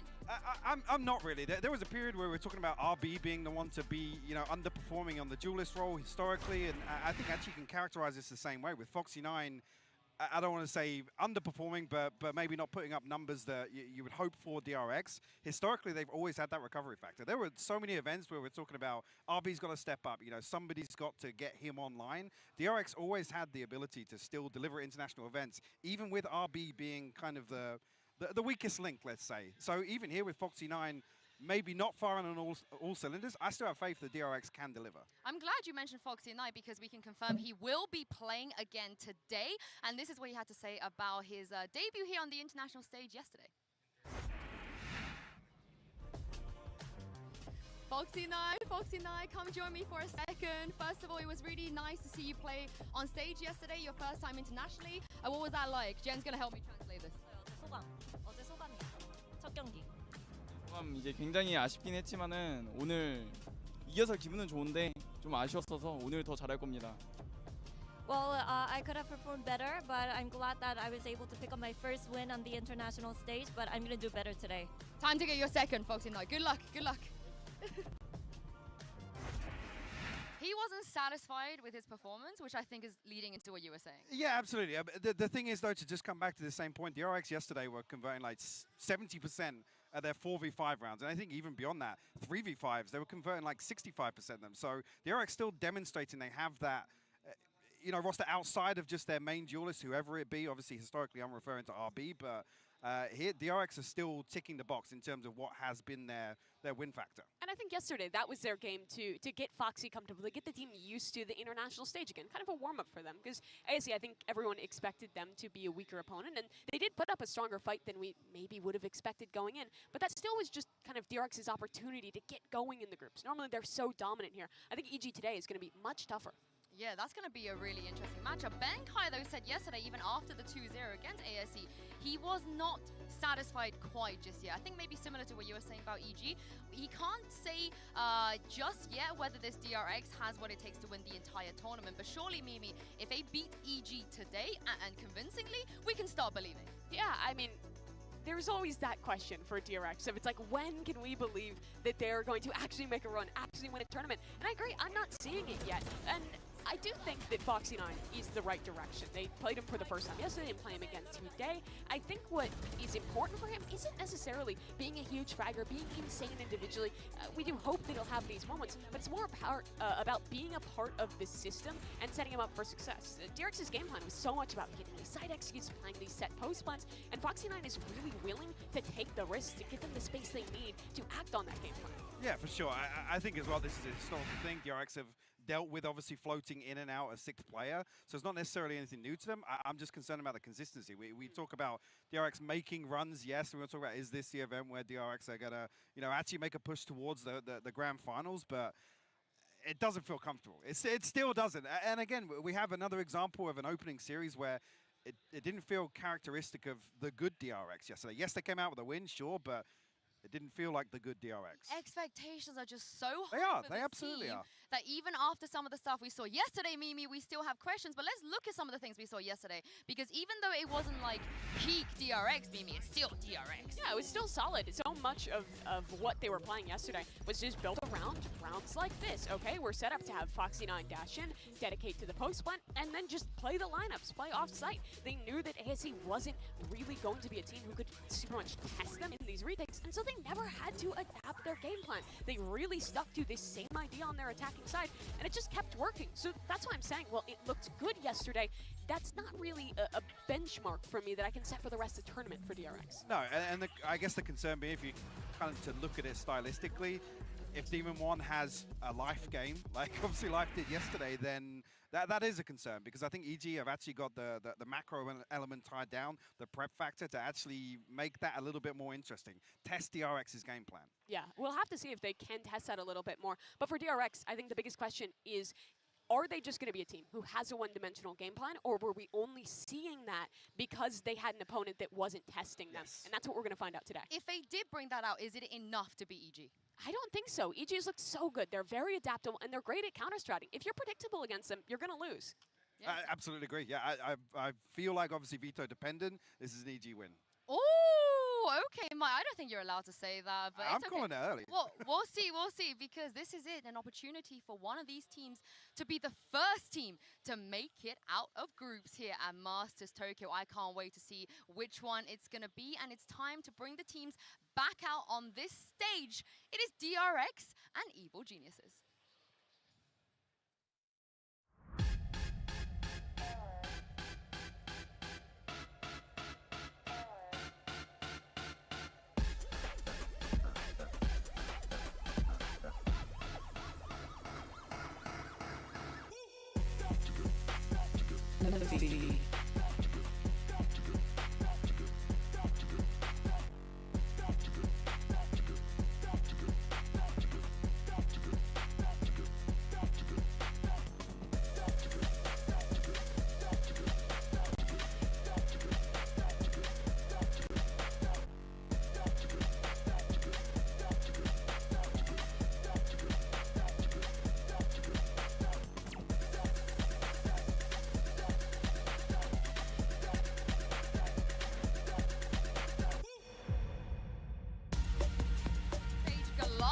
On one side, and then the Miracle team from Americas on the other, guys. What would it be? How great would it be, even Mimi, if EG are the first team to make it out of groups at a Masters event? People keep questioning EG. They're not going to make it out of groups in Americas. They're not going to make a deep run in the playoffs. They're not going to qualify to Tokyo. They're here now. They've had their first win. People are still doubting them. But if they can beat DRX, the Goliath of the group stage, the team that consistently makes it out, consistently makes it top 4, no one else can doubt this team. Absolutely. I think it's a really good indicator as well. They come out and perform with the same sort of composure that we saw yesterday. Even when things aren't necessarily going their way, you know, Demon One not delivering the same sort of explosive performance that we've been used to recently, I think that would be the best possible indicator to come out of this series. And for DRX, this is your chance to show that this system with Foxy 9 is the one that you want to pursue for the rest of this tournament. That this isn't a weakened DRX. That what was happening back in Pacific was just a one-off, and that they will still be that team that is so consistent internationally. Yeah, and before we head into map vetoes, the interesting thing is both teams played 4 different maps. So Fracture and Pearl on one side and Split and Lotus. Where do you think it's going to go today? Do we see any crossovers of those 4 maps? I had a very interesting conversation with Potter last night for quite some time, and she's feeling pretty confident about obviously the top half of their map pool, but feeling like this might align slightly. I don't feel like there's a weak side of DRX pool outside of the permaban. Yeah, let's have a look at the map vetoes as we go. Mimi, EG, are they going to take the bind away again?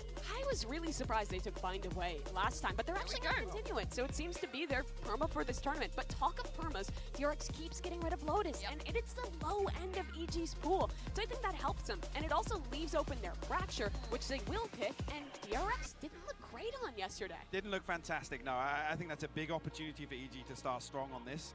Second map Ascent coming through. Actually, again, this is one that probably leans towards DRX as well. Again, EG have had fantastic results regionally on this, but that one historically, I feel like probably favors DRX. This is where I thought they were going to pick yesterday, Mimi, so I'm glad they picked it today. Yeah, it's always been a good map for DRX. They're so consistent there. Even in their loss to Paper X, that was still one of the maps that they ended up taking over them. And we land on Pearl, which would be super cool. Both these teams playing that Harbor Viper meta, and I think both of them are so good at it. Yeah, DRX the first to really don it, but I feel like Pearl has been their weakest application of it. Obviously, with Icebox slipping out of the map pool now, Pearl isn't the one you go to look at DRX doing Harbor well. But to start this series off on Fracture, this is a little bit concerning for me for DRX, because like we said, they looked weak last time, and as you can see, EG's locking in their Sova, which has been so good in Americas. Yeah, as you guys also can see on the Prime Gaming Agency select. We've seen DRX play already, Mike. Of course, they're not going to really change anything up. But what do you think about this matchup?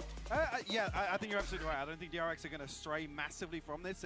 Again, other events, I think we've seen DRX maybe take things a little bit slower, maybe sandbagging a little bit.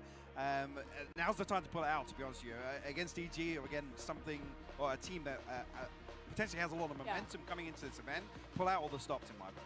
Absolutely. On the side of EG, though, you can see 100% pick rate on this map. They've won it 71% of the time in Americas. The things to look out for in this composition on this defensive side is Combs cross-map darts. He has so many different lineups to allow Jojimo to contact up and take space off his utility. And when they get that Sovalt online, they have a lot of preset plays as well that are really hard to contend with. Most teams, you're not going to be used to shooting a Silver Dart on this map. No, it's not. It's one of those little quirky picks that just, forces the early round protocols to adjust, obviously, to be ready for these sorts of things. And actually the mid-rounding as well. When that utility comes back down off cooldown, you do have a second wave to use something that's not necessarily expected by most teams. And as the duelist against this composition with the Sova, it's going to be a huge test for Foxy9. He's facing against another highly awaited rookie in Demon 1 in this match. Yeah, and let's not forget Mako saving their asses yesterday. I mean, it was a 13-10 Mimi, as you remember. It could have have been a loss for DRX on that map. So I wonder if EG, with the preparation of Potter, are going to try and stop Mako with a post plant, pushing him, and stop DRX's biggest win condition. One thing they do a lot on this map is using that dart to get early south side control and then reflanking the post plant, which can be pretty effective against teams who play like DRX. Yeah, I mean, at the same time, too, Fracture not been the best map for DRX at all, but Mike, we can't ignore the experience diff. These DRX boys, they're known as the group stage demons for a reason. Absolutely, and again, not to harp on to Foxy9, but I think he becomes kind of the key playmaker for DRX in this composition on this map. We know how pivotal that role is. Again, I think it's an interesting discussion about the post-plant strength as well. That's something that's really going to test, or I guess visibly test, the preparation factor of EG. It absolutely will. For the side of DRX, though, this is also a test not just of what they can prepare against EG, but how much they can adapt within these compositions. What is the secondary game plan? When the post-plants fail, what do you go to next? Well, I cannot wait to see what we're going to get here. It's time to jump into Fractures. We've got Brandon Sideshow on the mic. Over to you guys. Thank you very much. Lovely setup for this match right here. Whoa, fast zooming, but we're getting into it now. This match deciding the top 8 heading into deeper and deeper with Masters Tokyo as well. And Evil Genius is a team that, listen, when we were talking about the Americas playoffs, they weren't even expecting to make it there. Nope. It was out of their hands, but they are definitely a team that have forged their way. They earned their spot to Tokyo now and are up against the group stage demons that is DRX. And you hear the desk talking as if EG are now favorites to make playoffs in Masters Tokyo. So yeah, going from a miracle to something that's commonplace, expected, that's what EG have been doing recently, is earning that kind of respect. And what a battle this is going to be. Potter versus Termi, we'll check back in with that when we get some timeouts later on. But here we go into a pistol round. And already take a look at the minimap, because it looks to me like EG are going to north side crunch. And there are 3 DRX players waiting to receive this. To me, Bren, this looks like there's going to be a lot of pressure on Boostio and Demon 1. Absolutely. If EG have done their homework, they're going to know as well. DRX were trending towards this B split over and over again. They send out a util to flash and a horn over the top. No one playing anti-flash though. Does tag onto them. It clears them all the way back. Nade into the top of the tower. We swarm the B site. And so this is fine. You just go into your secondary game plan for EG. They're going to drop back, control the generator areas, and have the players that would dish take Arcade away as a post-plant position. The important post-plant spots, though, where Mako is going to be playing with his Molly lineup. Let's see this refight here that's happening over towards Arcade again. The back of the box should be cleared out. No! The boombot was flashed up, still at the back side of it. There's the damage being done. Right through the box. Aftershock as well now into tower. Really starting to feel that heat. Stax had to hold his ground, and he does not win it out. The Molly's forced out relatively early, but still the time is ticking. That's going to put the pressure once more onto them, but Demon 1 landing so many of these shots, running it down into the Molly. Didn't want to risk too much there. Listen, I mean, there was no reason particularly to give your life to that, but I can appreciate getting caught up in the moment. Sound cues get lost a little bit on the big stage. Yeah, like, wait, how much time do we actually have? Exactly. But Demon 1 online there with the last couple of kills. See how precise his aim is. not a player that actually was that important in their win over Foot. Yeah, as strange as that sounds, because the hype surrounding him playing at this tournament, after we all thought he might miss it, was enormous. That's what I'm saying. I mean, we were talking to death about him. Over and over again, for good reason, the guy pops off, but it wasn't even necessary for them to get that 2-0 win. That's scary. That's a scary situation. Frightening prospect, isn't it? Especially when they were winning on Foot's map pick of Lotus, which isn't going to feature in this series because DRX do not want any piece of that map at any point. Yeah. And so, actually, we've got an awesome map pool for this match, where you get to see, I think, both of these teams at the absolute peak of what they can accomplish. Both teams like playing Fracture. You know, we've been cognizant of DRX with their roster swapping up, not being as great on this map sometimes. Over the ropes. You're not getting away from that one, Buzz. But you're exactly right as well, Josh. Map full strength. In theory, we should have an absolute world-class match here. Both of these teams fighting for that chance to make a playoff spot in the top 8 of Masters Tokyo. And you think about this for EG, obviously we've discussed how incredible it would be for them to make top 8 and make playoffs, especially with, you know, Demon One's first time at an event of this caliber, and to be honest, a lot of EG's first time at an event of this caliber. And I think for DRX, it's one of those series that changes the narrative. It's a pivot point, where if they win this game, people are going to assume that it's back to DRX being on track. They 2-0 out of the groups. Okay, they can make a serious run of it in playoffs. If they lose here, I think people start to, you know, really take seriously the warning signs that we've seen from DRX of whether or not they might be entering a slump period. There's been rumors swirling around this DRX team about their form heading into the event as well. You can just see it as well, just in terms of the rosters they've been fielding. It's been back and forth. Stack's feeling particularly stressed, but here's a fight that's about to occur on the south side of the map. Not too many players to receive it. Buzz is going to have to play this one a bit safer because 4 players are walking towards him. Turret takes contact, fault line off of it, and now running all the way through. Dart, have to be ready for this one, Buzz. Close to the ropes, it's a wider swing with an A-Pulse and back showstopper. Over and away. Is being squeezed. How can he survive? Can he maintain? He can! So good. Incredible work under pressure there from Marco. I love the idea from EG on the bonus round, but Jorgamo with 60 health has got to do it all. Whoa, okay. And he's brought it back just a little. And he's aware as well of this. Potentially hearing the sound cue. He's caught Buzz out and he's forced it into a 1 versus 1 nade online. Lands the shot anyway. 4 in the round. It matters not for the heroics of Mako, what he was doing on the south side of that map. One good play deserves another. Yeah. Jorgamo coming out and responding. That's a fantastic clutch there. A 1v3 where he was incredibly aware of Buzz coming through tunnel. That to me is the most impressive kill out of all of them. I'm assuming he heard the specific sound cue there. I mean, when players are running through tunnel, it does make a little squelching sound. You know, you can spot it out, you can hear it. Normally those kind of sound cues do get lost. They get lost, right? But no, so aware. That is extremely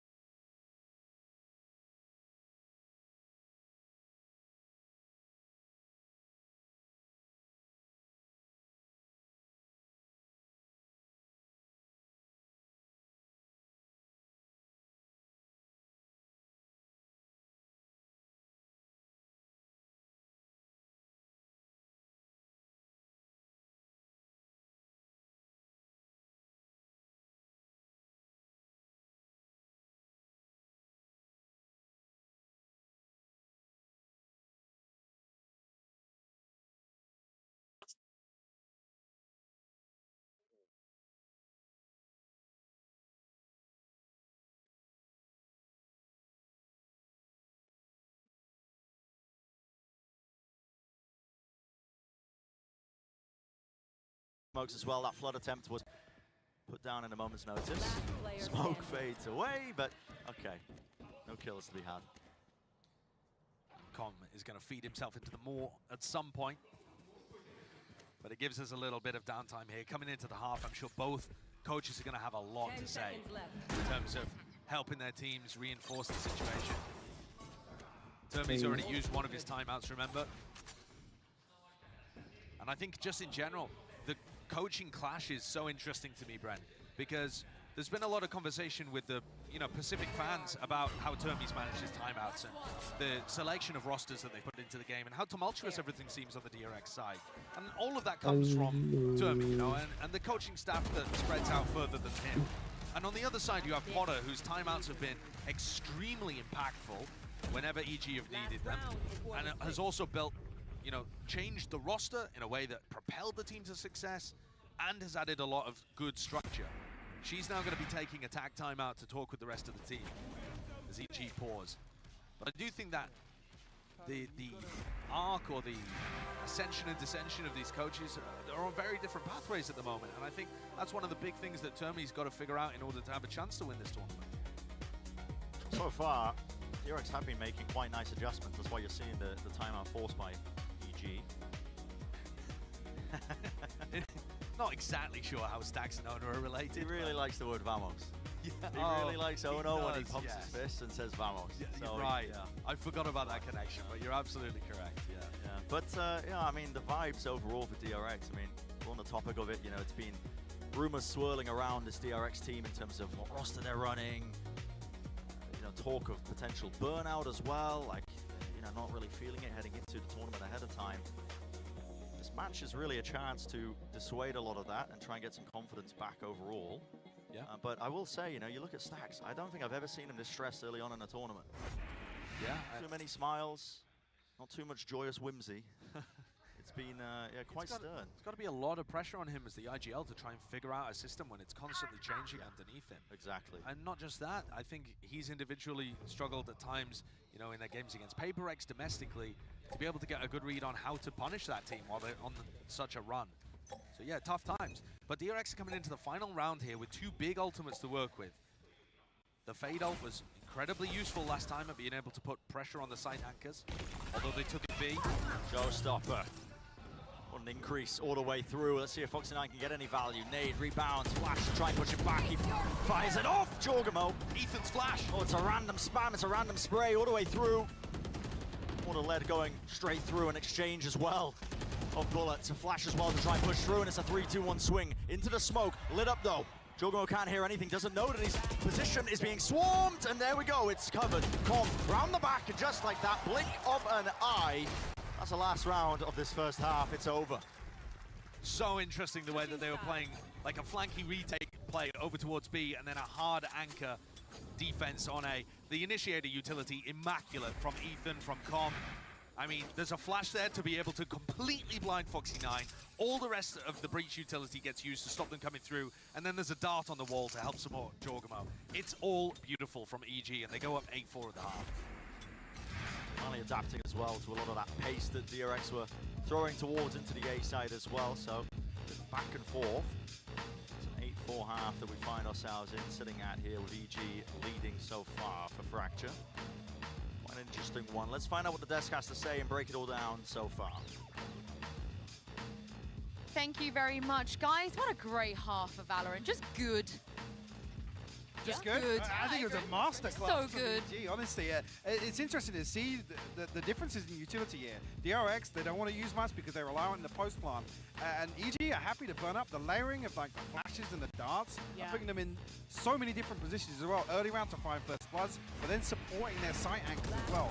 It's actually so beautiful to watch. And if it's not a dart coming in, it's also Jajimo, who has been so proactive this map, be it in these early south side takes where he's fighting off of a dart from Com to take space for this team, or if it's in the retakes where that dart and flash is coming in to support the side anchor, and he's the added layer to that that's helping to win these rounds for his team. And on top of that, I mean, he's just individually winning rounds in ridiculous fashion. This is a guy who we don't get to see on the raids much anymore. He's been role swapped over the controller, but you can't forget, this guy was like considered by many like one of the best race players in North America, and he's showing it here on the international stage. Yeah, absolutely.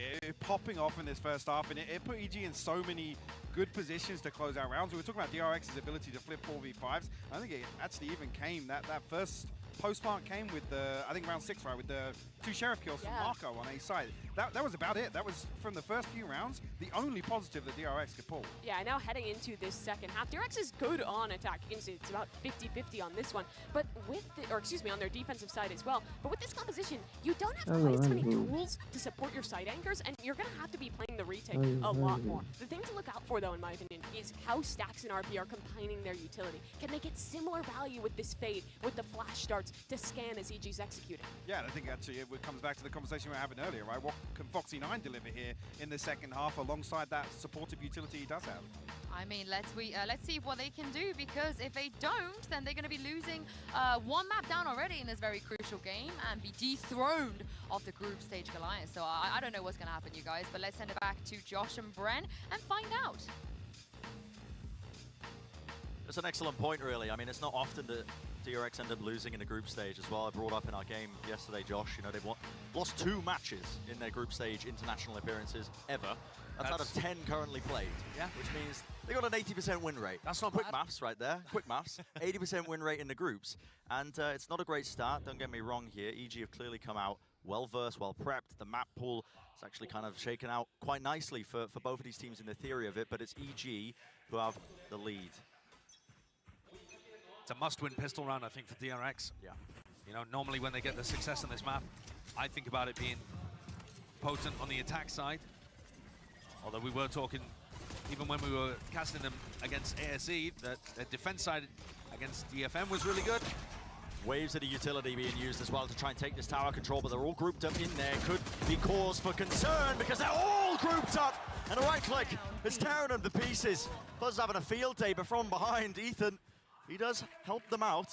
Close to Jenny, they get themselves onto the site, and they do have relatively decent post plan. I believe this is a reflank attempt by Com to the back of tunnel. He's going to be meeting, Foxy9. So wins out that fight, a critical one here for DRX. It's evened it up into a 2 versus 2. And now I think they should have a good idea about where RB is, that it was a double flank. However, you can't be completely sure of that. Foxy9's got good utility as well to stop anybody peeking from tower that could potentially isolate a 1v1 on site. Winnable for both sides here. Look at this, Aftershock still available. Is it in a position where he can really use it? Tap onto it, gets him off, it's a swing into the 1-on-1. RB sticking, he gets his half. Jump spot gets him off a tap, it forces the fight from Ethan again. How does he want to play this one? Around to the sides, and there it is. 4 for Ethan. This guy has been an absolute menace to any team that goes up against EG. The latter half of the regular season in Americas, throughout all of playoffs, he's been reaching new heights. He's been a rock. In terms of all of the utility and then crucial moments like this, Ethan is the rock that EG can rely on. You've heard Potter talk about it previously as well, how much his experience and communication means to them in the game. Boostio's also given him and Com both a lot of credit for helping with the mid-round. But yeah, that's really well played by both RB and him in the clutch there, but Ethan gets just a tiny outplay towards the end. And I think that's a nail in a coffin for DRX's chances on Fracture, barring something crazy happening. It really should be. Pistol round was must win. 9-4, staring at a potential map loss here for DRX. At this point as well, usual game plan going to be to try and farm up some of these orbs. It's typically what they end up doing on the eco rounds of these Fracture maps that they play. Smokes drop down, this seems to be the go button. There it is, it's hit for EG. Taking off to the site. Buzz was potential nuisance there, just sitting himself down into Arcade, and attempt to disrupt as well and get the spike denied from the plan, but not too much really getting done, and this is looking very healthy. EG, if they don't lose anybody, it's a fantastic anti-eco. Yeah, very clean, extremely clean. Building up towards some ultimates, but none massively online for the bonus round. Nevertheless, I think you can see that they're also aware of the way that DRX want to defend B. The main way that DRX are going to defend B is by having one player hard anchor around Dice or around Tower, and then Stax and Mako are going to find time to push through the smoke, like that. And even though Stax only has a pistol in that situation, I think, you know, that's something that EG have to be very aware of. DRX have caught timing against a plethora of teams, including Attacking Soul Esports, where we saw them get the win yesterday. There's a boatload of utility. Aduh, Flying, nice arcing, try right juga. over towards drop, so control of that's going to be gained Nice now for try EG. juga. And talking about the health of their economy as well, I mean, there's so much danger in this round, even still for DRX. Up against this bonus, rifle in the hands of Jorgamo, Guardian for Demon 1, we know what this guy can do with it.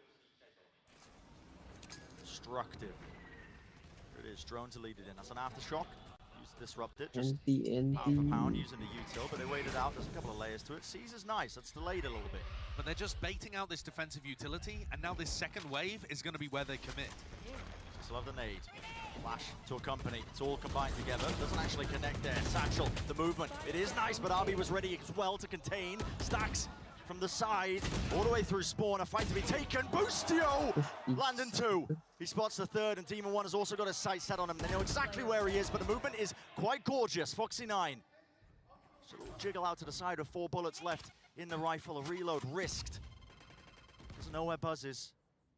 Thinks that the position could be anywhere with 30 seconds into the round. Spike out into the open. Not a lot of health to work with. Needs to force an early fight. Now that Bussio's gone silent for so long, Buzz was worried he went up. Okay, Spike gained 15 seconds though. Is he really going to try and pivot? Is he going to clear this corner? No, Knife has to be out as well if he was to make that timing. And so there's a gamble in the 1v2. But DRX, they do win their buy round. They stop that bonus from really getting away with too much. Yeah.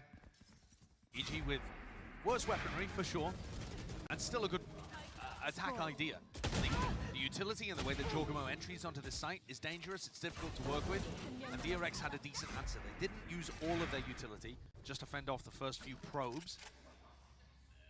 And now there's going to be an armor difference, but we know that that doesn't make too much of a change in terms of how teams play.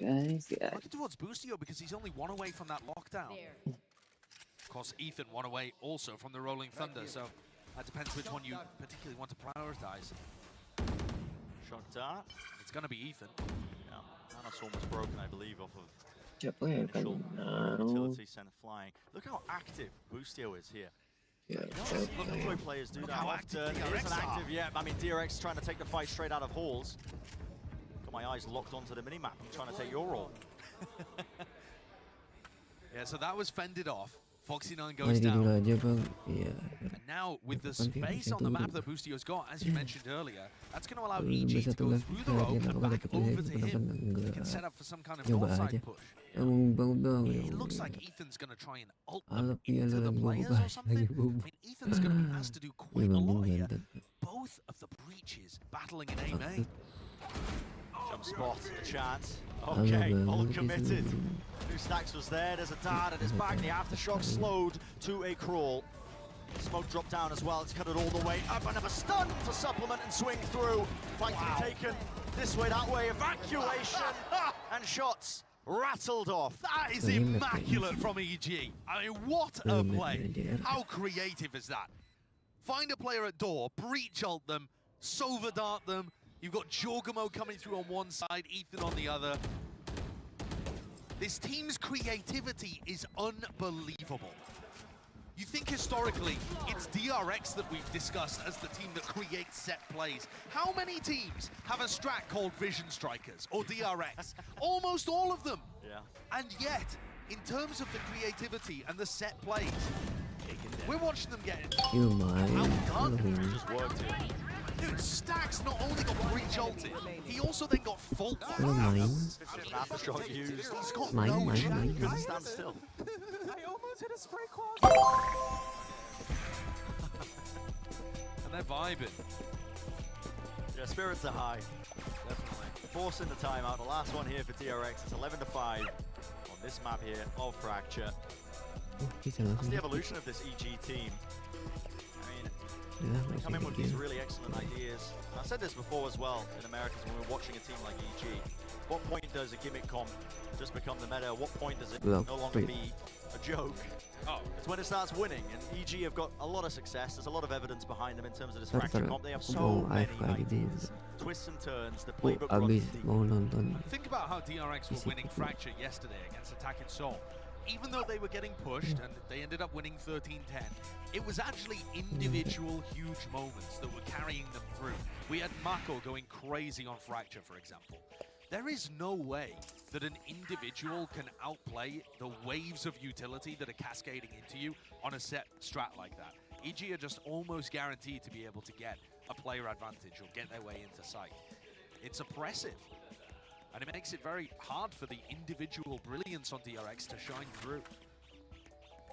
It's left the team reeling, looking for answers. EG making sure that they control any level of tree aggression early on there. That's why they have a slow pace to begin, but this is just going to be a Killjoy ult play. Alarm bot first to make sure nobody was flanked through Arcade. And this would be extremely effective against somebody like Buzz, who's been anchoring tower a lot. But DRX have read it and they're playing off-site. Fully away out of it. Fault line Hunter's Fury right in the gap of where they were going to be standing. I tell you, man, this playbook you print it out, you'll be weighing down the desk. Nice try. It's so deep, it's so good. Nice try, DRX. Just those extra elements that they throw in. You think it's going to be standard, not quite at all. Oh, I like that though. Just a nade to try and clear out tower. Satchel, the movement's quite nice, but again, another nade to push it back, so X9 can't quite swing onto this. Fights taken, tower cleared out. Job might be done there, but do they have enough to try and disrupt this post plant setup again? A taste of their own medicine. There's an aftershock waiting underneath tunnel. Find him a couple of seconds, but the fight needs to be won out here. Com, Boostio, playing together. Tap onto the spike. Boostio wins his. Fault line's really nice, and they want to take it to him. It's Boostio. Beams him down. Rifle in hand. Util to supplement. A solid anti-eco puts EG up at map point. And this match, or map, has been a nerd's delight. There's just so many cool things that are being showcased here against the DRX's playing their standard game. Perasaan Aing sering lihat tidur.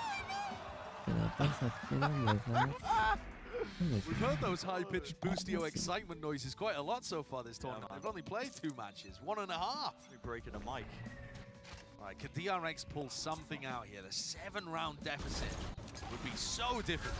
Fault line Helms, an orbital strike! Oh, it's all combined. The nade as well. You try and get out of harm's reach. No one even used a rifle. Yeah, not likely, man. They're playing a different game. They are. I mean, this is the Valorant of the future. Yeah, Project A, blah, blah, blah, whatever it is. Stimmy, drop down. Let's finish this. That's what EG is saying. Now Giacomo's going to have his showstopper online. Yeah, and here it is. Just a snowball. The ult's rotating behind Dice, though. Not cleared, and Buzz, he does put that down. Mako, smoke to help out his teammate. Aftershock misses, doesn't clear it, in and out, weaving this way, that way. Buzz, can he get a little bit more? He can. Straight through. Jenny's watched for. Brings down 3. Doesn't find Demon 1, though. Before he can get any much else going, RB left alone to do the most. He's brought it to a one-on-one. Nightfall. It's there. Dodge, though. Demon 1 not tagged by it. Spots it out. 35 seconds. This is to stay in the map. Demon 1. 30 Spike seconds really left. is the final boss. Don't want to be going up against him. Grabs the spike. Seconds left in the round. Take his time ever so slightly. RB has been the clutch monster in Pacific this year. Spike planted. Man stuck. Where's the positioning? Where's it coming from? Demon 1 stuck into the corner. Peeks it wide. A jiggle. Forces it. He knows where RB is. RB. Pressure mounting. Can he do it? Wider face. Wider swing. Really being tested. Challenged this way, that way. Haunts up in 5, but really does he even have time to spare? He doesn't. And just like that, map 1 in the books, wrapped up. Pretty bow on it for EG. A great way for it to finish with Demon 1 tap. That's the kind of aim style that he has.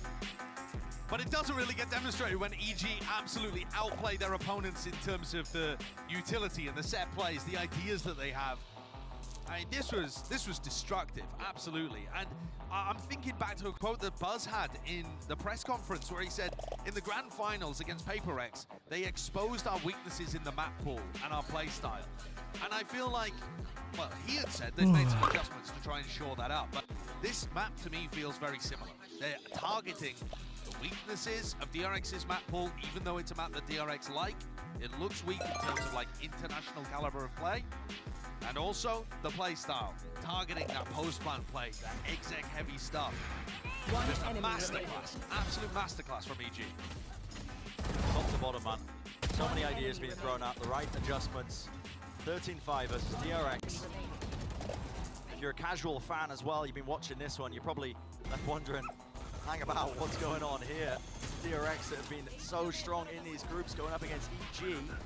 But listen, it's a rude awakening to anybody who's unaware of this squad because they have been making waves in Americas and looking to do the same at Tokyo.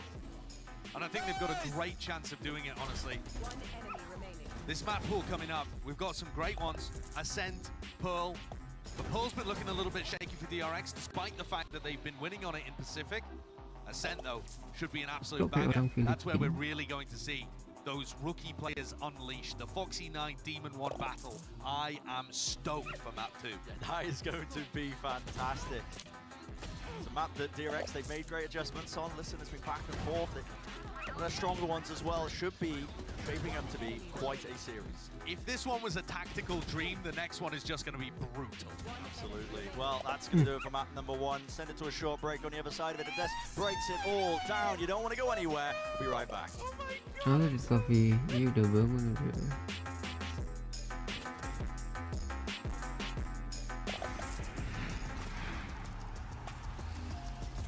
Harusnya aku bangunnya masih sore.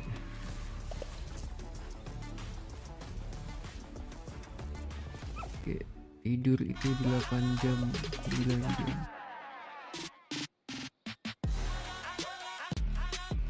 Halo Dragon Mascot Gaming. Halo. You. Iklan. Iklan ngapain sih? Roblox juga sih. Belum kelar.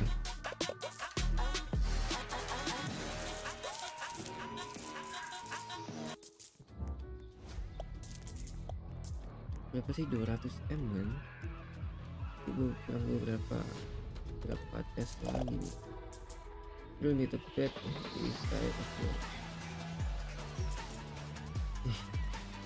Sama dia.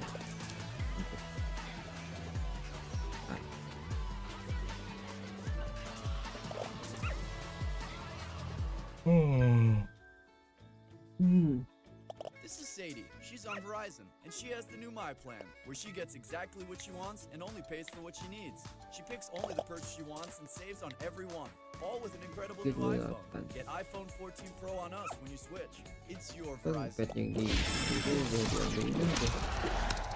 Red Bull gives you wings.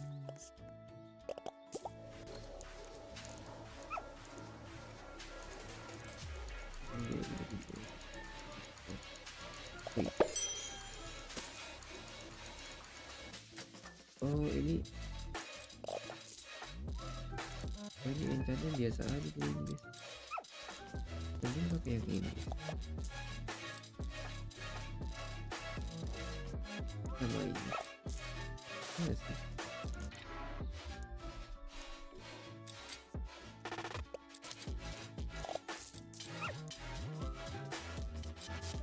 Adjust persen game. Email or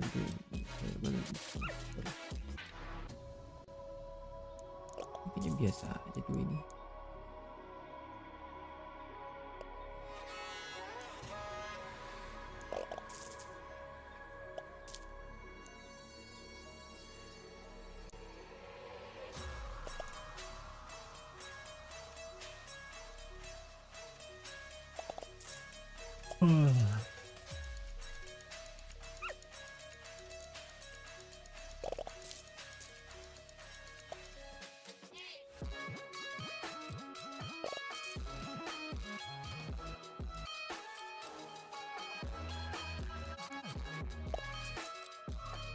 Ini bagus ini.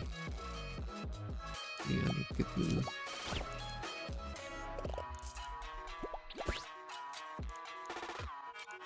Ini dikit.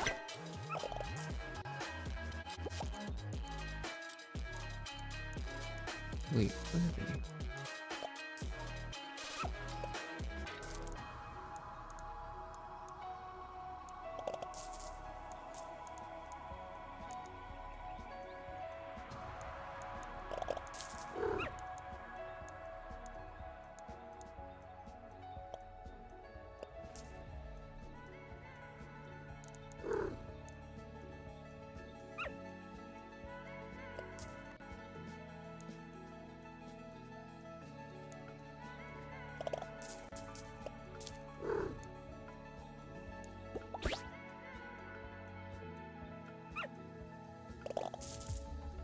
Kan lebih kenceng. Good test.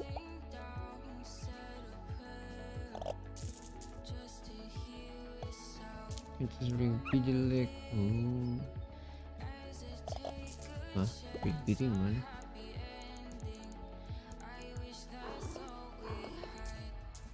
Oh, ini paling jelek.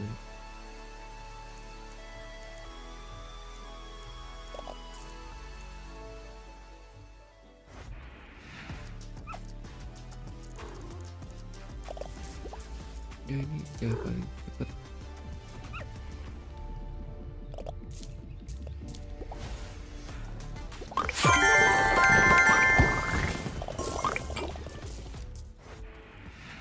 All right, I'm here with Coach Potter after that electrifying win that we just saw map 1. First and foremost, what did you tell the team to get ready for this series against DRX? But also, what are you going to tell them as you get ready for map 2? We're excited. We're excited about Ascent. You know, ever since we started copying DRX last year, Ascent was a map that we were super excited to play them in Brazil on. So we're absolutely ready. We expected this veto, so Ascent, let's see if they bust out the triple initiator. And we just last thing, Busio Squeal, your thoughts? I mean, dude, they're having so much fun out there. The whole time, all their comms are, I'm so good, I'm so good. The teammates are saying, you are so good. And they're just gassing each other out there, having a great time. So it's exactly where we want to be. That's what you love to see. Coach Potter, always a pleasure to chat with you guys. Back to you. Goated Potter, goated coach, goated team at this point. What a map that was, Mimi. Very, very convincing from EG. So incredible from EG. Every time you watch their Fracture, it feels like they have something new. It started with being impressive because they did a good job at preparing for DRX. They were punishing those post plans with constant south side aggression, but they also just had so many incredible gimmicks that they always have something additional. Yeah, it's these tiny tweaks as well. We've seen obviously this composition before with the Sova and the value that they're able to get from it, but this felt like the peak of the composition. And again, it's the tiny little changes. It's not necessarily, you know, finding a kill off it, but forcing DRX even deeper into some of these setups. It was just, I mean, a textbook example of how to pull a composition out like this and maximize the value. It absolutely was. And like Potter was saying in that interview, they're still just having fun. The vibes are still so high. Dude, it's actually crazy to see that nothing is actually, they're not slipping up. This energy is maintained and they're still actually executing this game plan flawlessly. Yeah, and the thing is, while they're having that excitement, not only are they executing that game plan, but they're calling stuff on the fly. Like, so many of these plays are like preset. You think of that round where they're crunching south side. A lot of that is ideas they had ahead of time. But rounds where they're just so vaulting to support teammates anchoring on the site, that can't be preset. That's all ideas on the fly. And EG is incredible at finding those adaptations. I mean, every single piece of that puzzle just came together, I feel like, every round in that second half. But let's take a look at our Verizon high-speed moment. And this one goes to, honestly, the entire organization of EG.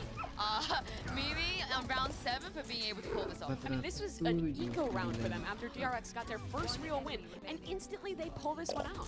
This was the perfect read on the game as well. DRX not finding value towards B, they win around on A. EG have the perfect setup to crunch outside here, and they completely sucker punch DRX. They don't even have a say in it.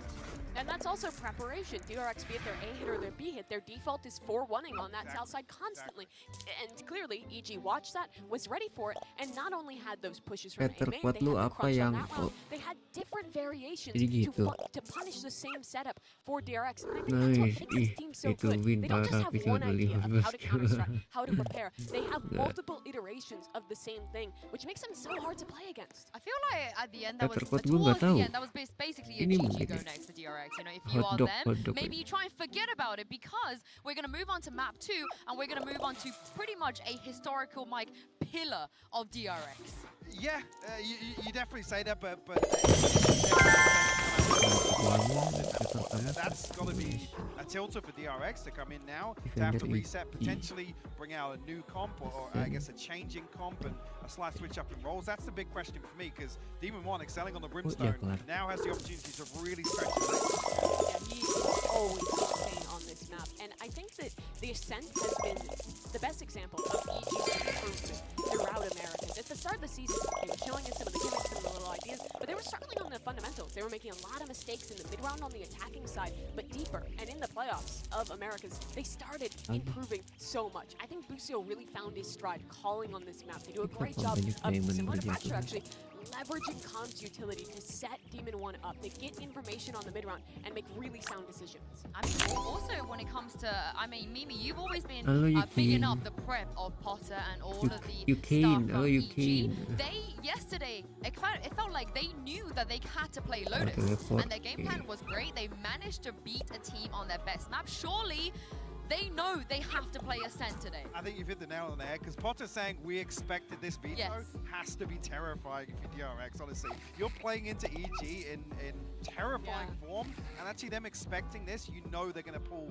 all the stops out here. Yeah, it seems like maybe they're going to pull out the triple initiator, but they aren't. DRX is going back to the same stuff that everyone has been playing, the meta in the Prime Gaming Agent Select here. This is a map where DRX in the past has been the innovator, has tried new things, but right now, they're almost playing the same stuff they have for a while. We haven't seen them able to add new ideas onto this map. I think part of it is this constant switch back and forth. It's the same comp, but stuff really changes when you're pivoting between two players and swapping those roles around. Sure, two big concerns we mentioned before map 1 started. They got to clean. DRX have to clean up their first kill conversions. Again, massive concern on Fracture here, even more so on Ascent.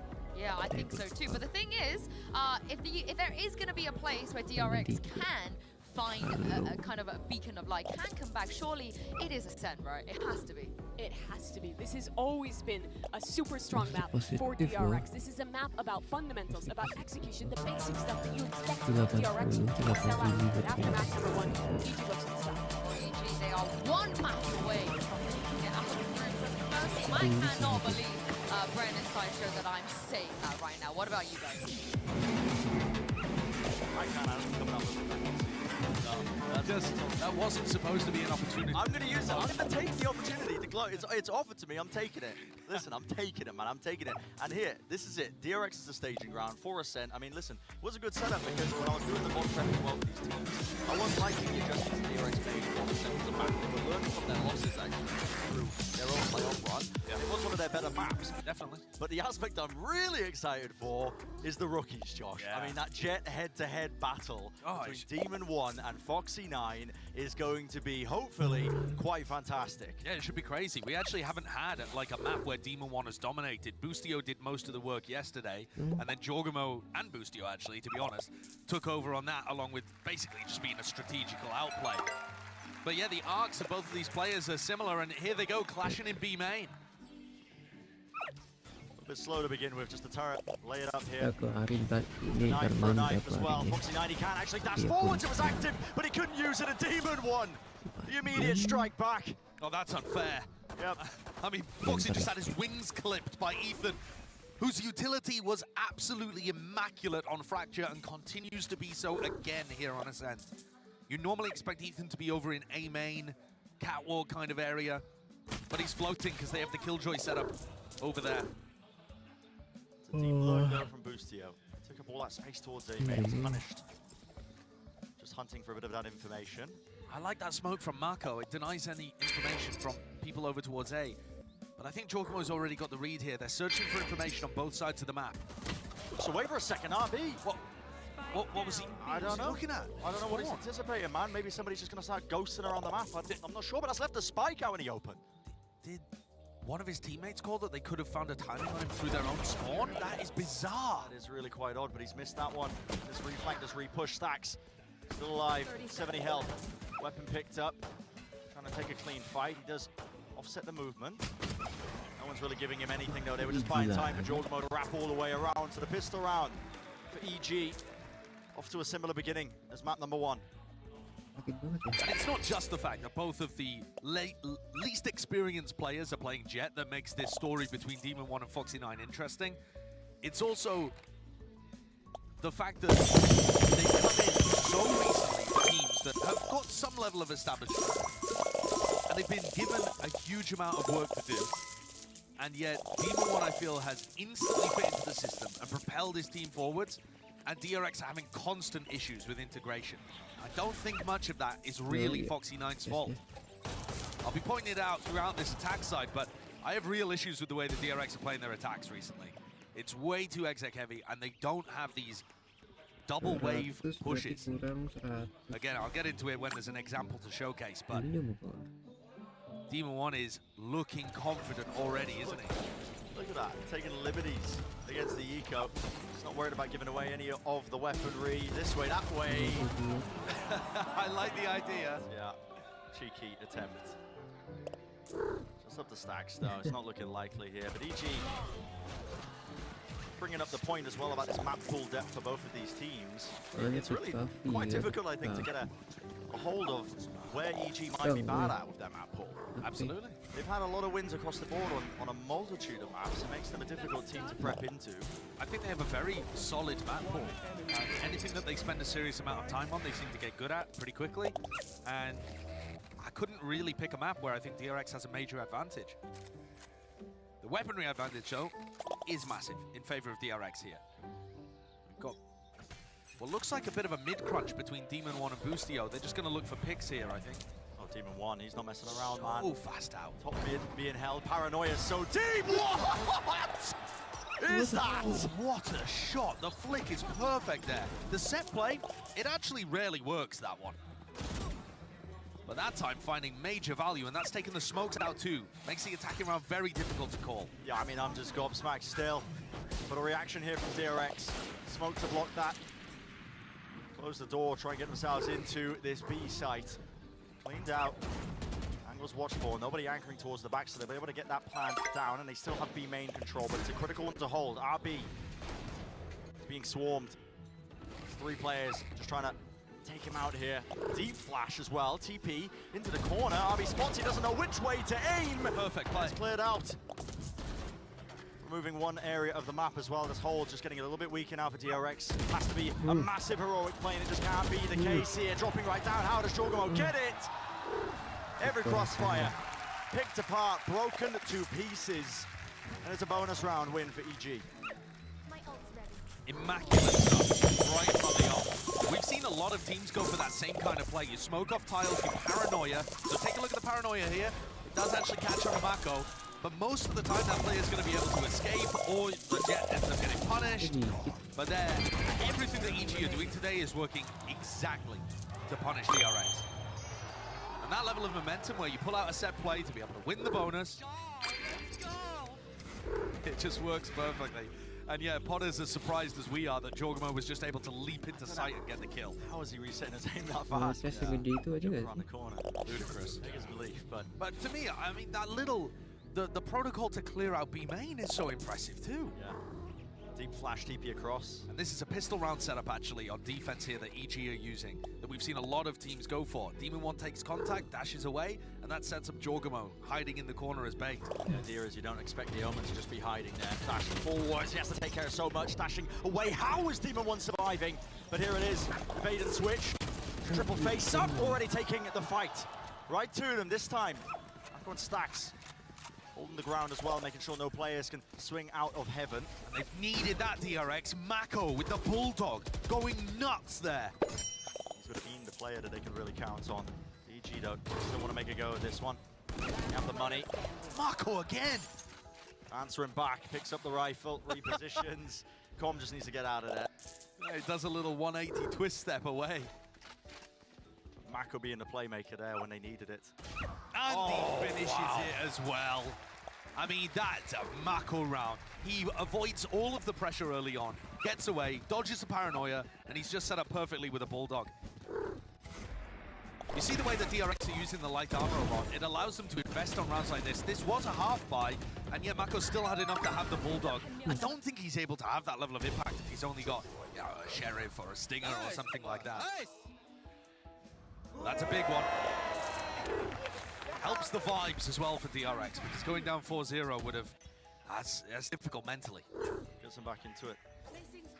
Now they're dealing with a different obstacle ahead of them. Demon One's picked up this... oh, wait, what is this?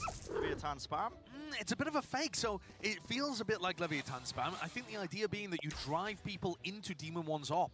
Look at how passive Demon One is set up on B with that operator. He was hoping that DRX would react into him. He's just having a friendly look at the turret there. Yeah. Why has he got his sight set on Timmy? What did he do?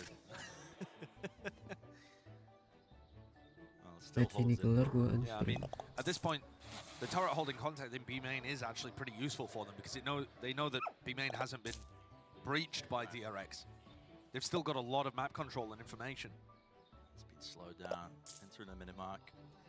And of course, here we have Boostio playing off-site, because there is that null command available for stacks. Turret. Ready and waiting now. Smoke drop down, flash as well, Demon One. That's just reactions. Anticipating the swing, and that's just instinct fire, man! It's unreal. Light them up, the supportive utility comes in waves right over. Reinforcements have arrived, and no one will cross the gap. Stacks will get himself into the side. The Shakhtar's lucky to survive. Oh my goodness.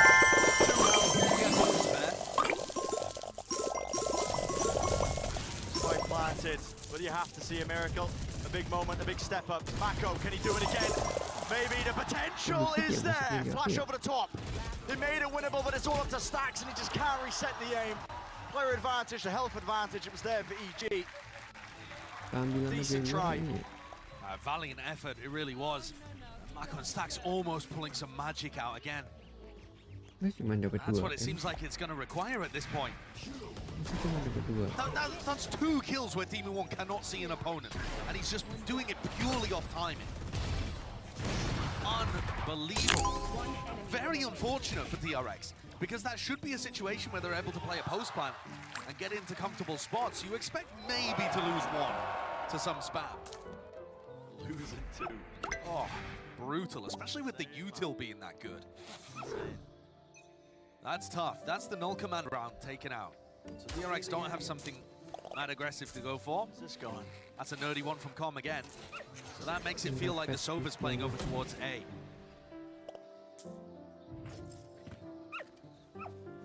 Control taken out. Foxy9 not messing around. Into the corner. Smoke. At his feet, the reposition. A bit of spam as well. A bit further back there. Dark does light up the opposition. Boostio again, he was attempting another reflash. It's a paranoia. They want to push him right into it. They force the dash. He's right in the gunning, man. Com getting away with it. Another flash repeat over the top. Pushing back this aggression. EG trying to get a squeeze into mid, but they do back out. They survive. They just have so many setups. Oh. Not slowing it down, are they? Inside the smoke, they can hear the footsteps. Jorgen was hoping, hunting for the timing. Demon One takes it. 1 player left standing. It's Mako. We talked about miracles, but how do you overcome that? On map 1, the gun rounds went 6-2 in favor of EG, and it was a complete outplay. I mean, the little set plays, the larger strategy, it all went the way of Evil Geniuses.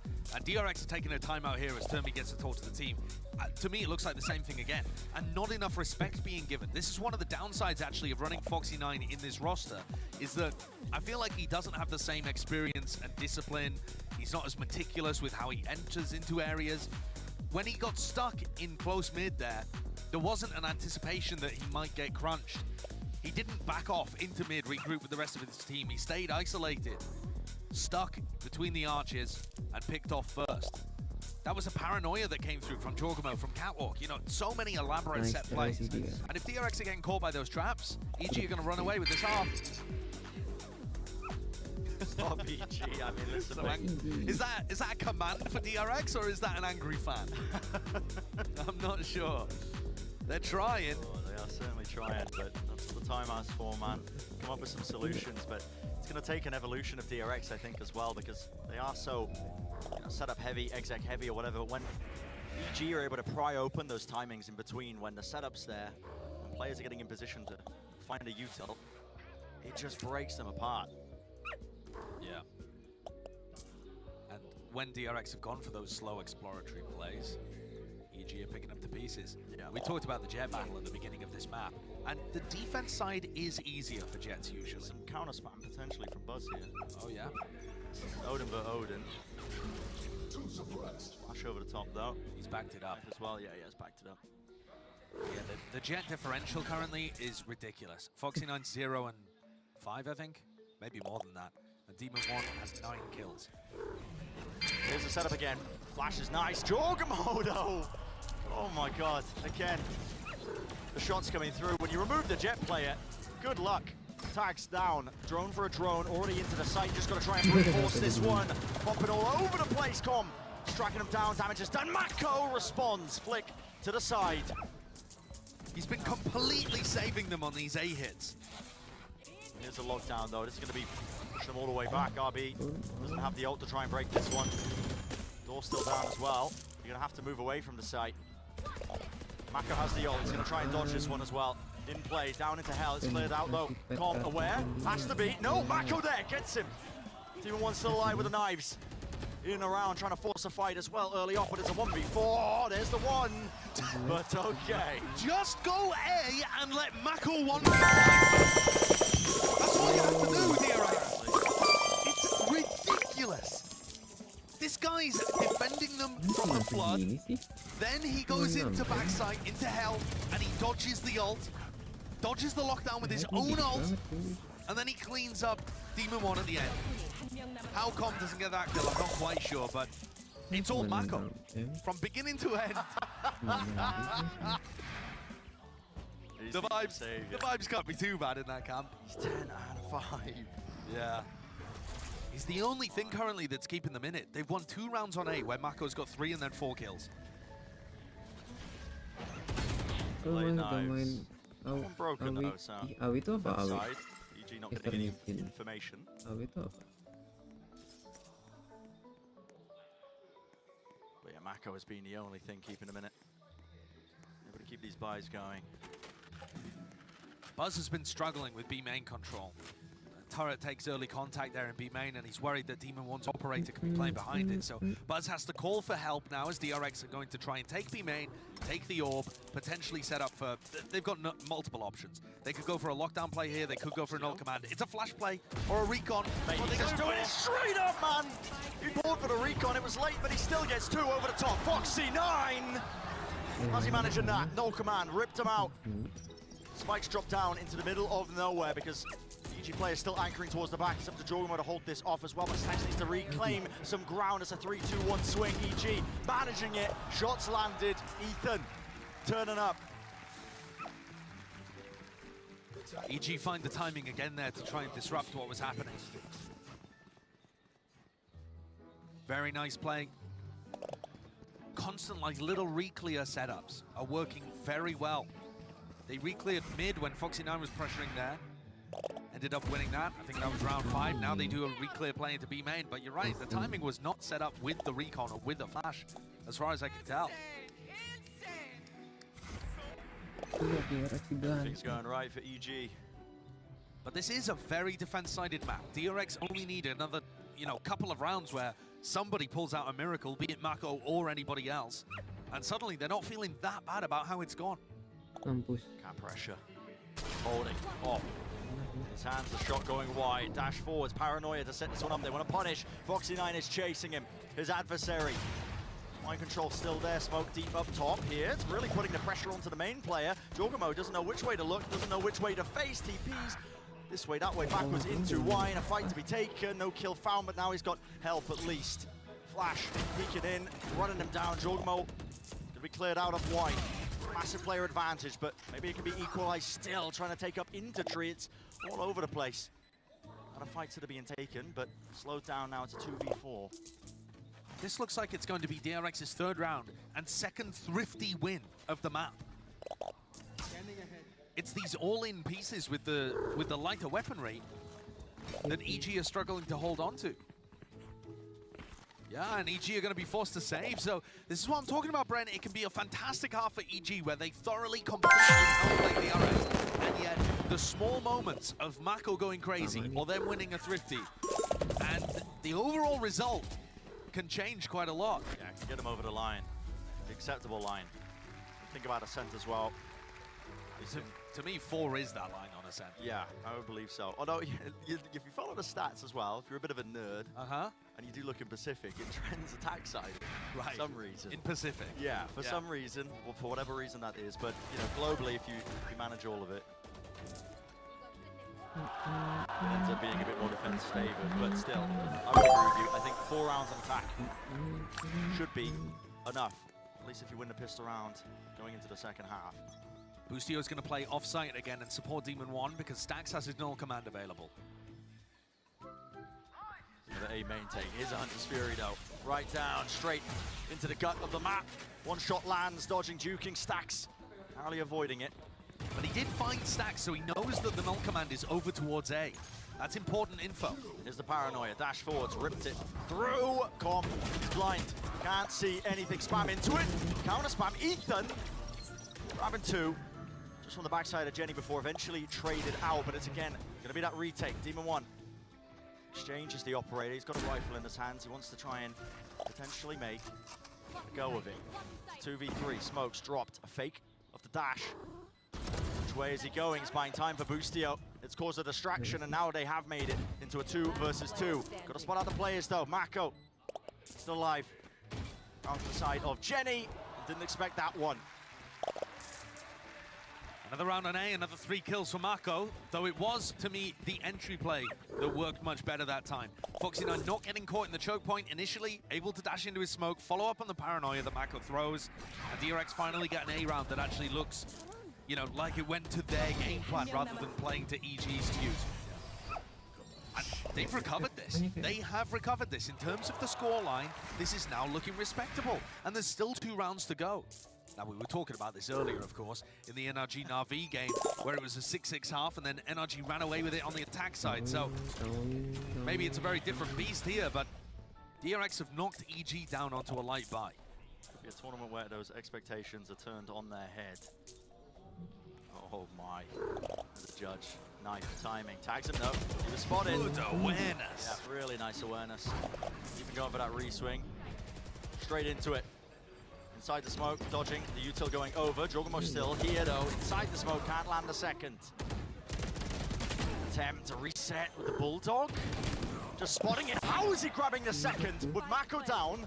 It's now into a 2 versus 2. They still don't have the weapons for it, but anything's possible with Demon 1, you never know. Door has to be broken. Post-plan positioning, how did DRX want to play this? Doubled up. On towards Jenny though, RB still holding for Tree. Slight gap in the play. Takes first contact, it's Boostio. Spots it close, a wide swing and face. And Stax' head is ripped off, it's up to RB. He was a menace in map number 1. A tap onto it. Those are not sticking, but what a shot to land, man. That's just a pre-fire. Expecting the peak timing. Oh, and that's a disaster for DRX. We've seen so many thrifties in this game. I think that's the 3rd round. It's ludicrous. Where the team with the low advantage, the low economy, sorry, has taken the win. Yeah. Yeah, and it's a hero play by Demon 1. This is what wins it for them. Does he get a second, man? I mean, oh, wow. And Mako's been so good for DRX, but that one lost duel kind of opened the door for Boostio to do this.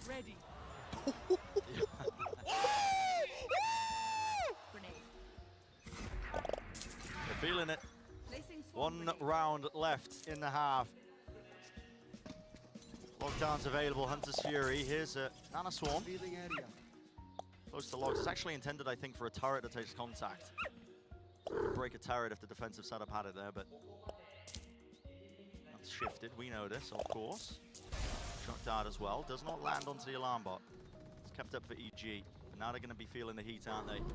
Paranoia, that does connect. Boostio in a bit of trouble. The pathing up towards Heaven, spam onto the corner. The angle here, Foxy9, he wins his fight. And RB wins the second. It's looking good for DRX. Wrapping around, Jorgamo left to anchor, but he is being swarmed, converged on his positioning. It's noted, and again, left down to Demon 1 and Com in the blink of an eye. That is just the perfect round from DRX. The pathing is so specific to them as a team. DRX Leviathan love to run that strategy. Use a lockdown. Foxy9 going for it, landing these shots. Spam, counter spam, backwards, forwards, 7-5.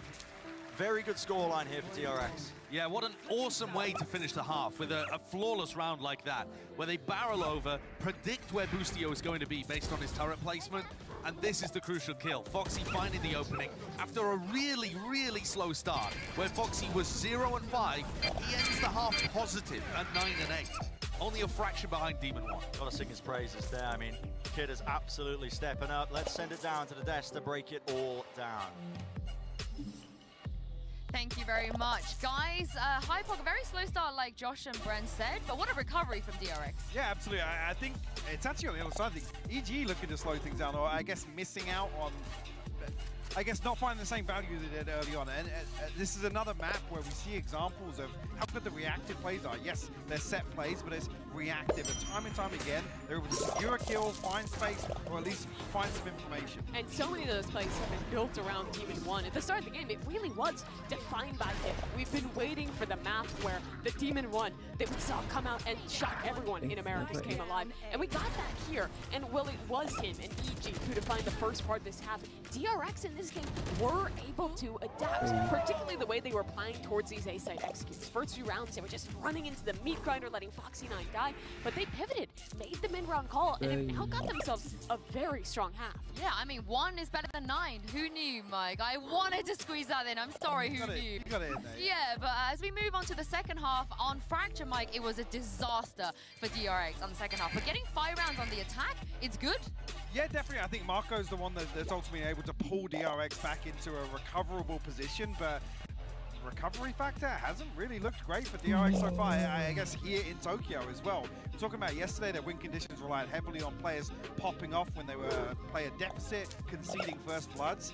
That's got to be a concern in the second half where you expect Demon 1 to pile the pressure back onto DRX. Yeah, it can absolutely be concerning. But as the casters are talking about, DRX is actually weaker on their defensive side. This map trends way differently in Pacific, and EG's mid-rounding on the attacking side has improved so much. In playoffs against the top teams, they were doing quite well on the attacking side and managed to make comebacks possible. And 7-5, that's very doable. Well, DRX, they have to win this half, Josh and Bren, if they want to go through to playoff stage today.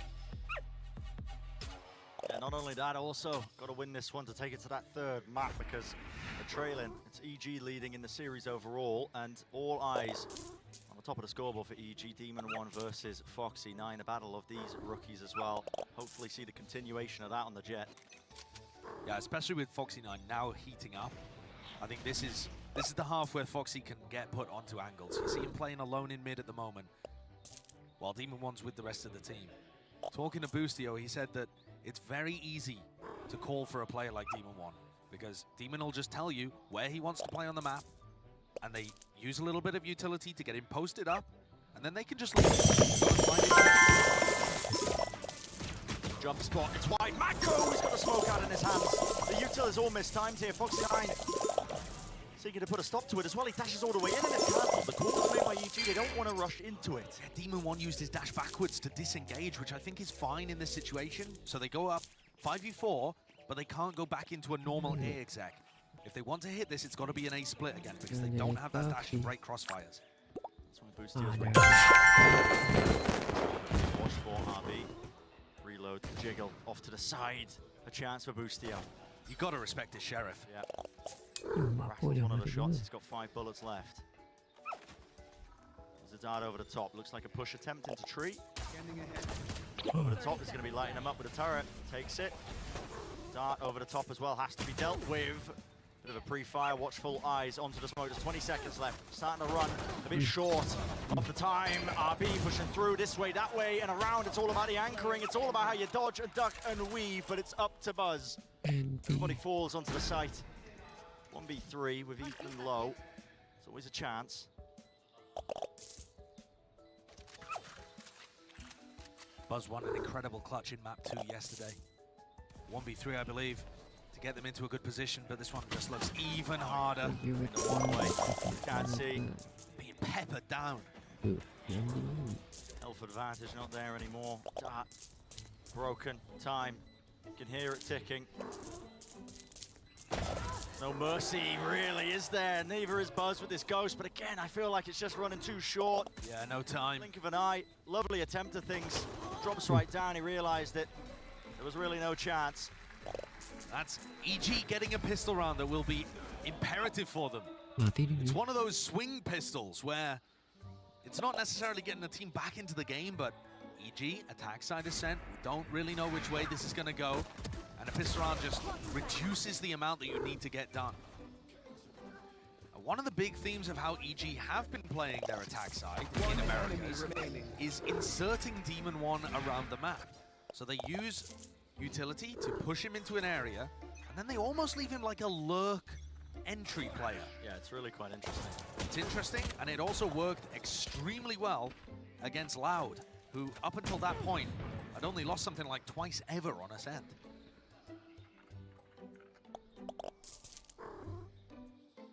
Around for DRX, attempting something a little bit cheeky.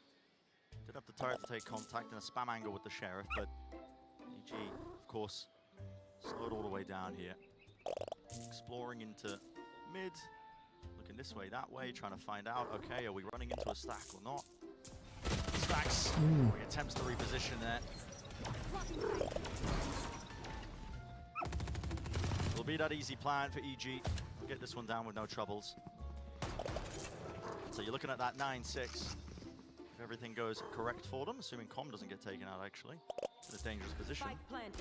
No, okay. He deals with it. Yeah.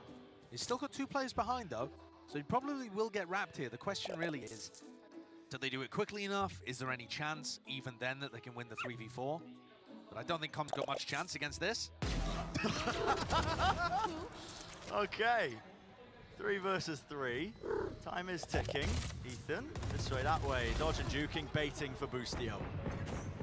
Making sure that no crosshairs are placed onto him, and yet time is running short here with the Nano Swarms as well. Should be a safe win overall, but DRX can still do some significant damage here to the economy. Wider face. Here he spam, Nano Swarm at his feet. 3 players surviving. They're not going to be too worried about that. A chance to convert a bonus, and EG have been pulling out set plays on their bonus rounds. They haven't just been trying to run default stuff, so they haven't seen they've got any interesting looking ideas. For DRX though, the comeback has to start now. Has to be You need to get the momentum, you need to get No, things udah makan. under your feet to be able to hold on. And one of the features of DRX's play on defense here, one of the reasons maybe why they're not as good as some of the other top teams on this half, they don't support Foxy9 very much. He's just kind of left alone on an island to go and take his own fights in mid and battle the enemy utility. Our task. A lot of this map really being how well can you set up your jet players. Spam on spam. Just his job. Seeking to contain. Just a battle and brawl over that B main control. And here's Demon 1 in that lower position. You were talking about it earlier, Josh. They're setting themselves up now for a bit of a B split. Going through, there's a flash just to offset it. Shock Dart close to the corner. Again, damage done. Nano Swarm deaded now, but Demon 1's already in here with a Guardian in hand. Dash also alive and active. Forwards into the site, close to the corner. He knew where Buzz was and he lands it. TP through, blind as anything. Spammable, swarmed. Over the top was Foxy9. He was trying to help him out, but he's just delivered them a rifle. And look at that, the way that Demon 1 turns from a lurk into an entry. It is so unique. I don't see any other teams doing this with this level of consistency or value. There's a lot of lurking jets out there. You find them in ranked every day of the week. But there is nobody that plays it quite like EG and Demon 1. DRX are just going to be forced to save here, and we said that this was a must-win for them to get something started. The bonus rounds have just been unbelievable by EG. Yeah, always an idea thrown into the mix. Anything to offset the economic disadvantage that he might be facing here because, man, I mean, you're looking at 10-5. Previous map was what, 13-5? Yep. Easy. Destructive. It could well be a 13-5. That's the level of momentum that EG have managed to generate. Okay. That's a different plan position, boys. Whose fault is that? Right. Well, where do we plan, guys? The vibes were good before, but now people are going to be pissed. He's like, okay, who planted? What's going on there? Did we catch it in the replay? Whose fault is that?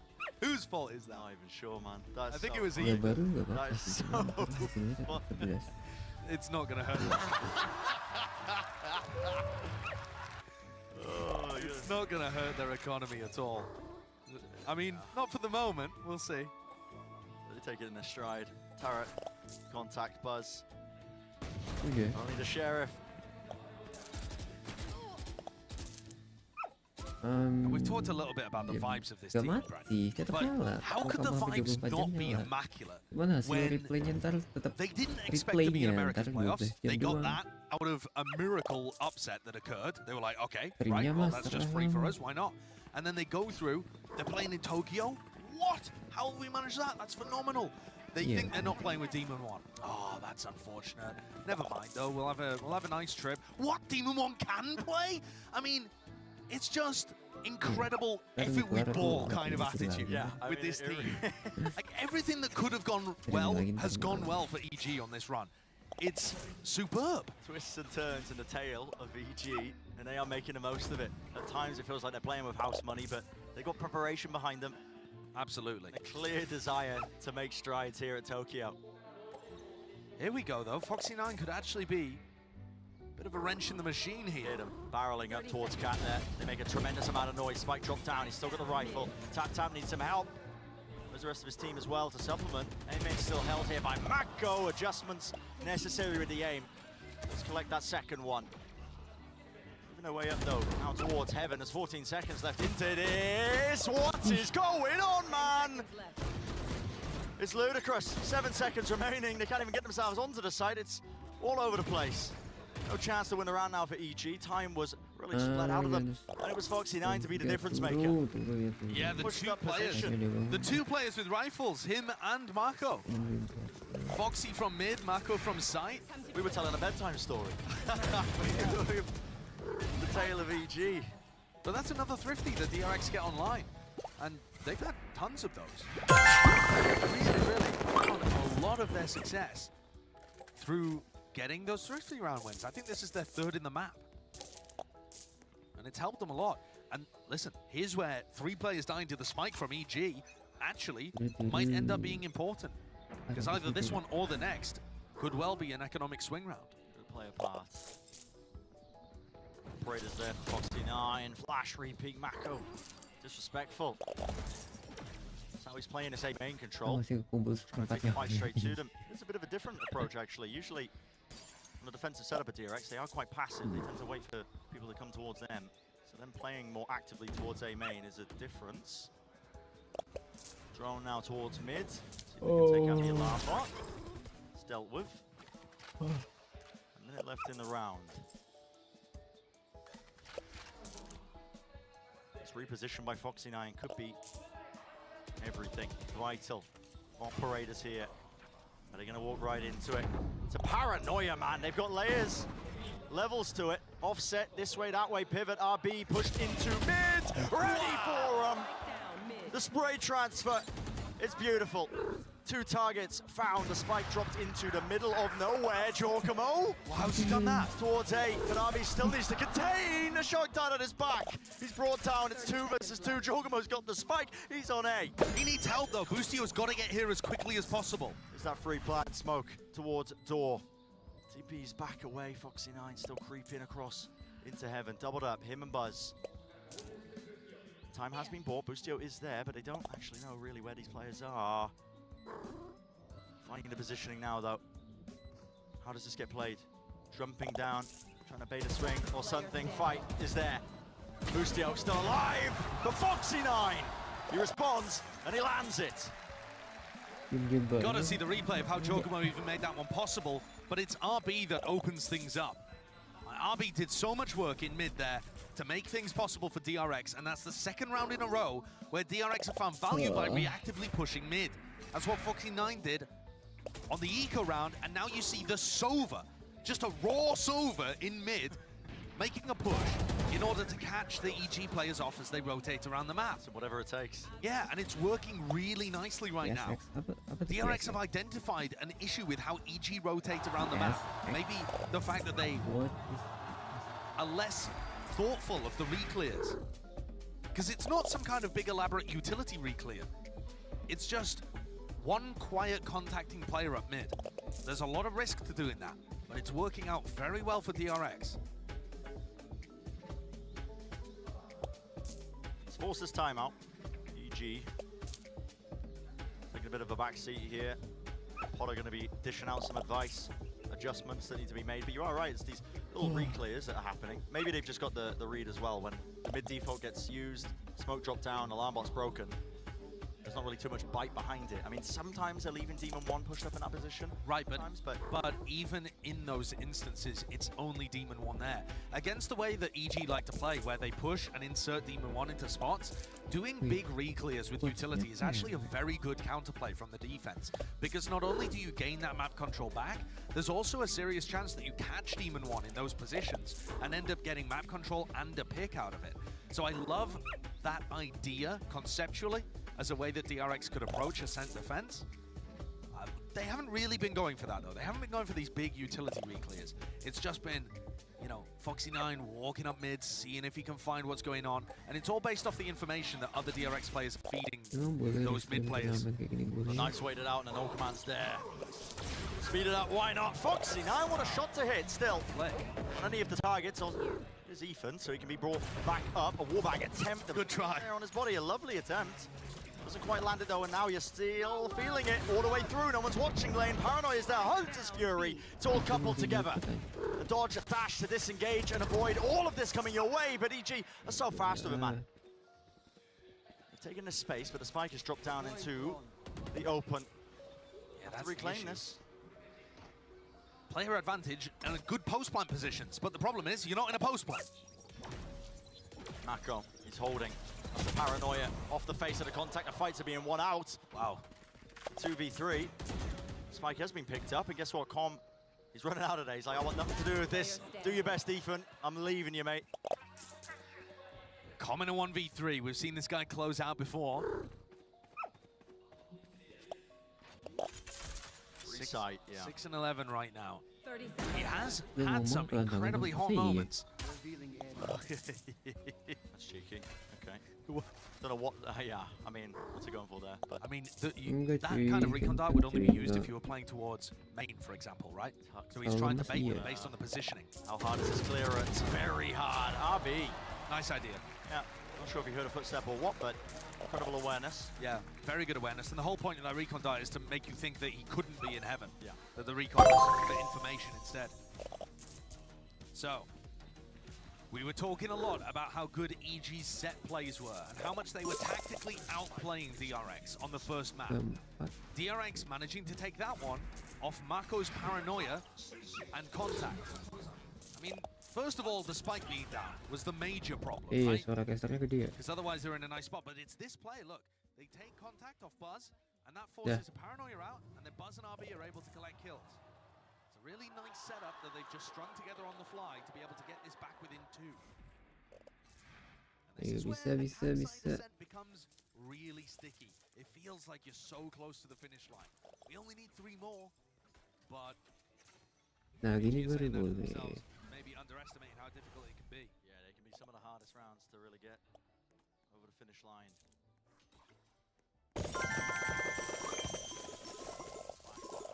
Delapan, 39. Using it as a chance to climb up some ults. And you see Pustio here. Uang. That may have been an adjustment coming out of Potter's timeout. You know, that does seem like a good idea against what DRX were doing, going for those reactive pushes from Foxy9 and RB.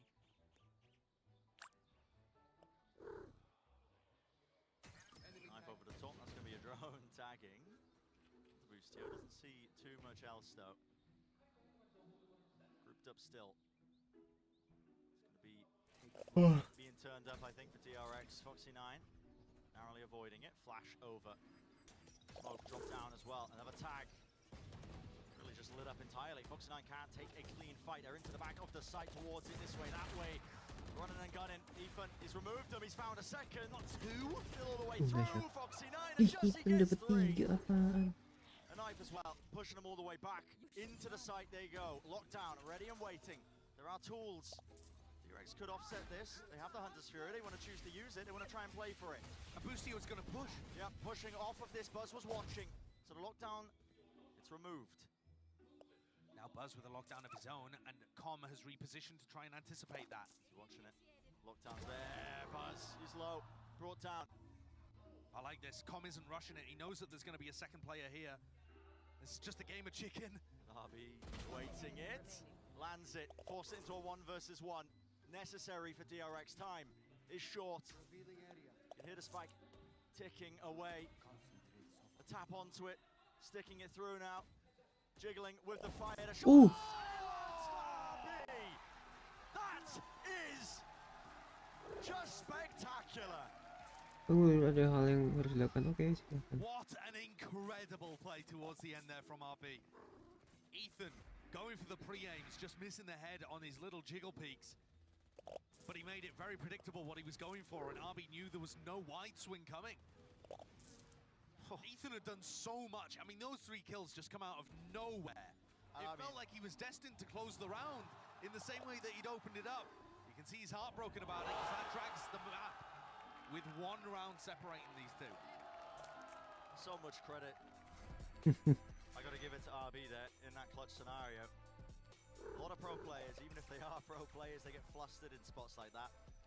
They're jiggling, they lose their nerve, they get off the spike, they don't start sticking to the fuse, but RB knows the only win condition, the only way he can play to his out is by sticking it to halfway and landing the shot, and he does it like that. RB has been phenomenal in the clutch this year, and yeah, it's so impressive from a player that previously was receiving a ton of criticism, and I think fair criticism, for having choking performances at big LAN events. When they would get deep in the playoffs, he wasn't really turning up. And since he swapped his role over to be the flex for DRX, he's just found way more opportunities to play in the late round, to play supportively, and he's been a nightmare for other teams to deal with. We'll take a look at this moment just again and see the way that Ethan was playing it. I mean, he's just catching tiny glimpses, tiny glimpses. It's just amazing. The way that both players are playing it is perfectly appropriate, but yeah, monstrously good from RB to hit the shot at the end there on a break. 1 round, man. 1 round sort of stands to DRX being able to equalize, get to 10 to 10. Thinking about where they begun as well. Losing the pistol rounds. They've had to claw back. They're waiting for a reaction here. They're so confident that DRX are going to go for some flash push. It's because Maka's been fighting. Yeah. But put that fear and conditioning into them. They just allow them to get it. So Jorgamo was tapping it first to try and bait out reaction, and then Ethan actually takes the ult orb to be able to get his null command online. Here's that little piece of reaction from Foxy9. He knows that there was a few in A main, so he's going to walk forwards in mid. Sees the flash. Plays anti. Dart at his feet. This is dangerous. Has to use it to get out of there. So, good awareness from EG to deal with the problem that's been hurting them in a couple of rounds so far. But that's only half the puzzle. You've gained some map control, sure, but where are you going to end? How are you going to get there? There's 40 seconds left. Time might be a problem. Look at how scattered the EG players are. I mean, they are spread out equally across the map right now. It's like they're playing a slow default, but no command ripped off. It's straight down mid. It's a big fake. It's obfuscated, yeah. They're trying to fake it like it's an A split, but now straight through to the middle of the map to B split. Now the Odin spam! Making short work still. TP into the back, shoring up the defenses. Trying to anchor it up. Players drop down onto lane here. Dart at the back, spammable potentially. Over the top is Foxy9 into the smoke. He expects it. 10 seconds remaining. This way, that way. Shorty's not enough. 7 seconds. There is time. Mako denied. You can't stop the defuse. And all the players watching. The position's there. It's a 1v2. Stacks is running as fast as he could to try and help out. It's left up to him, the IGL. The hard task of it, beginning of this tournament. A bit of spam, common warbangs.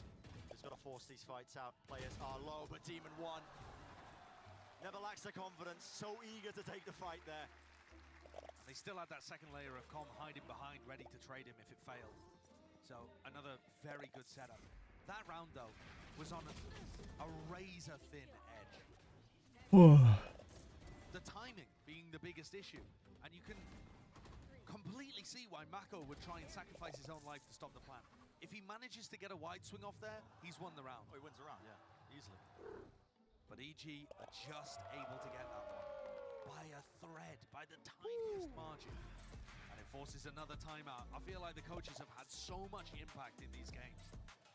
They've been constantly adding their input, maximizing the amount that they can talk to the teams.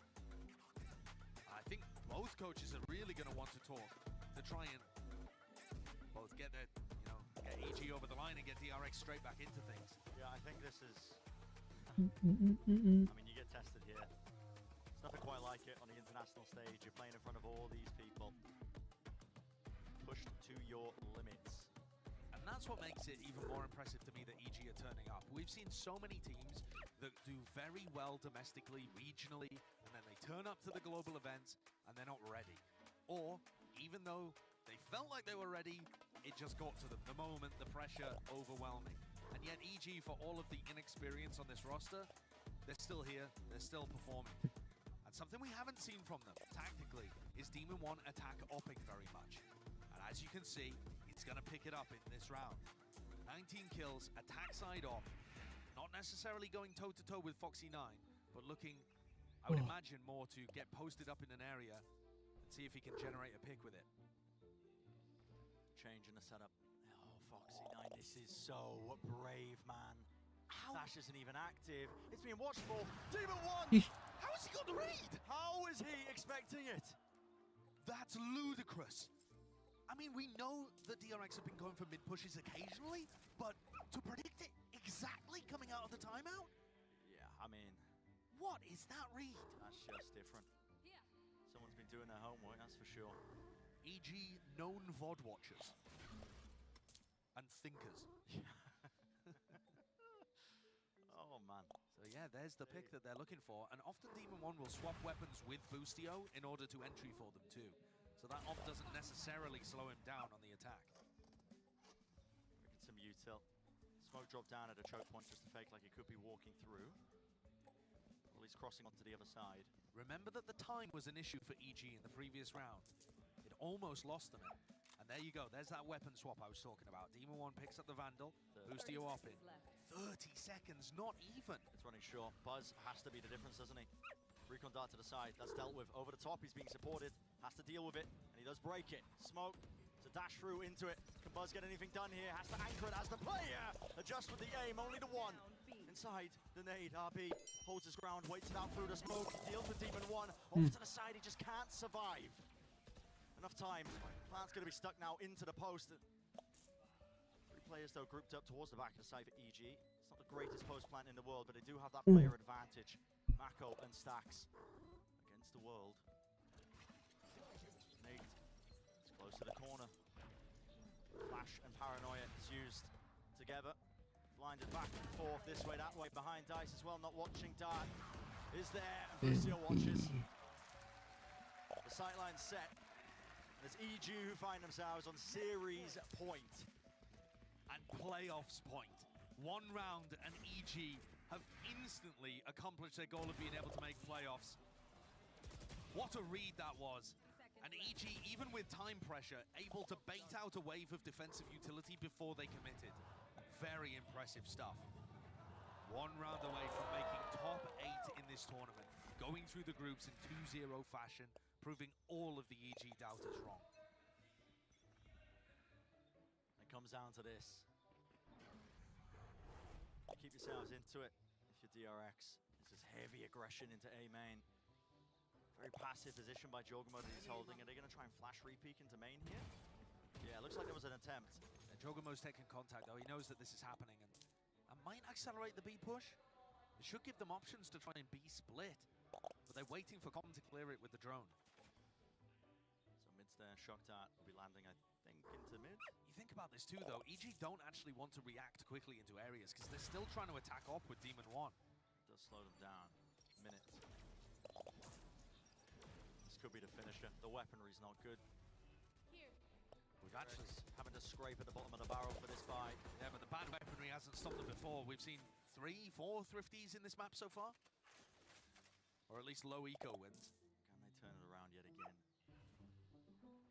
Indecisive, 40 seconds. Yeah, this time way that way. They don't have a pick. Faking, I think. TP into the back, dart over the top, Hunter's Fury. It really does feel like it's going to be a B hit. Jorgenbo, man! But he's drawn 3 players there. He has, and that was the goal because the spike is making his way over here. Mako, he has to deny. Finds the first. Main compromise. This way, that way, dashing forwards. TPs abound. What is going on? It's all over the place, man. Anarchy. A wide swing from Mako, a wide face. So dangerous. Dropping down. Smoke at his feet. Demon 1 with the knives. All the way through. He lands the first. Ooh. Into the way. Finds the second. Will it be the finisher? Flash through. Abby will not be able to do it. EG are going to playoffs.